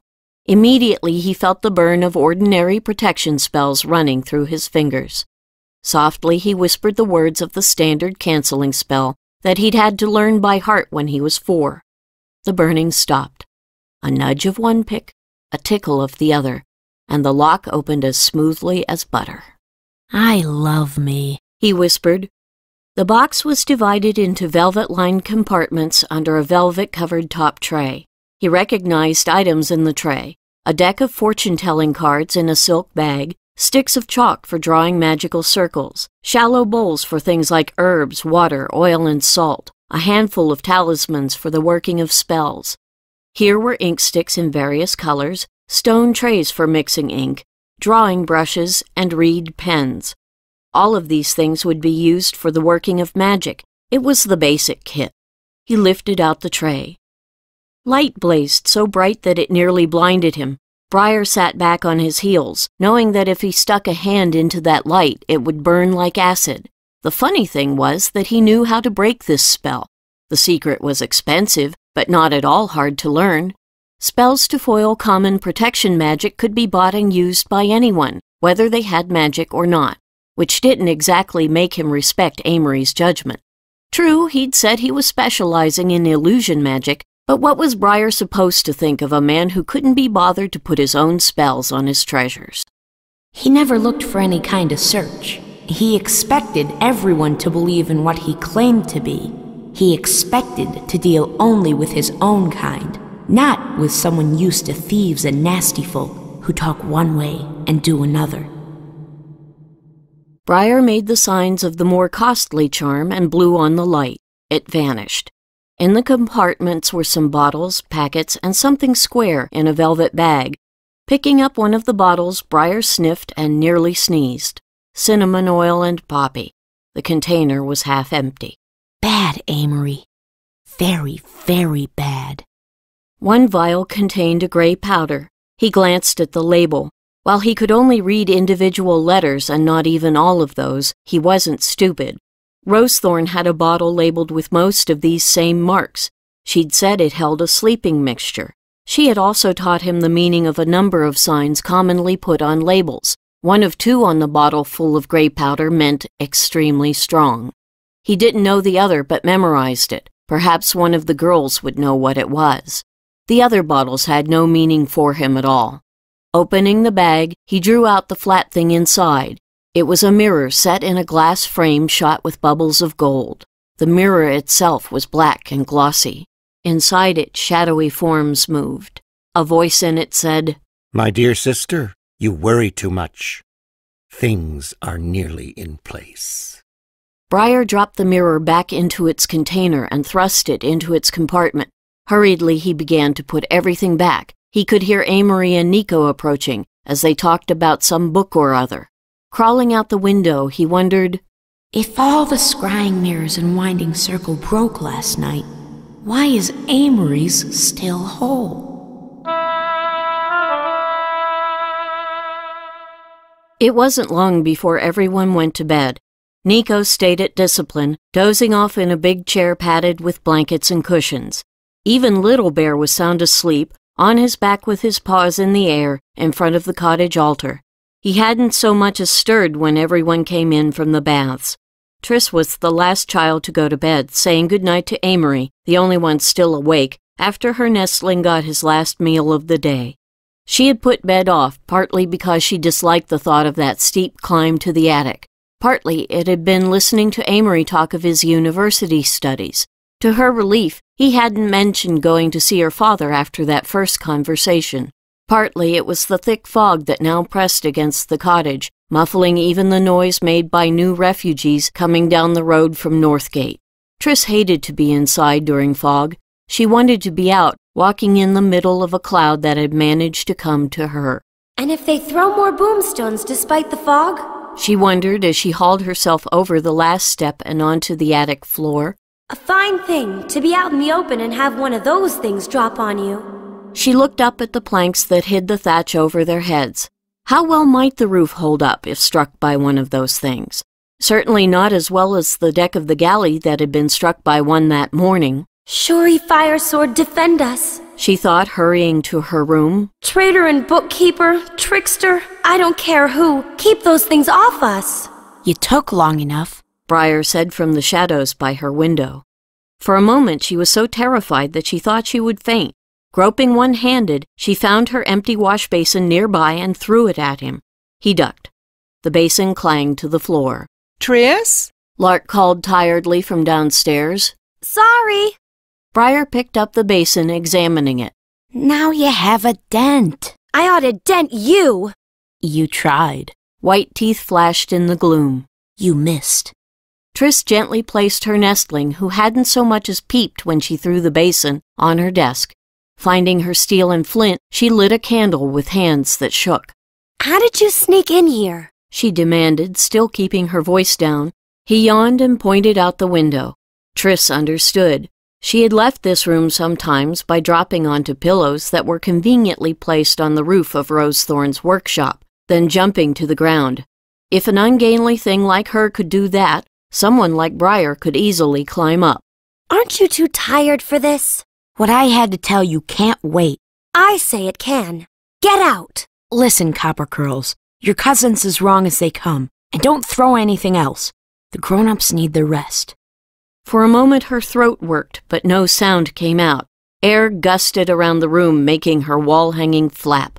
She wrapped her fingers around the nest to hold it still, and finally squeaked, How dare you! How— His eyes met hers, the words dried to ash in her mouth. This was Briar. They had kept each other alive during the earthquake, and they'd watched clouds get born together. She'd only just started to teach him to read, but she could tell already that he would love it as much as she did. He had kept her from falling off a wall only that morning. Please say you're joking, she whispered and sat heavily on the bed. Now that she had calmed down, he sat beside her and told her what he'd found. Where's he getting his money? He asked when he was done. You don't buy the things he's got on a student's allowance. How would you know about student allowances? She asked, trying to braid her unruly hair. The air was gusting again, plucking locks from her hands. I learned awful quick it's not worth the trouble to pick their pockets. The hair on the back of his neck prickled. There was more going on in here than just the wind picking up. They hardly ever have 2 coppers to rub together. If they have anything, they spend it on books. When she made no comment, he went on. From what you say about your family, they won't pay extra money to anyone, even their future mage, till after he's shown what he's good for. So where's he getting his money? And maybe he says he came to study for weeks, but he didn't pack like it. He could have left his other things in storage at the guest house. Triss spoke dully, trying to reject what he was saying. Her heart thudded, her skin prickled, tingling. At that moment she hated Briar for telling her these things, for sounding so sure. I bet it was him that I saw on the hub staircase, with the invisibility spell. But why was he there? I bet whatever blew up the stuff in the seeing place, he put it there. You never saw a face. It could have been somebody else. Why hadn't he just gone straight to Nico or to Rosethorn? The tickling along her skin got hotter. Now she could feel her pulse banging in the veins of her neck. Why sneak into the kitchens? Don't tell me Gorse would notice everybody in that madhouse today. But Gorse does. Briar glanced at the window and froze. A thin, 3-fingered brand of lightning felt its way along the window ledge like a hand that searched for a place to grip. The scent of charred wood drifted on the air. They could see black streaks where the lightning touched the wood. Briar seized Triss's arm. Get hold of yourself. Triss shook Briar off and went to stand before the window. It wasn't really lightning exactly, just a thread of it. She stretched out a hand. Don't! Briar hissed, too frightened to move. Triss! The gold skeleton arm reached for the girl. Briefly, its 3 fingers touched hers. Triss felt the brush of white-hot light. as if something she had only seen could be felt. Her curly hair began to rise. The lightning folded in on itself, rolling out the window. Briar put his head on his hands. If I had a mother, I'd want her right now. Can't you do anything small? Triss brushed the fingers the lightning had touched against one cheek. They were warm, nothing more. Do I want to? She asked dreamily. The lightning had been so beautiful. It didn't hurt her feelings. It didn't tell lies. It was above everything ugly. People didn't matter to it. She wished that people didn't matter to her. Amory isn't what you think. Neither are you. Look, I think we're safe tonight. Little Bear will let us know if Amory gets to bumping around, and Skyfire is going to fog this place in. But come morning, we've got to tell. I think your wondrous cousin's working for the pirates. He padded out of the room. Not Amory, Triss thought, flinging herself back on the bed. Not him. She'd been having daydreams of Amory returning home, making the family a nice profit somehow, and then bringing her in to be his assistant or apprentice or something. In those imaginings, her family had seen that Amory's judgment was right, that they had done Trissa wrong when they got rid of her. They would want to make amends. They would want her back. She wished the lightning would return and touch her again. Her eyes burned, but it was impossible to cry. She was too tired. The day had been long already. It was only 7 in the evening. If the fog hadn't set in, there would still be light in the sky. It didn't matter. Putting her spectacles on the floor and covering her eyes with her arm, Triss slept. The hub clock was chiming midnight when she began to wake. By the time the bell that marked the half-hour called through the misty air, she wasn't a bit sleepy. With a sigh, Triss sat up. Disgusted, she realized that she'd gone to sleep in her dress and stockings. Everything was hopelessly rumpled. About to undress, she heard a creak downstairs. If someone else was up, maybe they could talk. She wasn't about to go back to sleep. For one thing, she was hungry. Gathering up her spectacles, she padded out into the attic and over to the opening where the stair pierced the floor. She walked softly to keep from rousing the other sleepers in the house. The person downstairs was being very quiet. He, or she, was also in the dark. There was no sign of lamp or candle. Another soft creak, and 2 more. Whoever made them was coming toward her. One last thump, and then nothing. The walker had gone outside, through the back door next to the stair. As quickly as she dared, Triss climbed down the ladder and peered outside. A dark shape vanished into the dark fog, walking through Rosethorn's garden. It's him, a disgusted magical voice said. Triss jumped and whirled. Briar was behind her. Then why didn't Little Bear bark? He hasn't so much as rolled over since I went to bed. Briar frowned. We'll lose Amory if we don't move. Or should I just wake Nico? Triss walked down the path, peering into the fog. He's going for a stroll. He always tippy-toes when he's on a nice happy stroll, agreed Briar with false cheer as he followed. Triss glared at him. She heard someone stumble and curse not far away. Amory was as blind out here as she. Or was she blind?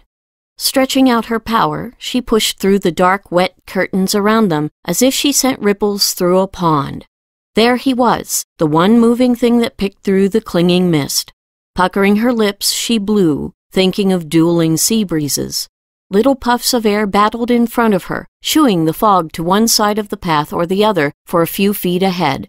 Now Triss was able to move forward at a trot, with a bit more ground visible, while the fog let her know Amory's direction. Briar was right behind her. We're going to ask him and he'll explain, Triss said as they passed through the grape arbor. You'll see. She clung to that idea, trailing her cousin around the baths and around the temple itself. There, in front of the temple porch, her foot caught. She sprawled face first onto the ground. She had tripped over a curled-up novice who used her armor for a pillow. Briar hit the legs of a snoring red-robed dedicate who was stretched out like a felled tree near the path. He stumbled and righted himself. Neither sleeper as much as moved. Huddled shapes lay all around as far as the pair could see in the mist. Briar knelt and shook the sleeper who had tripped him. The man simply rolled over. They were alive then, but sleeping as if drugged. Now we know why Amory was in the kitchens, and why Gorse didn't see him. Amory made sure he couldn't be seen, so we could put sleeping potions in the food. A good thing we kept to the food we already had, right? When they looked up, the fog had closed in. Amory was gone. They could barely see each other. She was beginning to think Briar was right. She hated that. Her elbow and knee throbbed from her fall.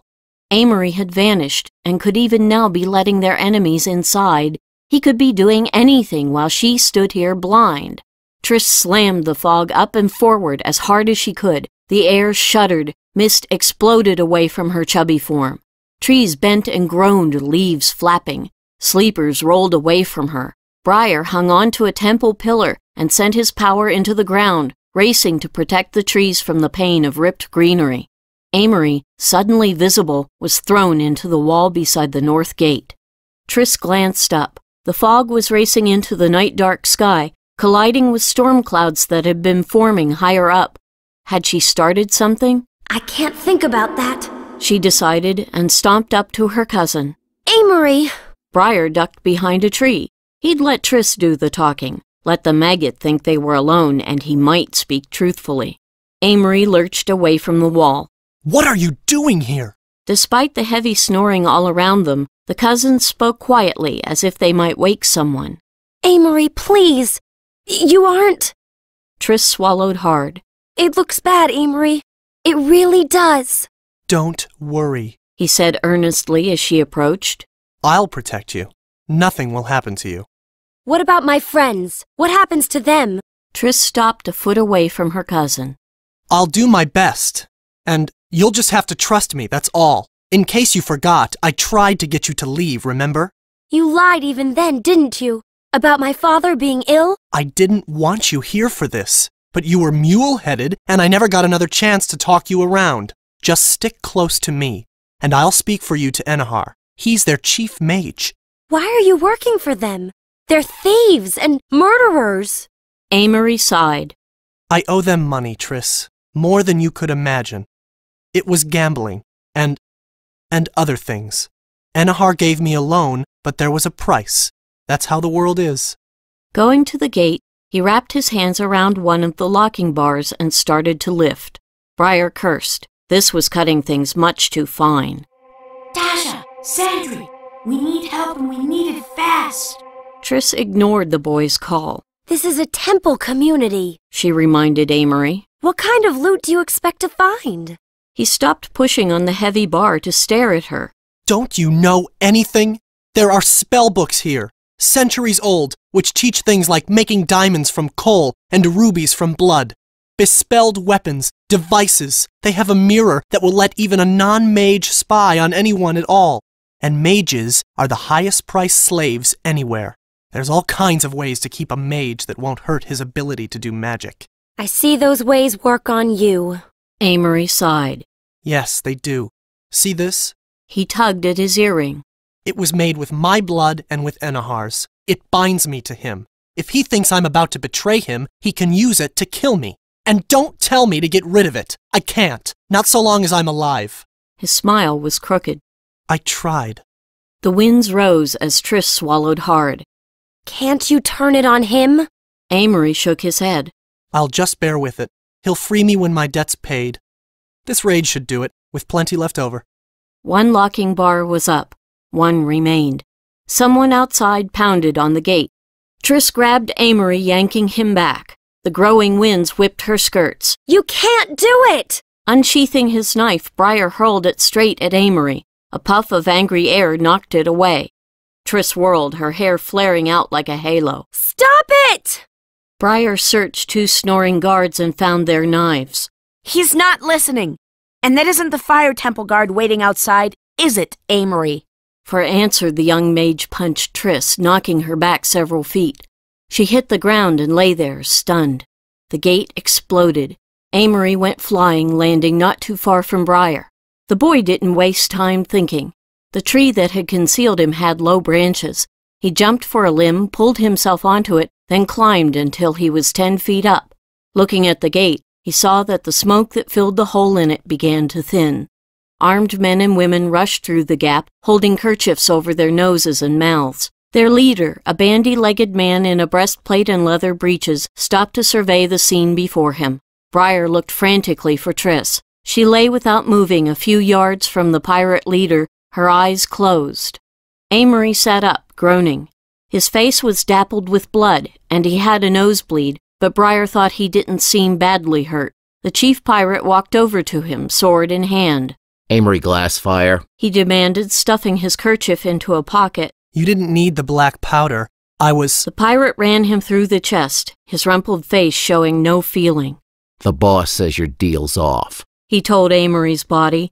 Bracing himself with a foot on the dead youth's chest, he dragged his blade free. Briar held very, very still. If the leader glanced up, he was dead. Instead, the little man looked at the people who followed him. Start killing. We don't want him at our backs later. Briar gulped and closed his eyes as first one sword bit, then another. He'd seen cold customers in his time, but to murder people in a drugged sleep? Hail dropped like an avalanche, pummeling and bruising. Briar screamed with his own pain and that of every green thing under that hard fall. It ripped leaves to shreds, stripped twigs from branches, and left bruises on every inch he couldn't protect. It stopped as suddenly as it began. Below, the pirates huddled on the ground, cloaked in white, like everything else he could see. Rising, they shed hailstones like diamonds. They staggered when they tried to move, dizzy from the pounding. Where did that come from? Get some torches out of the temple, now! The sleepers began to stir. The hail must have roused them. Triss lurched to her feet, coughing and retching, half bent over from Amory's blow and her fall. The leader advanced on her, sword at the ready. Silver flickered in the air, tracing a rope-like line that coiled around the pirate's neck. He jerked back, fighting for air. The temple warriors lurched to their feet and attacked the still-numb pirates. Briar climbed down as Daja and Sandry ran around the corner of the temple. Sandry flicked her magical rope, throwing the pirate into the air. She didn't wait to see where he came down. She and Daja came to help Triss instead, reaching her at the same time as Briar. The four clung to each other as fighting raged all around them. Taking deep breaths, they surrounded themselves with a wall of sheer power, made like a net with their interwoven magics. Warn someone, croaked Triss, swaying. Where's Amory? We told Lark and Nico, replied Sandry, hiding her face as a pirate killed a novice close by. Amory? Triss asked Briar. He shook his head. If she hadn't seen, he didn't want to be the one to tell. The air filled with a powerful glow that made even their magical barrier turn dim, leaving no shadows, no area where mischief would be worked unseen, no place to run. That was Nico. Frostpine and Lark revealed their presence when cloaks, necklaces, bracelets all came to life, twining around pirate arms and legs, tripping and rapping, hobbling. Swords jumped into the air on their own, to come down hilt first on pirate heads. Within seconds, the invaders were disarmed and surrendering, their hands in the air. The attack was over. Lark, Frostpine, and Nico approached the barrier, and the children let it down.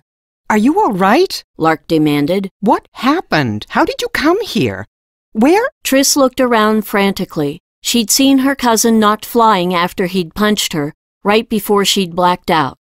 Amory lay near a giant tree that had lost all its leaves. Moaning, she went to him, streaming tiny lightnings as she ran, making the air hiss as she passed. Putting her ear by his open mouth, trying to hear him breathe, she rested a hand in the middle of a huge soggy patch, just under his breastbone. It came away almost black in the overbrilliant light that Nico had made, black and rippling with tiny sparks. Speechless with horror, she stared at her cousin's face. He stared back, dark eyes wide and unblinking, looking not so much terrified as surprised. Triss began to rock, small bits of lightning jumping from her to him. She wanted him to wake up. She wanted him to stop scaring her. "How dare you hit me!" she cried and pummeled him. No one wanted to touch her. Even Nico was reluctant to venture near the fiery darts that played around Triss. Sandry was just as afraid as anyone else. Triss was scary now. She was also in pain. Afraid or not, Sandry couldn't let that continue. Making herself take first one step, then another, she approached her friend. Steeling herself to actually put a hand on Triss's shoulder was a little harder, but she did it. The lightnings played around her hand, tickling her skin. Her hair struggled to rise out of its braids. Triss looked up at Sandry, her eyes red and puffy. Then she took a deep breath and held it. Releasing it, she breathed in again. The lightnings faded, then vanished. With a sigh of relief, Sandry put both arms around her friend. It was for money, Triss muttered into Sandry's nightgown. He said they enslaved him, but he didn't seem to mind. He was going to let people die for gold. Dodja and Briar heard this as they came over. That's what Jishan do, said Dodja grimly. Sandry and Briar tugged Triss to her feet and turned her away from Amory's body. Let's go home. I think it's for the best, Nico said quietly. There's a lot of sorting out to be done here. He had come over to talk to them by himself. Lark was helping wounded dedicates to the temple steps. Frostpine and a dedicate in red were rounding up all of the prisoners. I'll speak with you later. Moonstream and Skyfire, too, in all likelihood. For now, you should go. We need to get this gate repaired, he said loudly, walking toward the dedicate working with Frostpine. Dodja tugged on Triss's arm. Leave him, she said, meaning Amory. He would have made slaves of us all. Triss shook her off gently. Kneeling, she unclasped the earring from her cousin's flesh. Then she let her friends lead her home. Even there, she had little peace for the next 2 hours.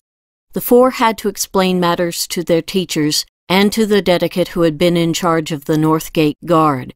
From the dedicate guard, they learned that the spell net that protected the temple walls had been left inactive on the North Road, so nearly 50 villagers could reach Winding Circle. Now the guard suspected that the villagers were dead or enslaved by the pirates, who had come ashore and made their way around Winding Circle's protections to seize just this chance. The story was told again, after a groggy Moonstream and Skyfire examined Amory's belongings. By then, Triss had heard Briar tell of Amory's death. The mist that she had blown out of the northern part of Winding Circle had returned. When she heard the clock tower's fog-muffled bells strike 2 in the morning, she retreated to her room to sleep.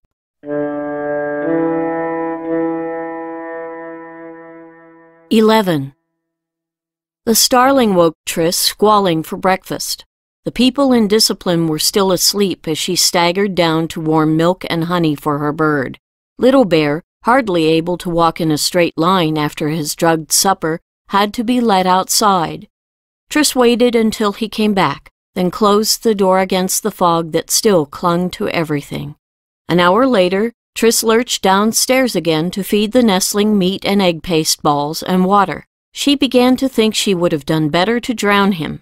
Any worries she had about making him ill through ignorance had evaporated. No dying creature possessed such lungs.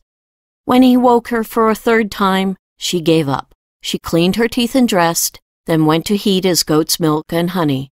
There were signs that someone else had been up, made tea, drunk it, and gone. Sticking her head into Lark's workroom, she saw that both Lark and Nico were missing. The chair bed and the pallet on the floor were empty. Stopping now and then to feel Amory's earring tucked into a skirt pocket, Triss drew water from the well and set it to boil. She washed the juice and teacups left by their after-midnight visitors, started the porridge, put more tea water on, and dusted the main room. She lost herself in small chores, keeping grief at bay as well as she could. At last she made herself enter the room he had borrowed from Sandry. Moonstream had taken his magical possessions and journal for examination, but his clothes and books were still there.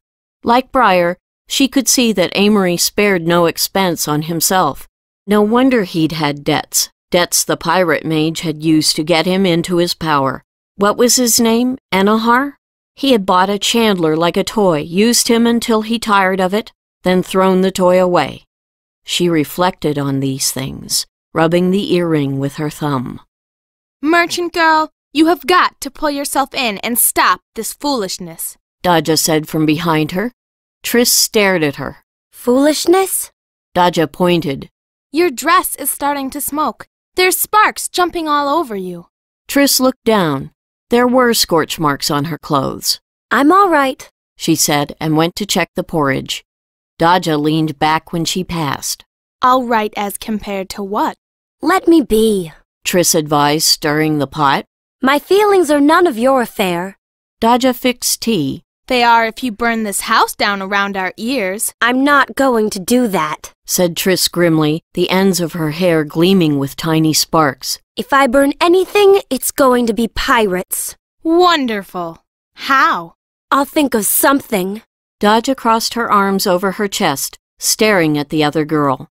Well, if you think of something, I might help. Might. Help what? Yawning widely, Rosethorn came out of her room, shutting the door behind her. Is there any tea from last night? There's fresh. It just has to steep a little more, said Dodja. Rosethorn nodded and lurched out the back door to the privy. Taking her spoon from the pot, Triss faced into the draught that blew in through the open door and sniffed. The wind had risen and changed, coming now out of the south. It was prodding the fog. Reaching out with her mind, she found a tiny bit of magic in it, something as faint as the scent in a long-dried rose. Wind's turning. It'll blow off the fog. Dodja frowned. She didn't like the sound of that. It's almost like there's magic in it, but it feels really strange. There were no odd sparks playing over Triss's skin or hair now, no small lightning bolts playing across the spaces between her fingers. Hesitantly, Dodja rested a hand on the other girl's shoulder, expecting a shock. She was relieved when it didn't come. The contact brought their magics together. She saw what Triss meant. She could even guess the explanation. I think maybe some people untied a Bajili knot, one that Mamander's tied south winds into. It feels like Mamander work anyway. So you traders really will sell to anyone, won't you? Growled Triss, yanking out of Dodja's hold. Even filthy Jishen. I don't hear you when you cluck like a cack. And I doubt it. Dealing with pirates gets you executed by your own crew. I bet they took the Bajili from traders they killed. Triss started to argue, then let the harsh words go. Dodja was probably right. Why pay money when you can take from the dead? A screech burst out of the covered nest on the table. Her charge was ready to eat again. Rosethorn, coming back from the privy, stuffed her fingers into her ears and retreated to her room. No one kept the schedule that morning, but the chores got done. When Briar had finished the breakfast dishes, Rosethorn took him to view the greenery around the north gate, with an eye to fixing the damage from the hailstorm. She was careful not to look at Triss when she mentioned it, but the girl blushed and shrunk in on herself anyway. In daylight, she could see bruises on everyone, even herself, marking the areas they hadn't been able to protect from the tumbling ice chips. I didn't mean to create hail, she muttered to Dodja and Frostpine as she settled at the table. They were putting out the things they would need to work on the spell net: coils of wire, bits of mirror with metal loops on the back, pieces of the old spell net, pliers. It did a good thing. It slowed the pirates down and helped those who were drugged to wake up. It probably saved our people's lives, and yours. See how this works, Dodja? Use the wire to create new squares of net. Start with the edges of the old net and build out from it. For the plain joinings, where you aren't putting a mirror, just twist the strands around each other 3 times. Where you want to put a mirror... He showed her how to do it, giving 2 metal strands one twist around each other, threading one through the loop on the back of each mirror, and giving them another twist.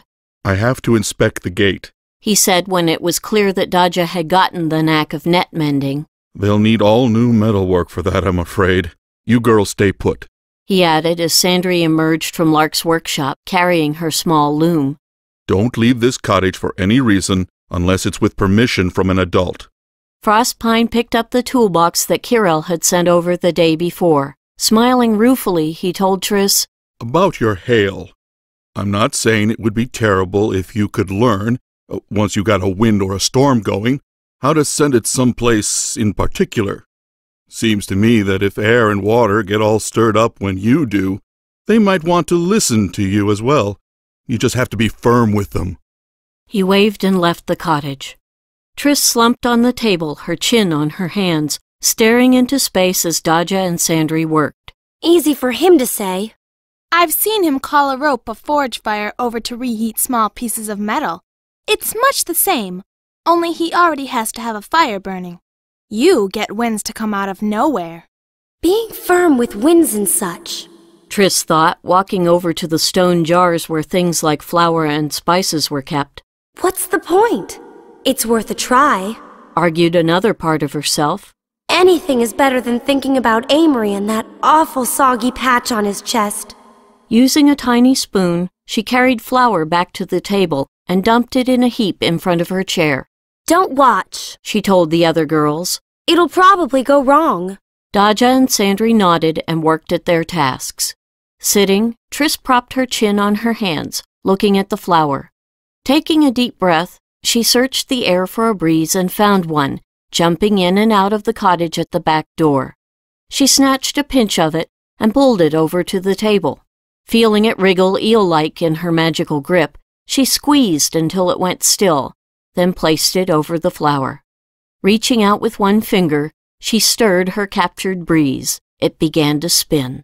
Keep going, Triss ordered it and gave her finger another twirl. The breeze reached into the flour, drawing it up as it spun. Now it could be seen, a thin cone of white that whirled like a top, its point set firmly in a shrinking mound of flour. At last Triss flicked all of her fingers at it, pushing it across her end of the table, away from Dodja and Sandry, until it reached the edge. With a twitch of the hand, Triss called it back. It spun in front of her briefly, then collapsed, leaving a spray of powder as its remains. Maybe a bigger wind holds the shape longer?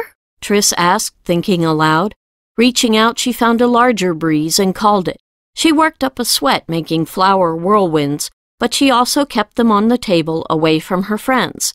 That was a start, at least. She finally stopped fooling with the air when her nestling informed everyone, that he was ready for another meal. An hour after midday, Triss checked the fog. It was almost gone, shredded by the winds from the cove.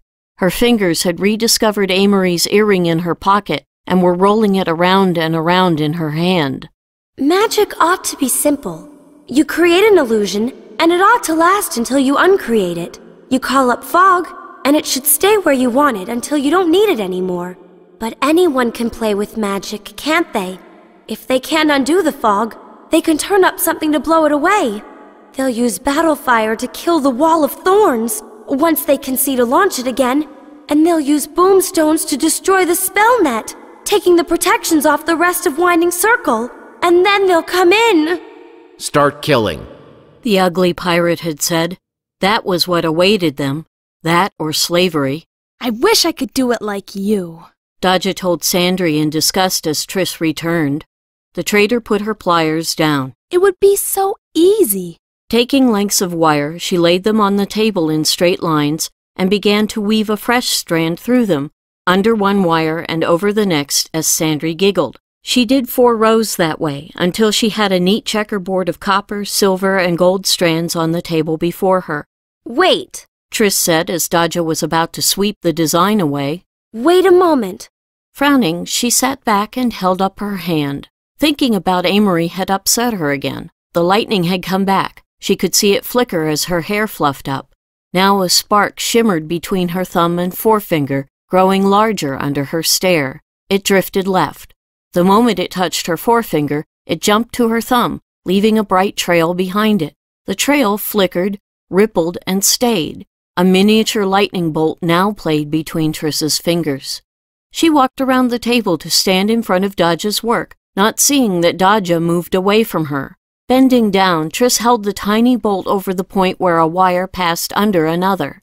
Strike, murmured Triss, drawing on her magic. She pointed just as she had with the small whirlwinds. The lightning was more difficult to handle. It kept trying to jump free of her control.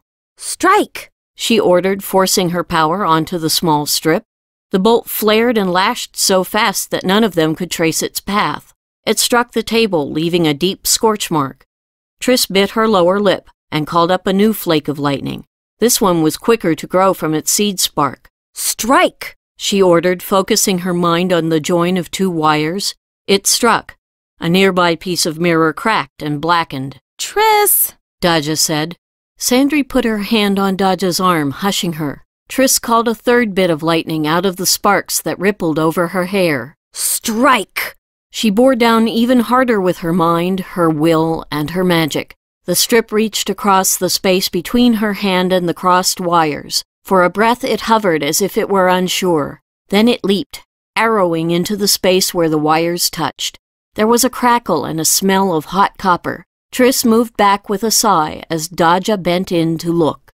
Oti, log this, Dodja whispered to the traitor goddess. The pair of wires were fused as neatly as if she had pressed hot iron against them. Sandry clapped.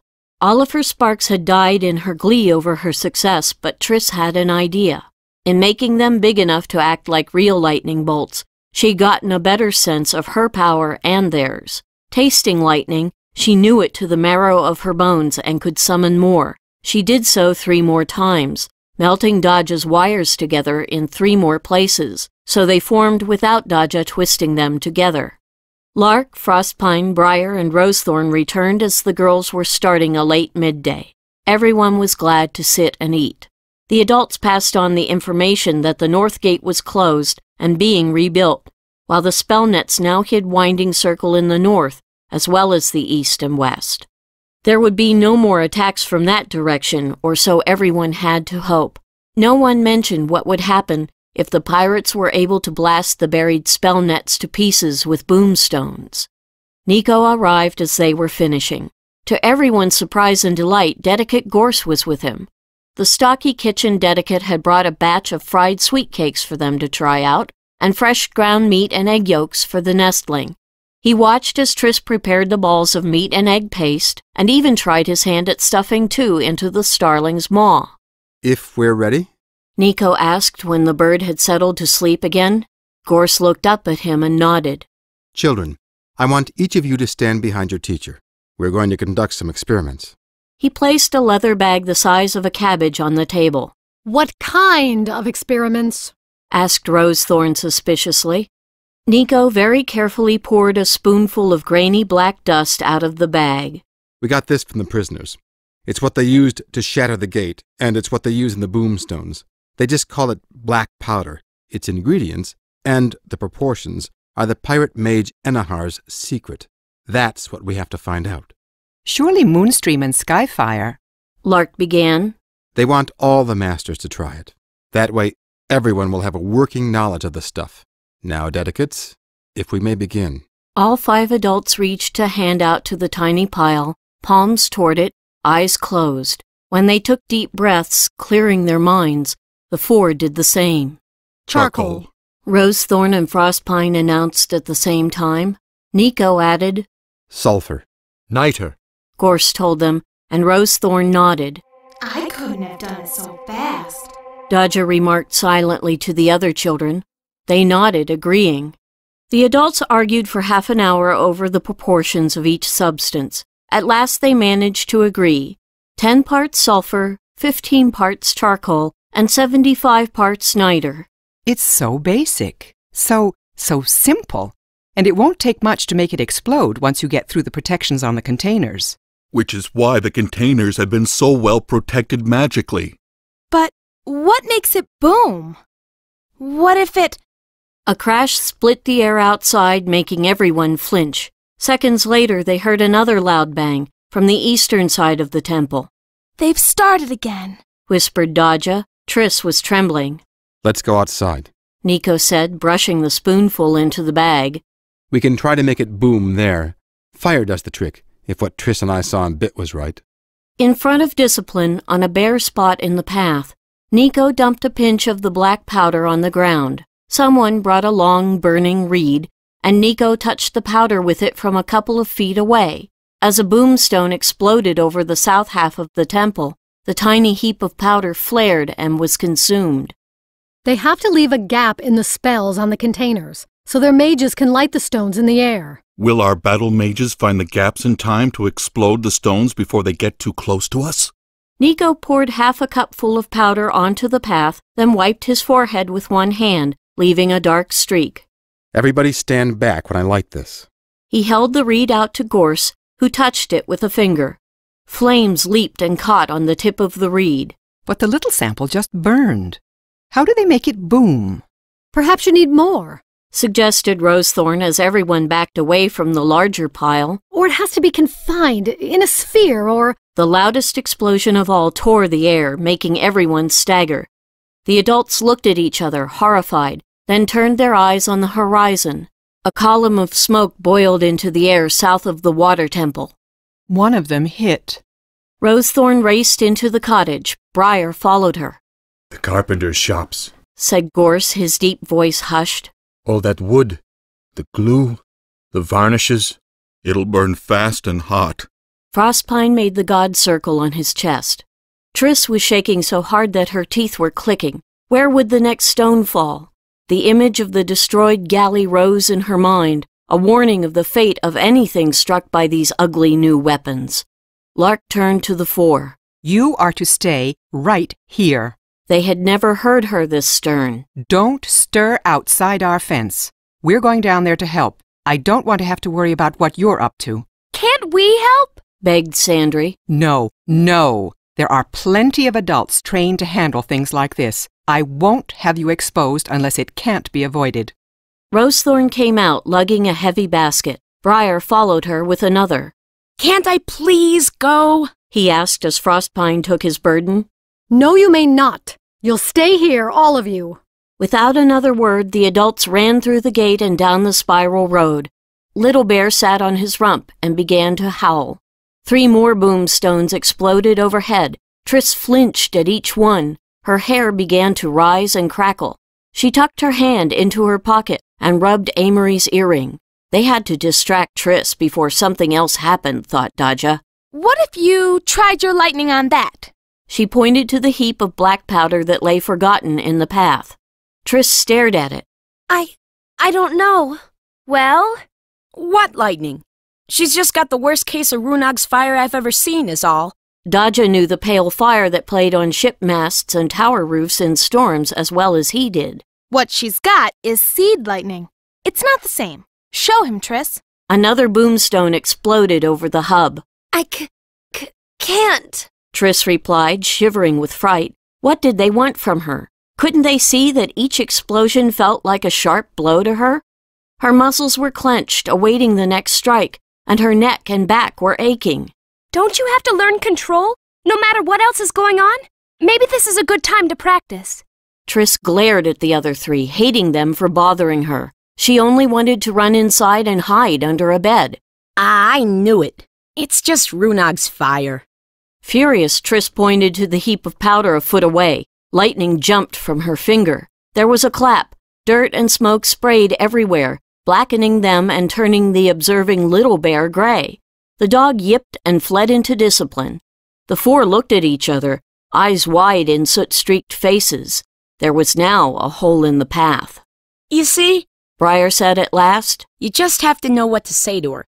You! Triss snapped and pointed at him without thinking what might result. Briar grabbed her arms hard, shaking her as lightning sparks raced over his hands. Don't you ever do that, he whispered, his eyes burning into hers. Don't you ever! If you're pointing as a weapon, then don't you point less you're ready to kill with it. You understand, you witless bleeder? He was so frightened he didn't know where his shakes ended and hers began. Nico's right. He let her go and pushed her away from him. We've got to learn control, and you most of all. I'm sorry. Triss's eyes were spilling over, but she made herself look Briar in the face. I'm sorry. I wouldn't ever. Sandry put her arms around Triss's shoulders. We can't just act without thinking anymore, Triss. They've been trying to teach us that all along. I guess if we're mages, we can't exactly be kids, can we? She asked the other 2. They shook their heads. Briar knows you would have been sorry after. After I was a nice crispy roast just off the spit. Triss hid her face in her hands. Enough! She got the point. Don't bully her. I'm a scared bully, thought Briar, stuffing his hands into his pockets. And I want to be sure she's scared. Scared enough to think next time. Triss yanked out of Sandry's hold and ran up to her room. Briar went to examine the miniature pine tree that sat on his window ledge, letting the shack-and's years and plant calm steady his nerves. Checking the dirt in its shallow basin, he decided it was a bit dry and went inside for water. Daja and Sandry stayed where they were, staring at the hole in the ground. What do you suppose her reach is, with lightning? Could she hit a boomstone? Sandry tugged one of her braids. I don't know. Remember the day we all first met? Lightning struck a tree outside administration when we were there. I think that was her. She was angry. I could tell the moment I laid eyes on her. And she wasn't excited by lightning hitting so close to her. But it was stormy that morning. This lightning just seems to cling to her. It's not part of a storm. It might not reach as far. But when she holds onto it, it grows. Remember? It starts as a spark. Then she holds it, and it grows into a strip. Daja scuffed at the dirt around the hole. I think we should find out how far she can send it. Sandry bent down and petted Little Bear, who had crept out of the house again. I think you're right. The safest place looked to be the lee of the northern wall beside Discipline.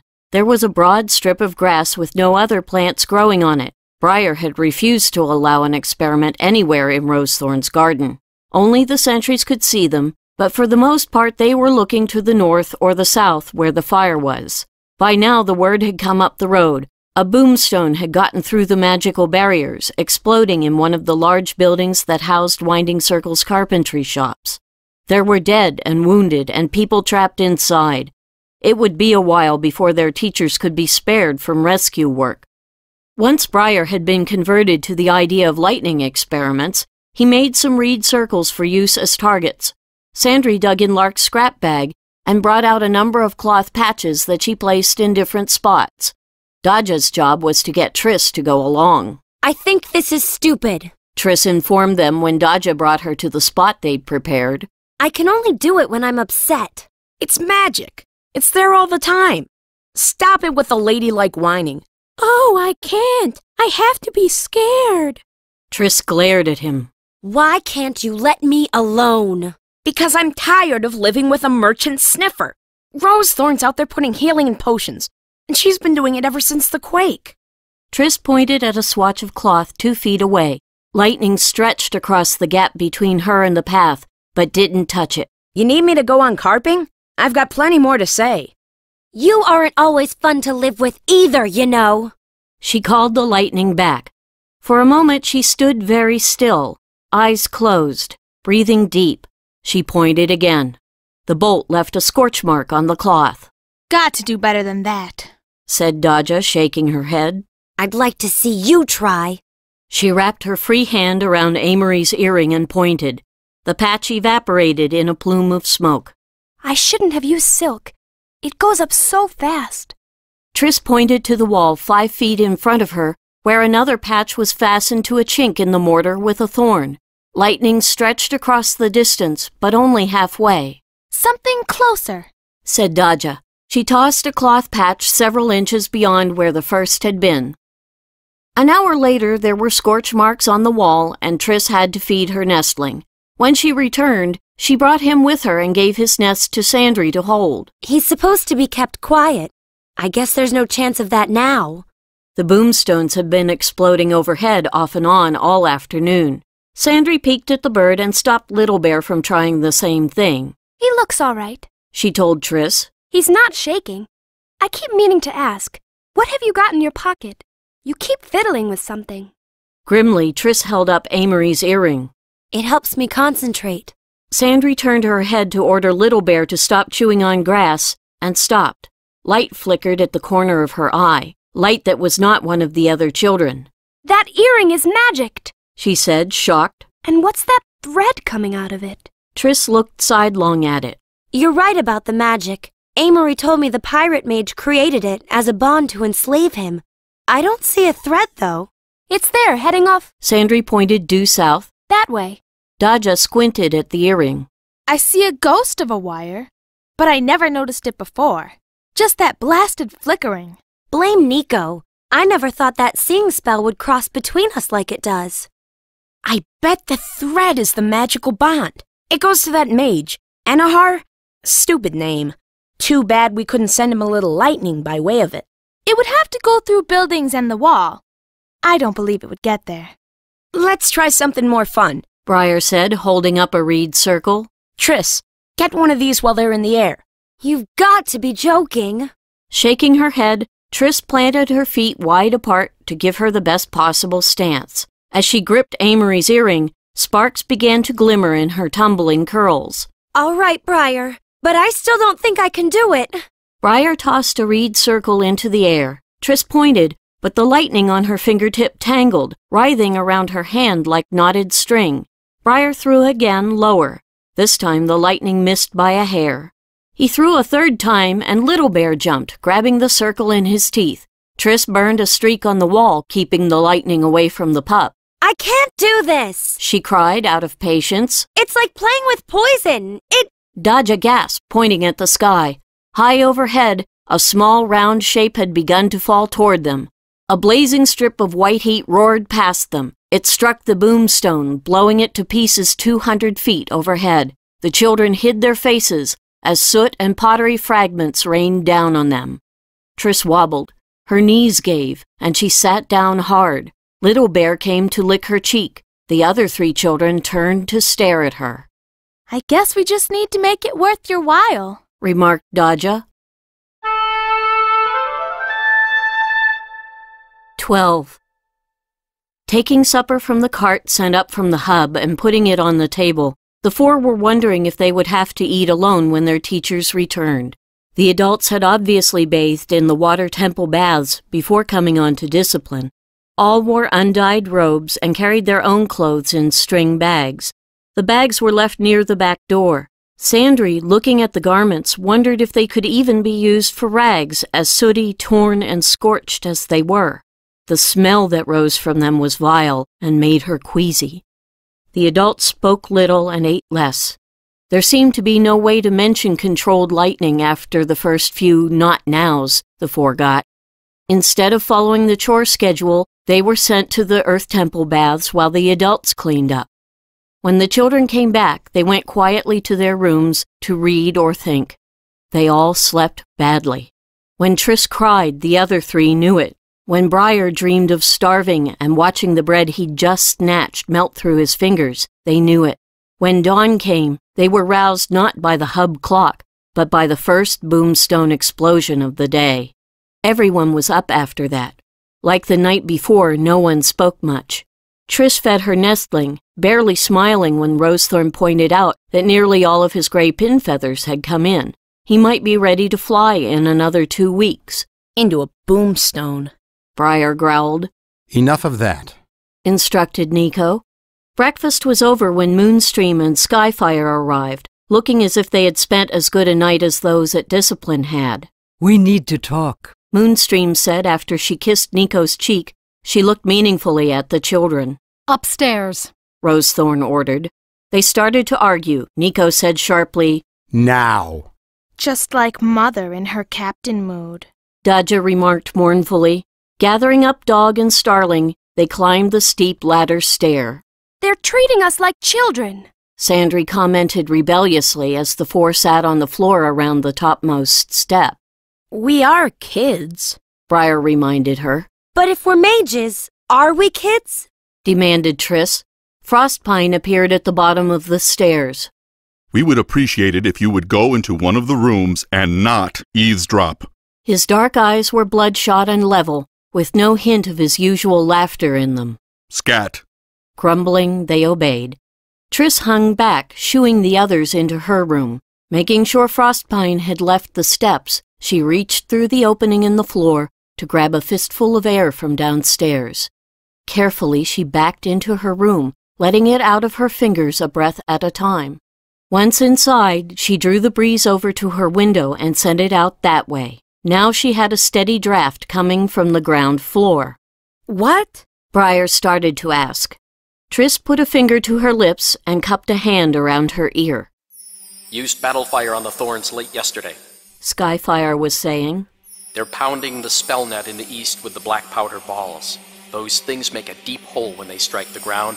They're blowing the spell net apart, working their way in. 2 more days, and they'll be at the East Gate. And even though we found out how their black powder works, there's no guarantee some boomstones won't get past our mages. They'll throw as many as they can over our walls.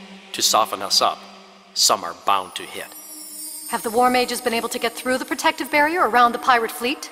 They've thrown all they have at that cursed thing. Nothing gets through. Water mages say it goes to the floor of the sea. He's got the barrier salted with mage traps. That was Nico. He really likes to use other mages' power in his work, this Anahar. The 4 looked at each other and moved closer together for comfort. What of the Navy? Lark wanted to know. No word, the Duke says. They may come, they may not. You need to evacuate the children. We can take them to Summersea through the hidden ways. A load of the worst sick and injured are going at noon. No! Cried Sandry, eyes blazing. Absolutely not! Triss and Dodja shushed her. From below, Nico called, "What's going on up there?" Briar went to the door. We're just frisking like little captive lambkins. There was a crack of laughter from downstairs, Skyfire perhaps. Frisk quietly. Briar stepped back into the room. They are not sending me to my uncle. Sandry thrust her chin out as far as it would go. I won't leave. Is that what evacuating means? That's what it means. Triss's face was dead white. Small lightnings crackled all over her hair and dress. Winds stirred in every corner of the room. They can't send me away again. They can't! Another boomstone exploded in midair. Triss flinched. It'll get you away from that. And what'll be here when we come back? None of them could answer. Pirates killed my favorite cousin. Now they're going to drive me from the only place I ever felt welcome? I'm done with being pushed around by the likes of them. Going to the window, she sat on the ledge and swung her legs outside. She would go up on the wall, she decided, and throw lightning at them until it killed her. Sandry lunged and grabbed her. The lightnings prickled but didn't hurt. Let me go! Snarled Triss, fighting. Dodja came over to help. Listen to me! Listen! Sandry talked low and fast, trying to hold Triss's attention. You want to fight back, and that makes perfect sense, but you can't do it by yourself. Haven't we all been hurt? This is our home too, the best we've ever had. Triss was still trying to wriggle out of their hold. You need our help. Listen to me, are you listening? The roar of a boomstone shook the rafters. Let me go. She's right, Dodja insisted, dragging her inside. Listen to her. All 3 girls tumbled onto the floor with a thud. Sandry's and Dodja's hair fought to rise out of their braids. Briar listened at the door. The adults seemed to be too deep into their talk to pay attention to them. We won't be allowed on the wall, he pointed out. We don't need their permission. She had given up on reasoning with Triss and was now sitting on the redhead's stomach. Remember the other night? How we protected ourselves at the North Gate? I can do that. I can keep anyone from touching us. I don't want to go. If the pirates took this place, if they hurt Lark. She looked away, blinking eyes that stung. The lightnings had slowed down, but now they climbed on her and Dodja just as they did on Triss. Must be more light than heat, Briar thought, looking at the girls. And isn't that just as well? Or Triss would cook anyone who came near her. I don't think I could bear it if Winding Circle fell. I can be a bellows and blow people away from us. Or I think... She halted, turning something over in her mind. Let me up. I won't climb out the window. Promise? Promise. Sandry and Dodja rose to their feet. Little Bear got in a few licks before Triss could stand and take her face away from his tongue. Briar eyed Triss suspiciously. He didn't like the stubborn set of her mouth. Her lightning seemed thicker, so did her hair. You look like a bush, Triss grumbled. Seizing a long scarf, she wrapped it around her head and tied it tightly. Past the cloth, her curls still rose to fan out, but at least she didn't look so odd. What about their magic barrier? She asked, sitting on the bed. You heard Skyfire. We can ram through. They're always telling us how much stronger we are when we hook up. I wish we had the string, though. You sure we need it? We did all right at North Gate. Maybe we just thought we had to touch it. I have to use the privy. I had too much juice. If they'll let you down there. Triss smoothed her skirts. Her lightnings had faded. I have to go. I'll be right back. Don't make plans without me. I want to get these Jishen. She brushed past him and trotted downstairs. If Sandry protects us, and if I get near the ships, well, tell us. When Frostpine and I did the harbor chain, he made the chain rise in the air. I'm pretty sure I remember how. It was one of many things burned into her mind when they had magicked the chain so hard and so fast. I think I can get metal to pull out of whatever it's attached to in a small area. Maybe even drag nails from their moorings. I'll find something to do. There's always getting seaweed to foul their oars. And if Copper Curls can use her lightning, we might be able to make these turret eaters back off. They discussed their plans for a few more minutes. Briar was the first to realize that, for someone who promised to be right back, Triss was taking a very long time. Wait here, he told the other two. He swung out of the window, letting himself drop to the pillows on the roof of Rosethorn's shop, where Triss had planned to fall. He landed with little more than a bump, just as another boomstone exploded. Carefully, he dropped to the ground. They waited nervously as he trotted around to the privy. Within moments, he was back, scowling furiously. She's gone, he mouthed. Help me down, Sandry told Dodja, tucking her skirts between her knees. She sat on the windowsill and swung her legs outside. Dodja lowered her as much as she could until Sandry was able to drop lightly to the workshop roof. On her jump to the ground, Briar was there to catch her. Dodja wasn't about to risk the thump the adults would hear if she dropped. Running into the attic, she got a coil of rope. With a few quick twists, she secured one end to Triss's bed. Clinging to the rope, she lowered herself to the ground. Where would she go? Briar asked when Dodja arrived. They trotted away from the house, coming out of the gardens and onto the grassy strip on the inside of the wall. There's sentries all over the wall. From the cottage behind them, they heard the first bark. Little Bear did not like to be left behind. Maybe she'll keep them off with lightning or the wind. You know how she is. They might not know the lightning she wears doesn't hurt. Wait, Sandry told them. She closed her eyes and held out her hand, palm up, wriggling her fingers. I feel your thread, Dodja, and Briar's. She closed her hand and opened her eyes. She's headed for the south wall for certain.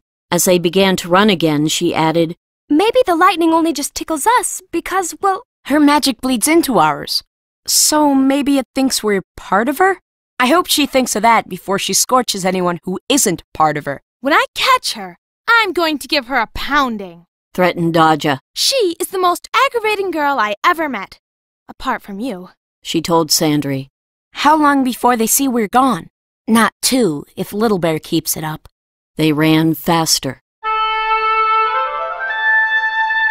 Triss did not run. She was too fat, and it would be silly to reach the wall too winded to climb to the top. She walked quickly. Her friends might just follow. Tramping through the grass beside the wall, she worked her feelings to a fever pitch. Emotions were the key to her power to damage things, weren't they? She remembered her parents' faces when they told a perfect stranger at Stone Circle Temple that they no longer wanted her. She remembered Uriel taking her books when the chores weren't done as well as she demanded, and dormitory girls taunting her about her looks. She remembered winding circle boys who called her fatty and made pig noises at her. The winds came to her, whipping her clothes and wrestling the lightning for her hair. They tugged her this way and that as she mounted the stairs a few hundred yards from the south gate. Get out of here! Cried a guard running toward her. It's not safe! A billow of wind struck his chest, knocking him down. Stay back! I don't want to hurt you! He got up and advanced. She sent the wind at him again, strengthening it. It pinned him to the wall. Glancing to either side, Triss saw more guards take notice. They were coming to their comrades' help. Behind them, further down the wall, mages were looking to see what the trouble was. She had to keep everyone off her. Using winds on them cost her little. She only needed a dab of magic to send them where she wanted, since the winds were already here. Working them was distracting, though, and she couldn't afford distractions. Once Nico had told the four that, when things were difficult, they could open their minds and let the magic guide them. Triss did so now, looking to see how she could work uninterrupted. The image of a circle bloomed against her closed eyelids. Rosethorn and Lark had created magical circles before to keep magic in. Who was to say they couldn't be used to keep people out? She dragged her fingers through her hair, collecting a palmful of sparks. A quick glance around told her the mages were now advancing with the guards. Swiftly, she worked the sparks with her free hand, ignoring the needle-like pricks the bits of lightning gave her as she shaped them. Pointing to the walkway before her with the hand that held the ball of sparks, Triss began to turn, drawing a circle of lightning. Its fire streamed down, burning where she placed it, until she closed the circle. She was now fully enclosed, with a good 2 feet of room on either side. Twitching her fingers, she raised the fiery circle until it made a wall over 5 feet high at her back and sides. Before her lay the top of the wall and the cove. Now she could get to work. Triss grabbed 2 fistfuls of wind. She twisted them around each other, following the lessons taught by Lark and Sandry. Spinning made weak fibers into strong thread. Finished, she backed up to the inner edge of her lightning circle and stood her wind thread at its center. Grimly, she twirled her finger clockwise. The wind began to whirl. Bit by bit, it drew in pieces of other winds, growing taller and wider. When it was of a size to crowd Triss out of the circle, she sent it into the air and let it touch down in the blanket of thorns on the other side of the wall. Twigs and sticks fought their way up the growing funnel as it ate vines, becoming a thorny kind of armor. Once Triss had fought and failed to make a water funnel do as she wanted, and it had been only 10 feet tall. Now, when her cyclone towered 30 feet in the air, higher than the wall on which she stood, she urged it up out of the brambles. Making shooing motions with her hands, she sent it forward. The moment it entered the sea, the funnel turned into a waterspout. It widened and continued to grow as it bore down on the pirate fleet. 10 yards or so from the closest galley, the waterspout struck the pirate's magical barrier and stopped. Amory! She growled to make herself angrier and slammed her creation forward. It sprayed against the glass-like wall, grinding at it. Amory and the carpenters and your poor slaves! Again and again she threw her creation at the barrier, without result. Now you know why you need us. Sandry walked through the lightning wall to stare reproachfully at Triss. You should have waited. Soldiers and mages clustered at a respectful distance from Triss's fiery hideout. It was easy for the other 3 to see who had gone closest to it. Their hair stood on end. Daja nodded gravely to them as she and Briar followed Sandry through the lightning. Triss stared at them, baffled. It didn't hurt you? It stings, said Daja, rubbing her arms. Briar took a place at Triss's side. You can't pound pirates without us. It wouldn't be as much fun. They'll know we're gone soon, pointed out Sandry. All 4 knew who they were. We need more than this circle to keep them from stopping us. This was the best I could do. Triss sent more winds out to help the waterspout, and smiled as the funnel got longer and fatter still. But we can do better.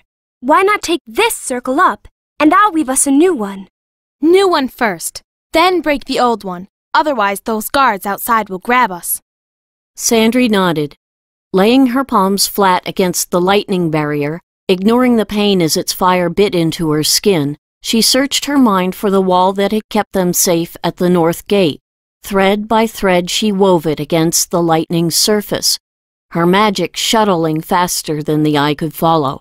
Her barrier rose around the 4, holding the same shape as the lightning wall. When it was complete, she took her hands away. It'll be stronger when we join. Triss closed her eyes, calling to her original protection. The lightning poured over Sandry's wall in a stream of white heat, to pool in the redhead's cupped palms. When she had retrieved all of it, she rolled it into a fiery ball and put it on the wall in front of them. Closing their eyes, the 4 joined as they had once done in the middle of an earthquake, to become one. Daja was not sure that she liked such closeness. Briar felt the same way. Sandry brushed them with soothing warmth, reminding them that it was just for the moment, then turned her attention to the moon-pale wall that she had built. Touching it with their strength, she made it blaze. Let's get to it. Not so fast. Weren't you listening? There are mage traps in the barrier. If we attack it, let's make sure we don't strike one. We don't even know what they look like. Just look at it. We've been seeing magic for days. Let's find out if we can spot differences in this stuff. Leaving their bodies on the wall, the four went to the magical shield. Sandry hunted for changes in its weave, Triss for storm centers, Daja for rust spots. From his long experience in climbing garden and house walls, Briar knew better than to trust his eyes. Bags always paid extra for spells to hide other spells. Flinging his mind forward, the ex-thief went over the silvery wall an inch at a time, poking it with a finger. Here, he said at last. And here and here. We don't have to look more. If we hit the barrier in the middle of those spots, we might break through. Let your water spout spin us together to make us stronger. When we come out through the top, we'll fly at that place. Briar left a dab of green fire to mark their target.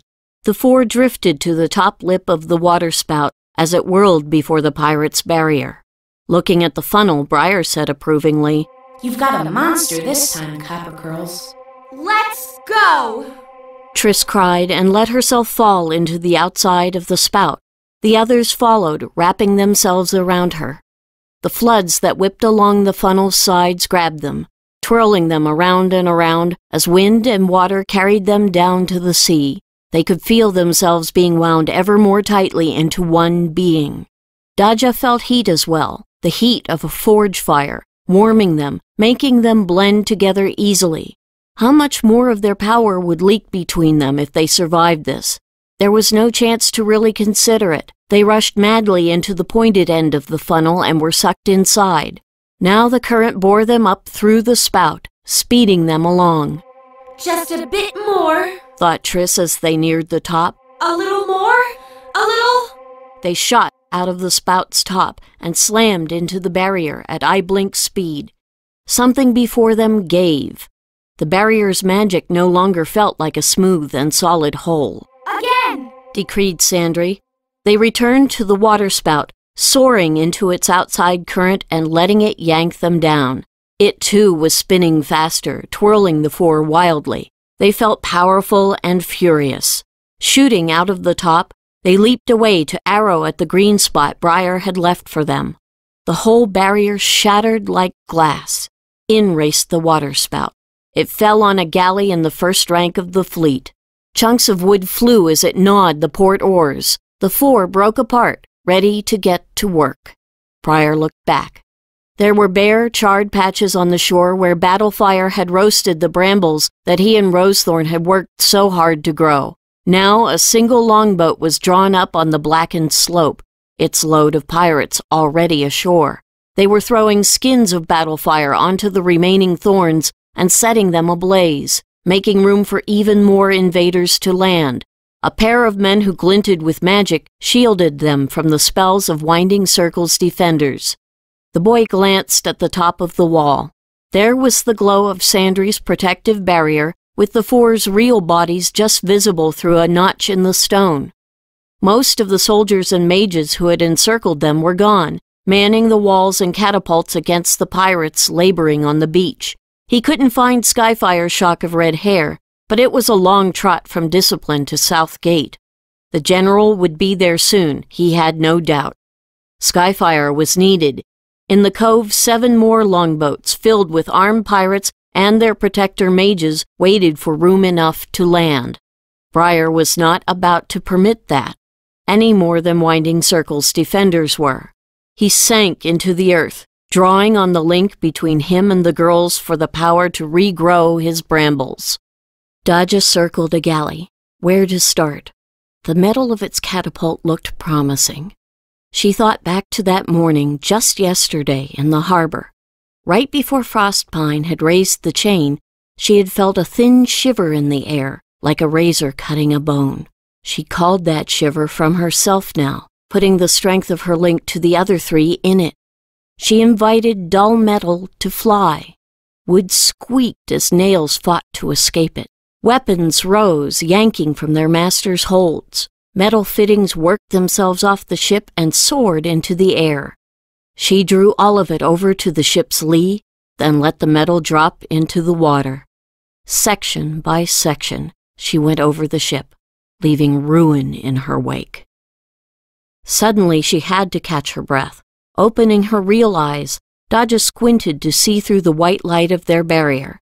Only a couple of soldiers remained just outside, keeping one nervous eye on the fore and the other on the shore below. The Southgate mages, led by Moonstream, defended the cove against a pirate landing party. Other initiates had moved into every spot along the wall that gave a view of the invaders. They knew the fleet's magical barrier was down. As Skyfire stalked to and fro on the wall, shouting orders and calling out targets, everyone who could throw fire or make ropes or chains come to life or pop lanterns from holders was at work. Invisible hands shoved raiders overboard. Oars on neighboring ships fouled one another. A galley exploded with a roar. Someone had managed to fire its load of black powder. Dodja returned to her part of the battle. A mage with a mirror-bright brass shield was deflecting firebolts away from his ship's catapult. She would see how long he could hold onto the shield. When the pirate's magical wall went to pieces, Triss summoned the lightning ball that she'd left near her body on the wall. Waiting for it, she looked the fleet over. Where was Enahar?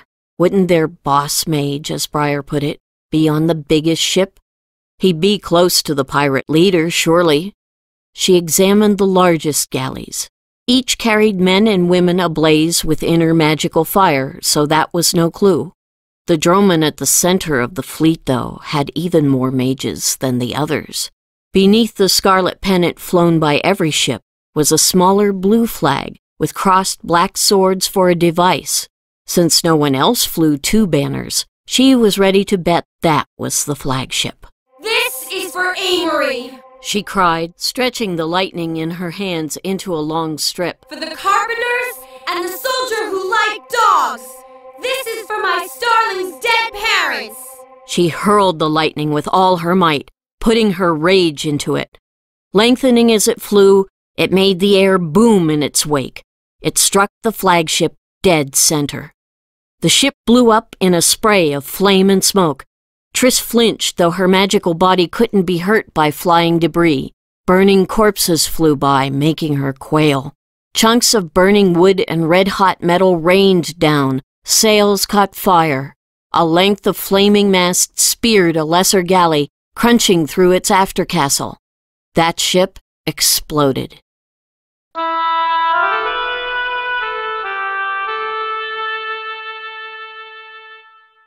"13. Triss fled back to her body. Serve them right, She thought, opening her real eyes. serve them right. They're just a bunch of murdering thieves. Reaching into her pocket, she drew out Amory's earring. It gave off the glow of magic to her eyes. That meant Enahar was still alive. If he hadn't been on the flagship, where was he? Sandry? The other girl opened her eyes and coughed. Clouds of smoke from the brambles thickened the air around them. Triss, that was horrible. They wanted to do it to us. I know you're right. Sandry shook her head. Pirates were vermin and had to be crushed. She knew that as well as she knew her own name. It was just hard to remember when they screamed. Enahar wasn't there. Triss showed her the earring. I need to find him, Sandry.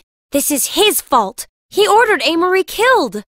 Help me track this thing to its source? Sandry nodded. Both girls closed their eyes and sent their magical selves out. They passed over a wide band of green fire where Briar and his thorns fought landing parties for possession of the cove. Under his direction, the vines lashed like whips, forcing the invaders back, as the smaller thorny plants stuffed themselves into any sleeves, collars, shirt tails, and breech legs. In the sea, Triss's waterspout prowled, clipping oars, sweeping people from decks, and eating rope as it swept to and fro. A copper blaze hanging over a droman was Dodja. She had called the anchor to her, and it came, rising inch by inch as it dripped seaweed and brine. Drawing it over the ship's midsection, she let it drop. It crashed through deck and hull as hard as a catapult stone. Water fountained through the hole as the ship began to sink. Triss looked everywhere, seeking the silver points that were mages. In places, their numbers were so many that their lights joined to form a single large blot. She kept losing the pale glimmer of the earrings thread among them. What kind of pattern is this? What's it for? It's huge, whatever it is. What pattern? Asked Triss, confused. You don't see it? Back on the wall, Sandry put an arm around Triss. How about now? The magical Triss rose higher over the fleet. Now that she was in physical contact with Sandry, the pattern was clear, even with ships drifting out of line or missing entirely. Magical threads passed from mage to mage. They were thin in places where the gap was extra large because they had lost mages, but the overall design still held. The pattern ended in a small ship at the rear of the fleet. Other threads led away from it to the west, towards Summersea. Triss knew that the mages in the fleet at the harbor were on the other end of those. Sandry touched the thread of Amory's earring, darkening it from silver to dark green, until Triss saw it clearly against all the other magics. It, too, led to that ship. All right? Thank you. On the wall, Sandry took her arm away. Try a little mercy? She asked, looking at the pirates and slaves who struggled in the water of the cove. Triss raced away. Sandry dropped, wanting a better look at the shapes created by the threads. Something was not right. She drew closer still, until she hovered over a ship where 3 magical lines came together. Gingerly, she touched their joining. Blackness wrapped around her eyes, her mouth, her arms. She struggled, furious, as something towed her magical self away. There was no getting free. In the distance, she felt the collapse of her protective barrier on the wall. Now anyone could approach their bodies. She could only pray that someone would, soon. Picking a fresh droman to work on, Dodja sent her power in search of metal. Here was something else familiar, a quantity of fine charcoal, like that she and Frostpine used in the forges. Boom dust, she thought joyfully. This ship appeared to be a stockpile for it. She narrowed her senses until she found the door the stuff lay behind. Silver light flickered over it, but there was nothing on the metal latch. If she just opened the door and bellows blew a lamp in there. Eagerly she touched the latch. An invisible net wrapped around her, bundling her up like a caterpillar in a cocoon. Her strength flooded from her veins. Where was her power going? What was stealing her magic? She tried to scream for the others, but her link to them was gone. They were running at last, the scum who wanted to enslave his friends. Briar, flying through a bramble tangle, wrapped a thorny vine around one of the slower invaders. Her mates cut the woman free, dragged her aboard their longboat, and shoved off. Briar let them go. The 4- and 5-foot branches of seaweed growing in the cove would grab their oars. Let them sit out under the sun without water until they burned like his poor vines had. He drifted among the sharp-edged plants, wondering what to do next. Something glittered, catching his eye. In the rush to escape his living needles, a pirate had dropped what looked like a gold medallion. It shimmered with a touch of magical fire. He guessed it was a protective amulet. At least it looked like other such amulets he'd stolen. If he hid it, he could lay claim to it once the pirates were gone. He had a feeling that would be soon. Their fleet didn't look so good anymore. Reaching down, he prodded the medallion. A sound unpleasantly like the slam of a jail door pierced his skull. Suddenly he was locked in place, unable to move or call out for help. Worse, much, much worse, his power was racing away, draining through a handful of once invisible threads that ran from the medallion into the fleet. His magic was fading. Without it, his plants withered. They collapsed. The way to Winding Circle was open to anyone who chose to row back, as the 8 longboats were doing now. Trissa's's flight toward the ship in the rear came to a smashing halt against a barrier of some kind. Backing up, she inspected it. Somehow its maker had hidden its magic. She twirled like a cyclone, narrowing her power to a fine point. Leaping at the barrier, she drilled her way through and continued on. She met another such barrier, and a third. They took even less time to penetrate than the first. Once she was over the ship, she reached back to her body and called the sparks in her hair. She spun them as they left the land, shaping them into a single length.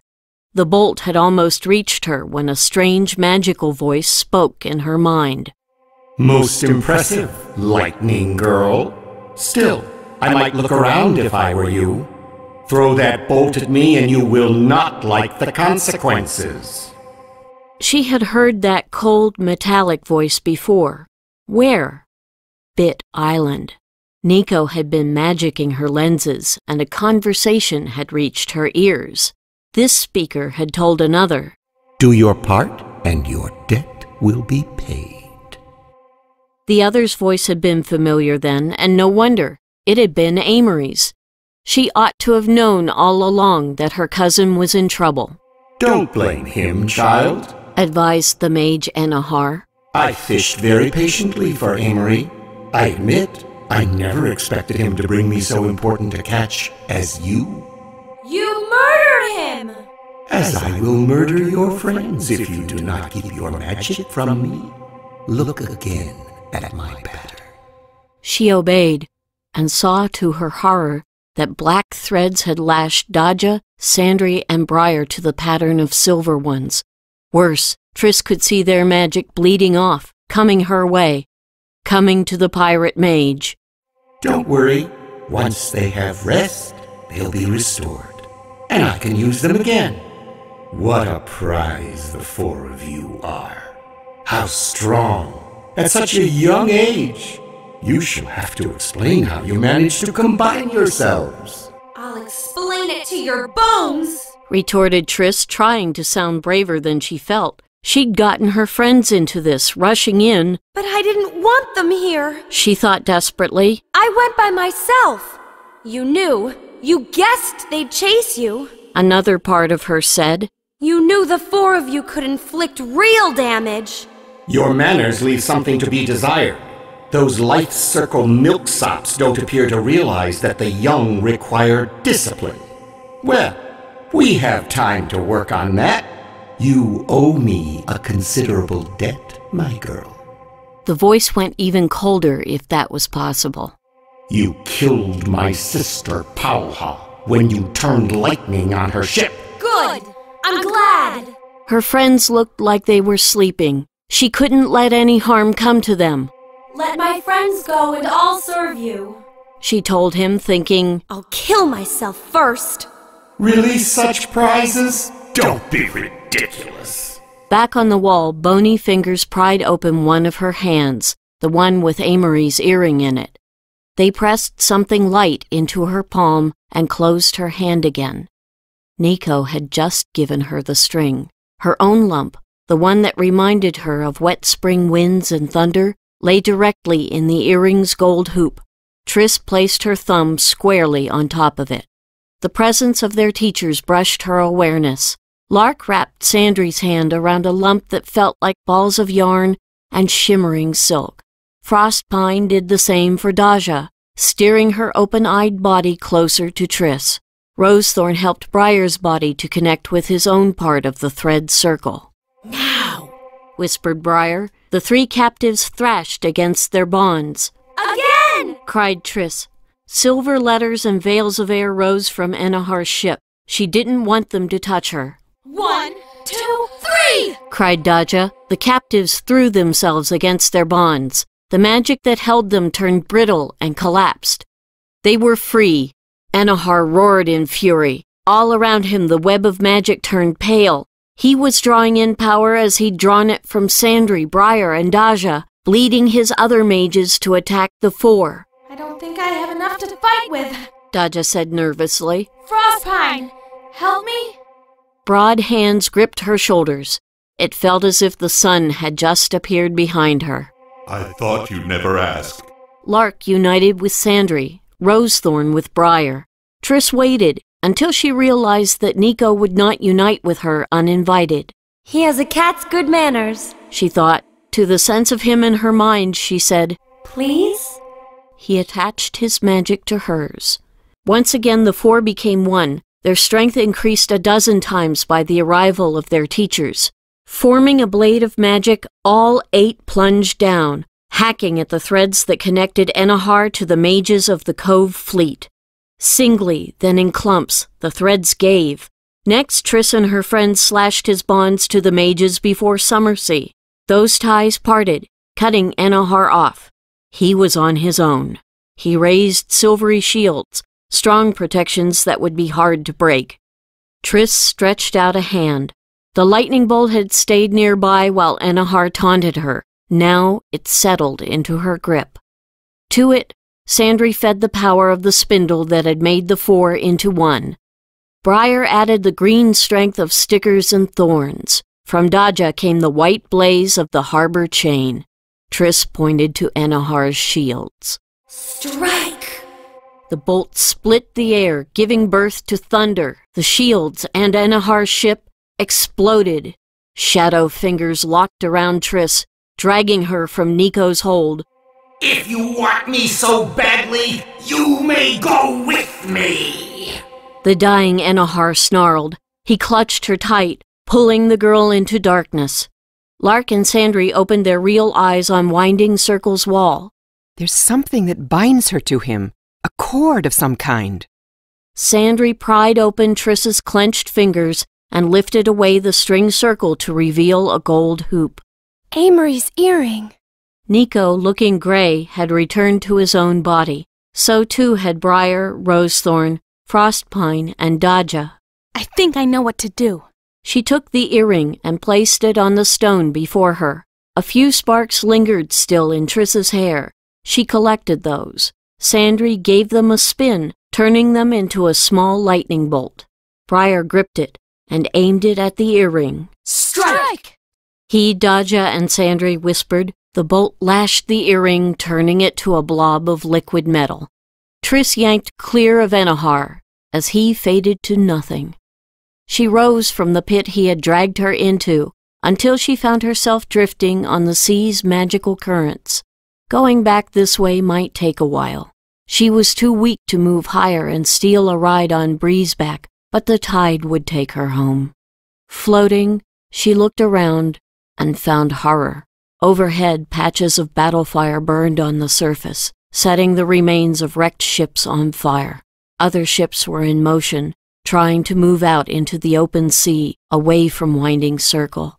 Bodies floated everywhere, tangled in debris, some of them in flames. The dead drifted in dozens to the sea's floor, weighted down by chains. Some of them were in pieces, some were burned. Some had been alive when they entered the water, and their faces were masks of panic. The galley slaves, she realized. They had no way to free themselves. How many of them had she killed? And how many were guilty of nothing but being unable to escape or fight back when pirates came to call? Power, Larks, found her drifting among the dead, and circling her like a net, it brought her home. She heard cheering and opened her eyes. The other 3 children caught her as her knees wobbled, and she staggered. What's the fuss about? She asked through lips that felt swollen. Up here she could see the wreckage, survivors, and far too many bodies. They had begun to wash up on the beach. I can't take any more, she thought, and closed her eyes. Look! Sandry eagerly pointed out to sea. Raising her head, Triss looked. It was the Emelon Navy coming down the peninsula. They had gathered as promised. The surviving pirates from the Cove fleet were doing their best to escape before the Duke's sailors had a chance at them. You'd better undo your water spout. It'll make the Duke mad if his ships are banged up. With the Navy's arrival, the deaths of their leaders, one fleet in pieces, and their wizards either directionless or in active revolt, The pirates waited for nightfall and fled. Some went directly into the Navy's grasp. Some got away. Duke Vedrus promised his people that, as soon as was humanly possible, he would launch a force against the Battle Islands to burn the pirates out. Everyone knew they would come back, as they had for centuries, but law-abiding folk would have a few years of peace before they did. For 2 days, the children did nothing but eat and sleep, except for Triss, who also looked after her bird. Even if she had been able to slumber deeply, which she was not, his shrilling would have roused her. Frostpine moved back to his room over his forge. Nico returned to his usual place. On the 3rd day, when she was up and around, Triss found Rosethorn minding her tomato plants. "I'm busy," the dedicate said crossly, tying a stem more firmly to its supporting stake. Triss wasn't as frightened by this greeting as she would have been a week before. "I'd like to ask a favor, if I may."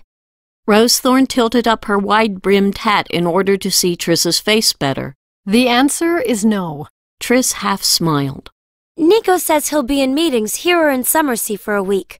I want to help at the infirmaries in the afternoons, until my lessons start again. They need people to fetch water and food and so on. The only way I can do it is if someone looks after Shriek." "Shriek?" "That's what I'm calling him, because he does."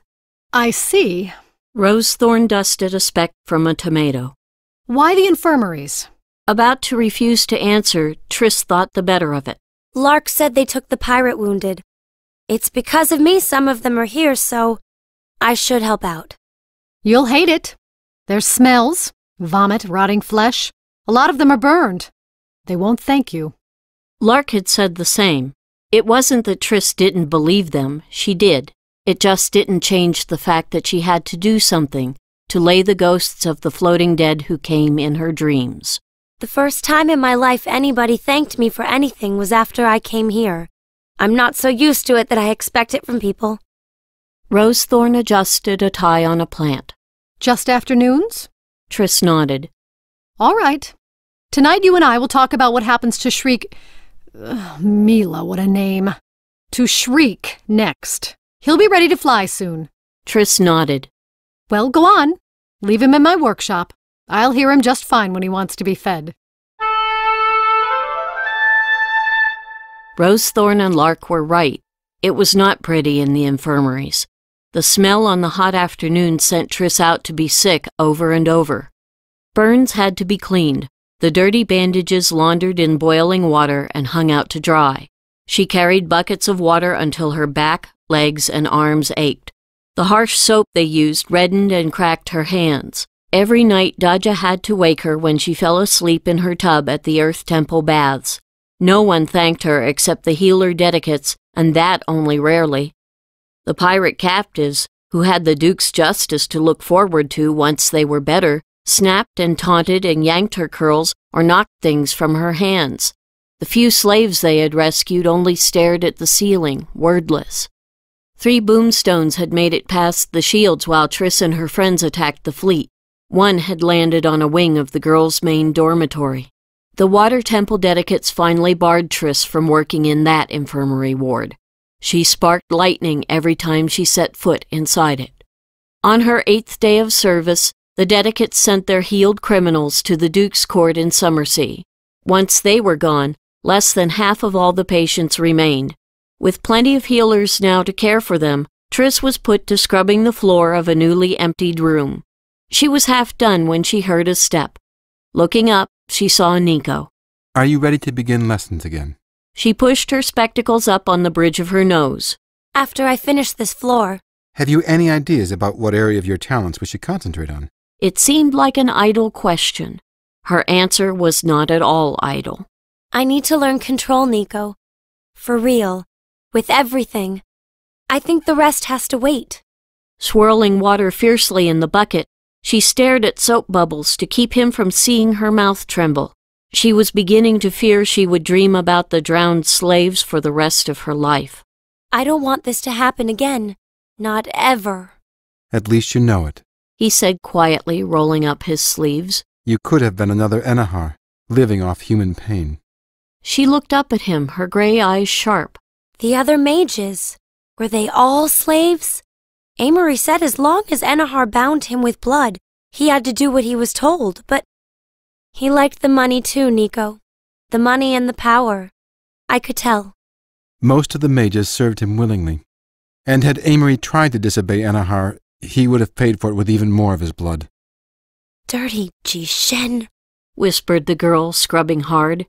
Nico tracked down a second brush and helped her finish the room. Late that afternoon, Triss was about to give Shriek a feeding at the big table when Briar carried a small covered dish to her. Sandry and Dodja followed. He'd hinted that a treat was in store. Rosethorn says to start giving him some of these, he informed Triss, offering her the container. Rosethorn? That's his natural food, was the reply from the workshop. He won't survive when you set him free if you don't start him on this now. Briar removed the lid on the dish with a flourish. Triss looked and shrank back. Inside squirmed 1 or 2 earthworms, a handful of grubs, and a small white caterpillar. Little Bear stood on his hind legs to peer into the dish. Grabbing his collar, Dodja hung on in case the pup decided it was time to try bird food.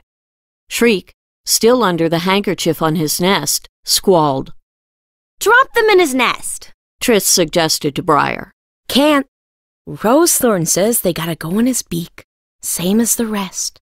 Briar offered a small pair of metal tongs in the size that ladies use to pluck their eyebrows. These'll help. Come on, Bird Dan. He wants his supper. I hate bugs. They're sure to offend me. They wiggle. Come on, merchant girl, said Dodja with a grin. You faced pirates, an earthquake, Rosethorn. What's wrong with a bug or two? Did she get any locusts? The trader asked Briar. They're better fried, but still good when they're fresh. Triss gagged. Nothing that flies is in there, or it'd be gone by now. Get to work, Four Eyes. We haven't got till the end of time. Will you do it? Triss begged Sandry. You're not afraid of anything. Sandry tucked her hands behind her back. I'm not his mama, she replied with an evil grin. Neither am I. Briar put the tongs in her hand and wrapped her fingers around them. The caterpillar is crawling out, remarked Dodja. She flicked it back into the dish. You do it. Eagerly, Triss thrust the tongs at her. You like bugs. Dodja grinned and stepped back. Sandry's right. I'm not his mother either. None of them but Little Bear had paid attention to the nest box as the handkerchief cover bumped, thrashed, and finally slid off. Its inhabitant climbed out. Almost a fledgling, Shriek was now 3 inches long from head to rump, with another 2 inches of tail. He was still in dull gray pin feathers, but his black eyes were alert and wide open. He waddled across the table, yelling. The dog fled. The 4 children watched Shriek. Maybe he'll eat from the dish, suggested Dodja. She thrust it into his way. Shriek walked around it without once shutting up, heading for Triss. When she stretched out her hand to him, he pecked one finger hard. Ow! Shriek! He screamed and pecked again. Triss backed up.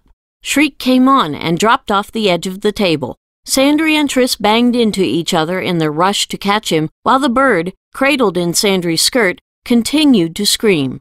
When Triss gathered him up, he continued to peck her. She kept her hands cupped around him, wincing at the pain. That beak is sharp. Anything for peace and quiet.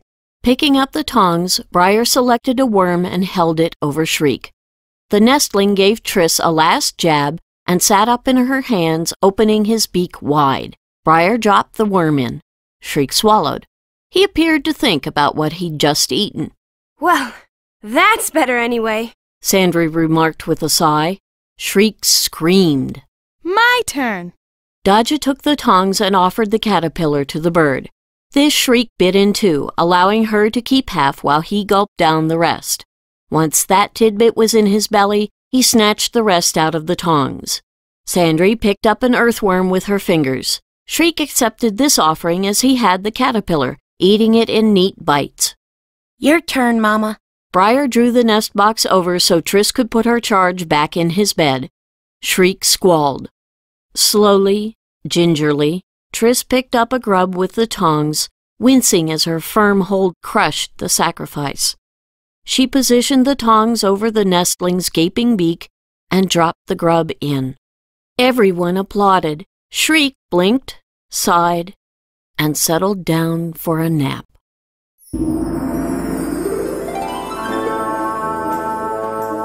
We hope you have enjoyed this full-cast audio production of Circle of Magic, Trissa'S Book, which was written and narrated by Tamora Pierce. Our cast featured Darren Revitz as Triss, Carrie Manolakos as Sandry, Gabrielle Barry Caulfield as Daja, and Spencer Murphy as Briar. The roles of their mentors were played by Cynthia Bishop as Lark, Bruce Koval as Nico, Mo Harrington as Rosethorn, and Brian Pringle as Frostpine. Other featured players were David Baker as Dedicate Gorse, Daniel Bostic as Dedicate Skyfire, Mark Holt as Kirill, Timothy Leby as Dedicate Crane, Alice Morigi as Dedicate Moonstream, and Gerard Moses as both Duke Vedris and the pirate Enahar. Rich Eugenio played Amory Skyfire. Additional voices were provided by Lauren Singer and other members of the cast. This full cast recording was produced by Bruce Koval and Daniel Bostic, and directed by Bruce Koval. Juno Wright was production assistant, and our recording engineers were Atta Pinto and Todd Hoban, with assistance from Corey Hoban. Our music was written and performed by Todd Hoban. Text copyright 1998 by Tamora Pierce. This production copyright 2003 by Full Cast Audio. The print version of Circle of Magic, Trissa'S Book, is available from Scholastic Incorporated. Recorded at Todd Hoban Studios in Syracuse, New York. If you'd like to know more about our full cast productions, please visit us on the web at www.fullcastaudio.com or write to Full Cast Audio, Post Office Box 6110, Syracuse, New York 13217 for a free catalog. For special sneak previews of 2 other books by Tamora Pierce, keep listening.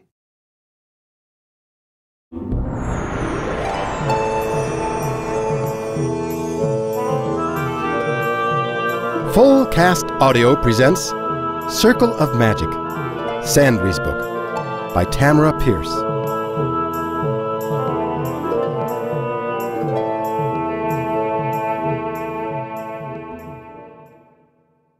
One. In the Palace of Black Swans, Zakdeen, capital of Hatar. Blue eyes wide, Lady Sandraline Fatoran watched her near-empty oil lamp. Her small mouth quivered as the flame at the end of the wick danced and shrank, throwing grim shadows on the barrels of food and water that shared her prison. When that flame was gone, she would be without light in this windowless storeroom. I'll go crazy, she said flatly. When they come to rescue me, I'll be raving mad. She refused to admit that, with this room locked from the outside and hidden by magic, a rescue was hopeless. I'll draw the mob away from here, far away. Parisi had whispered through the keyhole, speaking in her native trader talk. You'll be safe until the smallpox has run its course. Then I'll return for you. But her nurse had never returned. Right outside the door, the mob had caught and killed her because she was a hated traitor. With Parisi dead, no one would even know where Sandry had spent her last days. Her light wobbled and shrank. If only I could catch it in something, like trader wizards catch the winds in their nets. A net is string, and string is thread. She had thread in the work basket she had grabbed when Parisi dragged her from her room. The basket's contents had kept her from giving up completely before this, as she embroidered until her eyes refused to focus. She had thread aplenty in coils and in her work. I'm no mage, she argued, resting her head on one hand. I'm just a girl. A noble girl, worse yet. Like that maid said. Good for naught, but to be waited on and to marry. Good for naught. That's me. Tears filled her eyes, making the lamp flame quiver even more. Crying won't help. I have to do something. Something besides weep and talk to myself. She dragged her work basket over. Fumbling, she yanked out 3 coils of silk, 1 green, 1 pale gray, 1 bright red. Swiftly she arranged them, 1 in her lap, 1 to her left, 1 to her right. The light was down to a blue core and its wavering orange skirt. Gathering the ends of the threads in her left hand, she pulled them together in a knot, tying it as snugly as she could. Finding long dressmaker's pins in her basket, she pinned the knot to a barrel to anchor it. Her fingers shook, sweat crawled down her face. She didn't want to think of what would happen if this didn't work. Worse, there was no reason for it to work. Parisi, the trader and servant, had magic. Lady Sandraline Fatoran was good only to be waited on and to marry. Nothing to lose, She said and took a deep breath. nothing at all.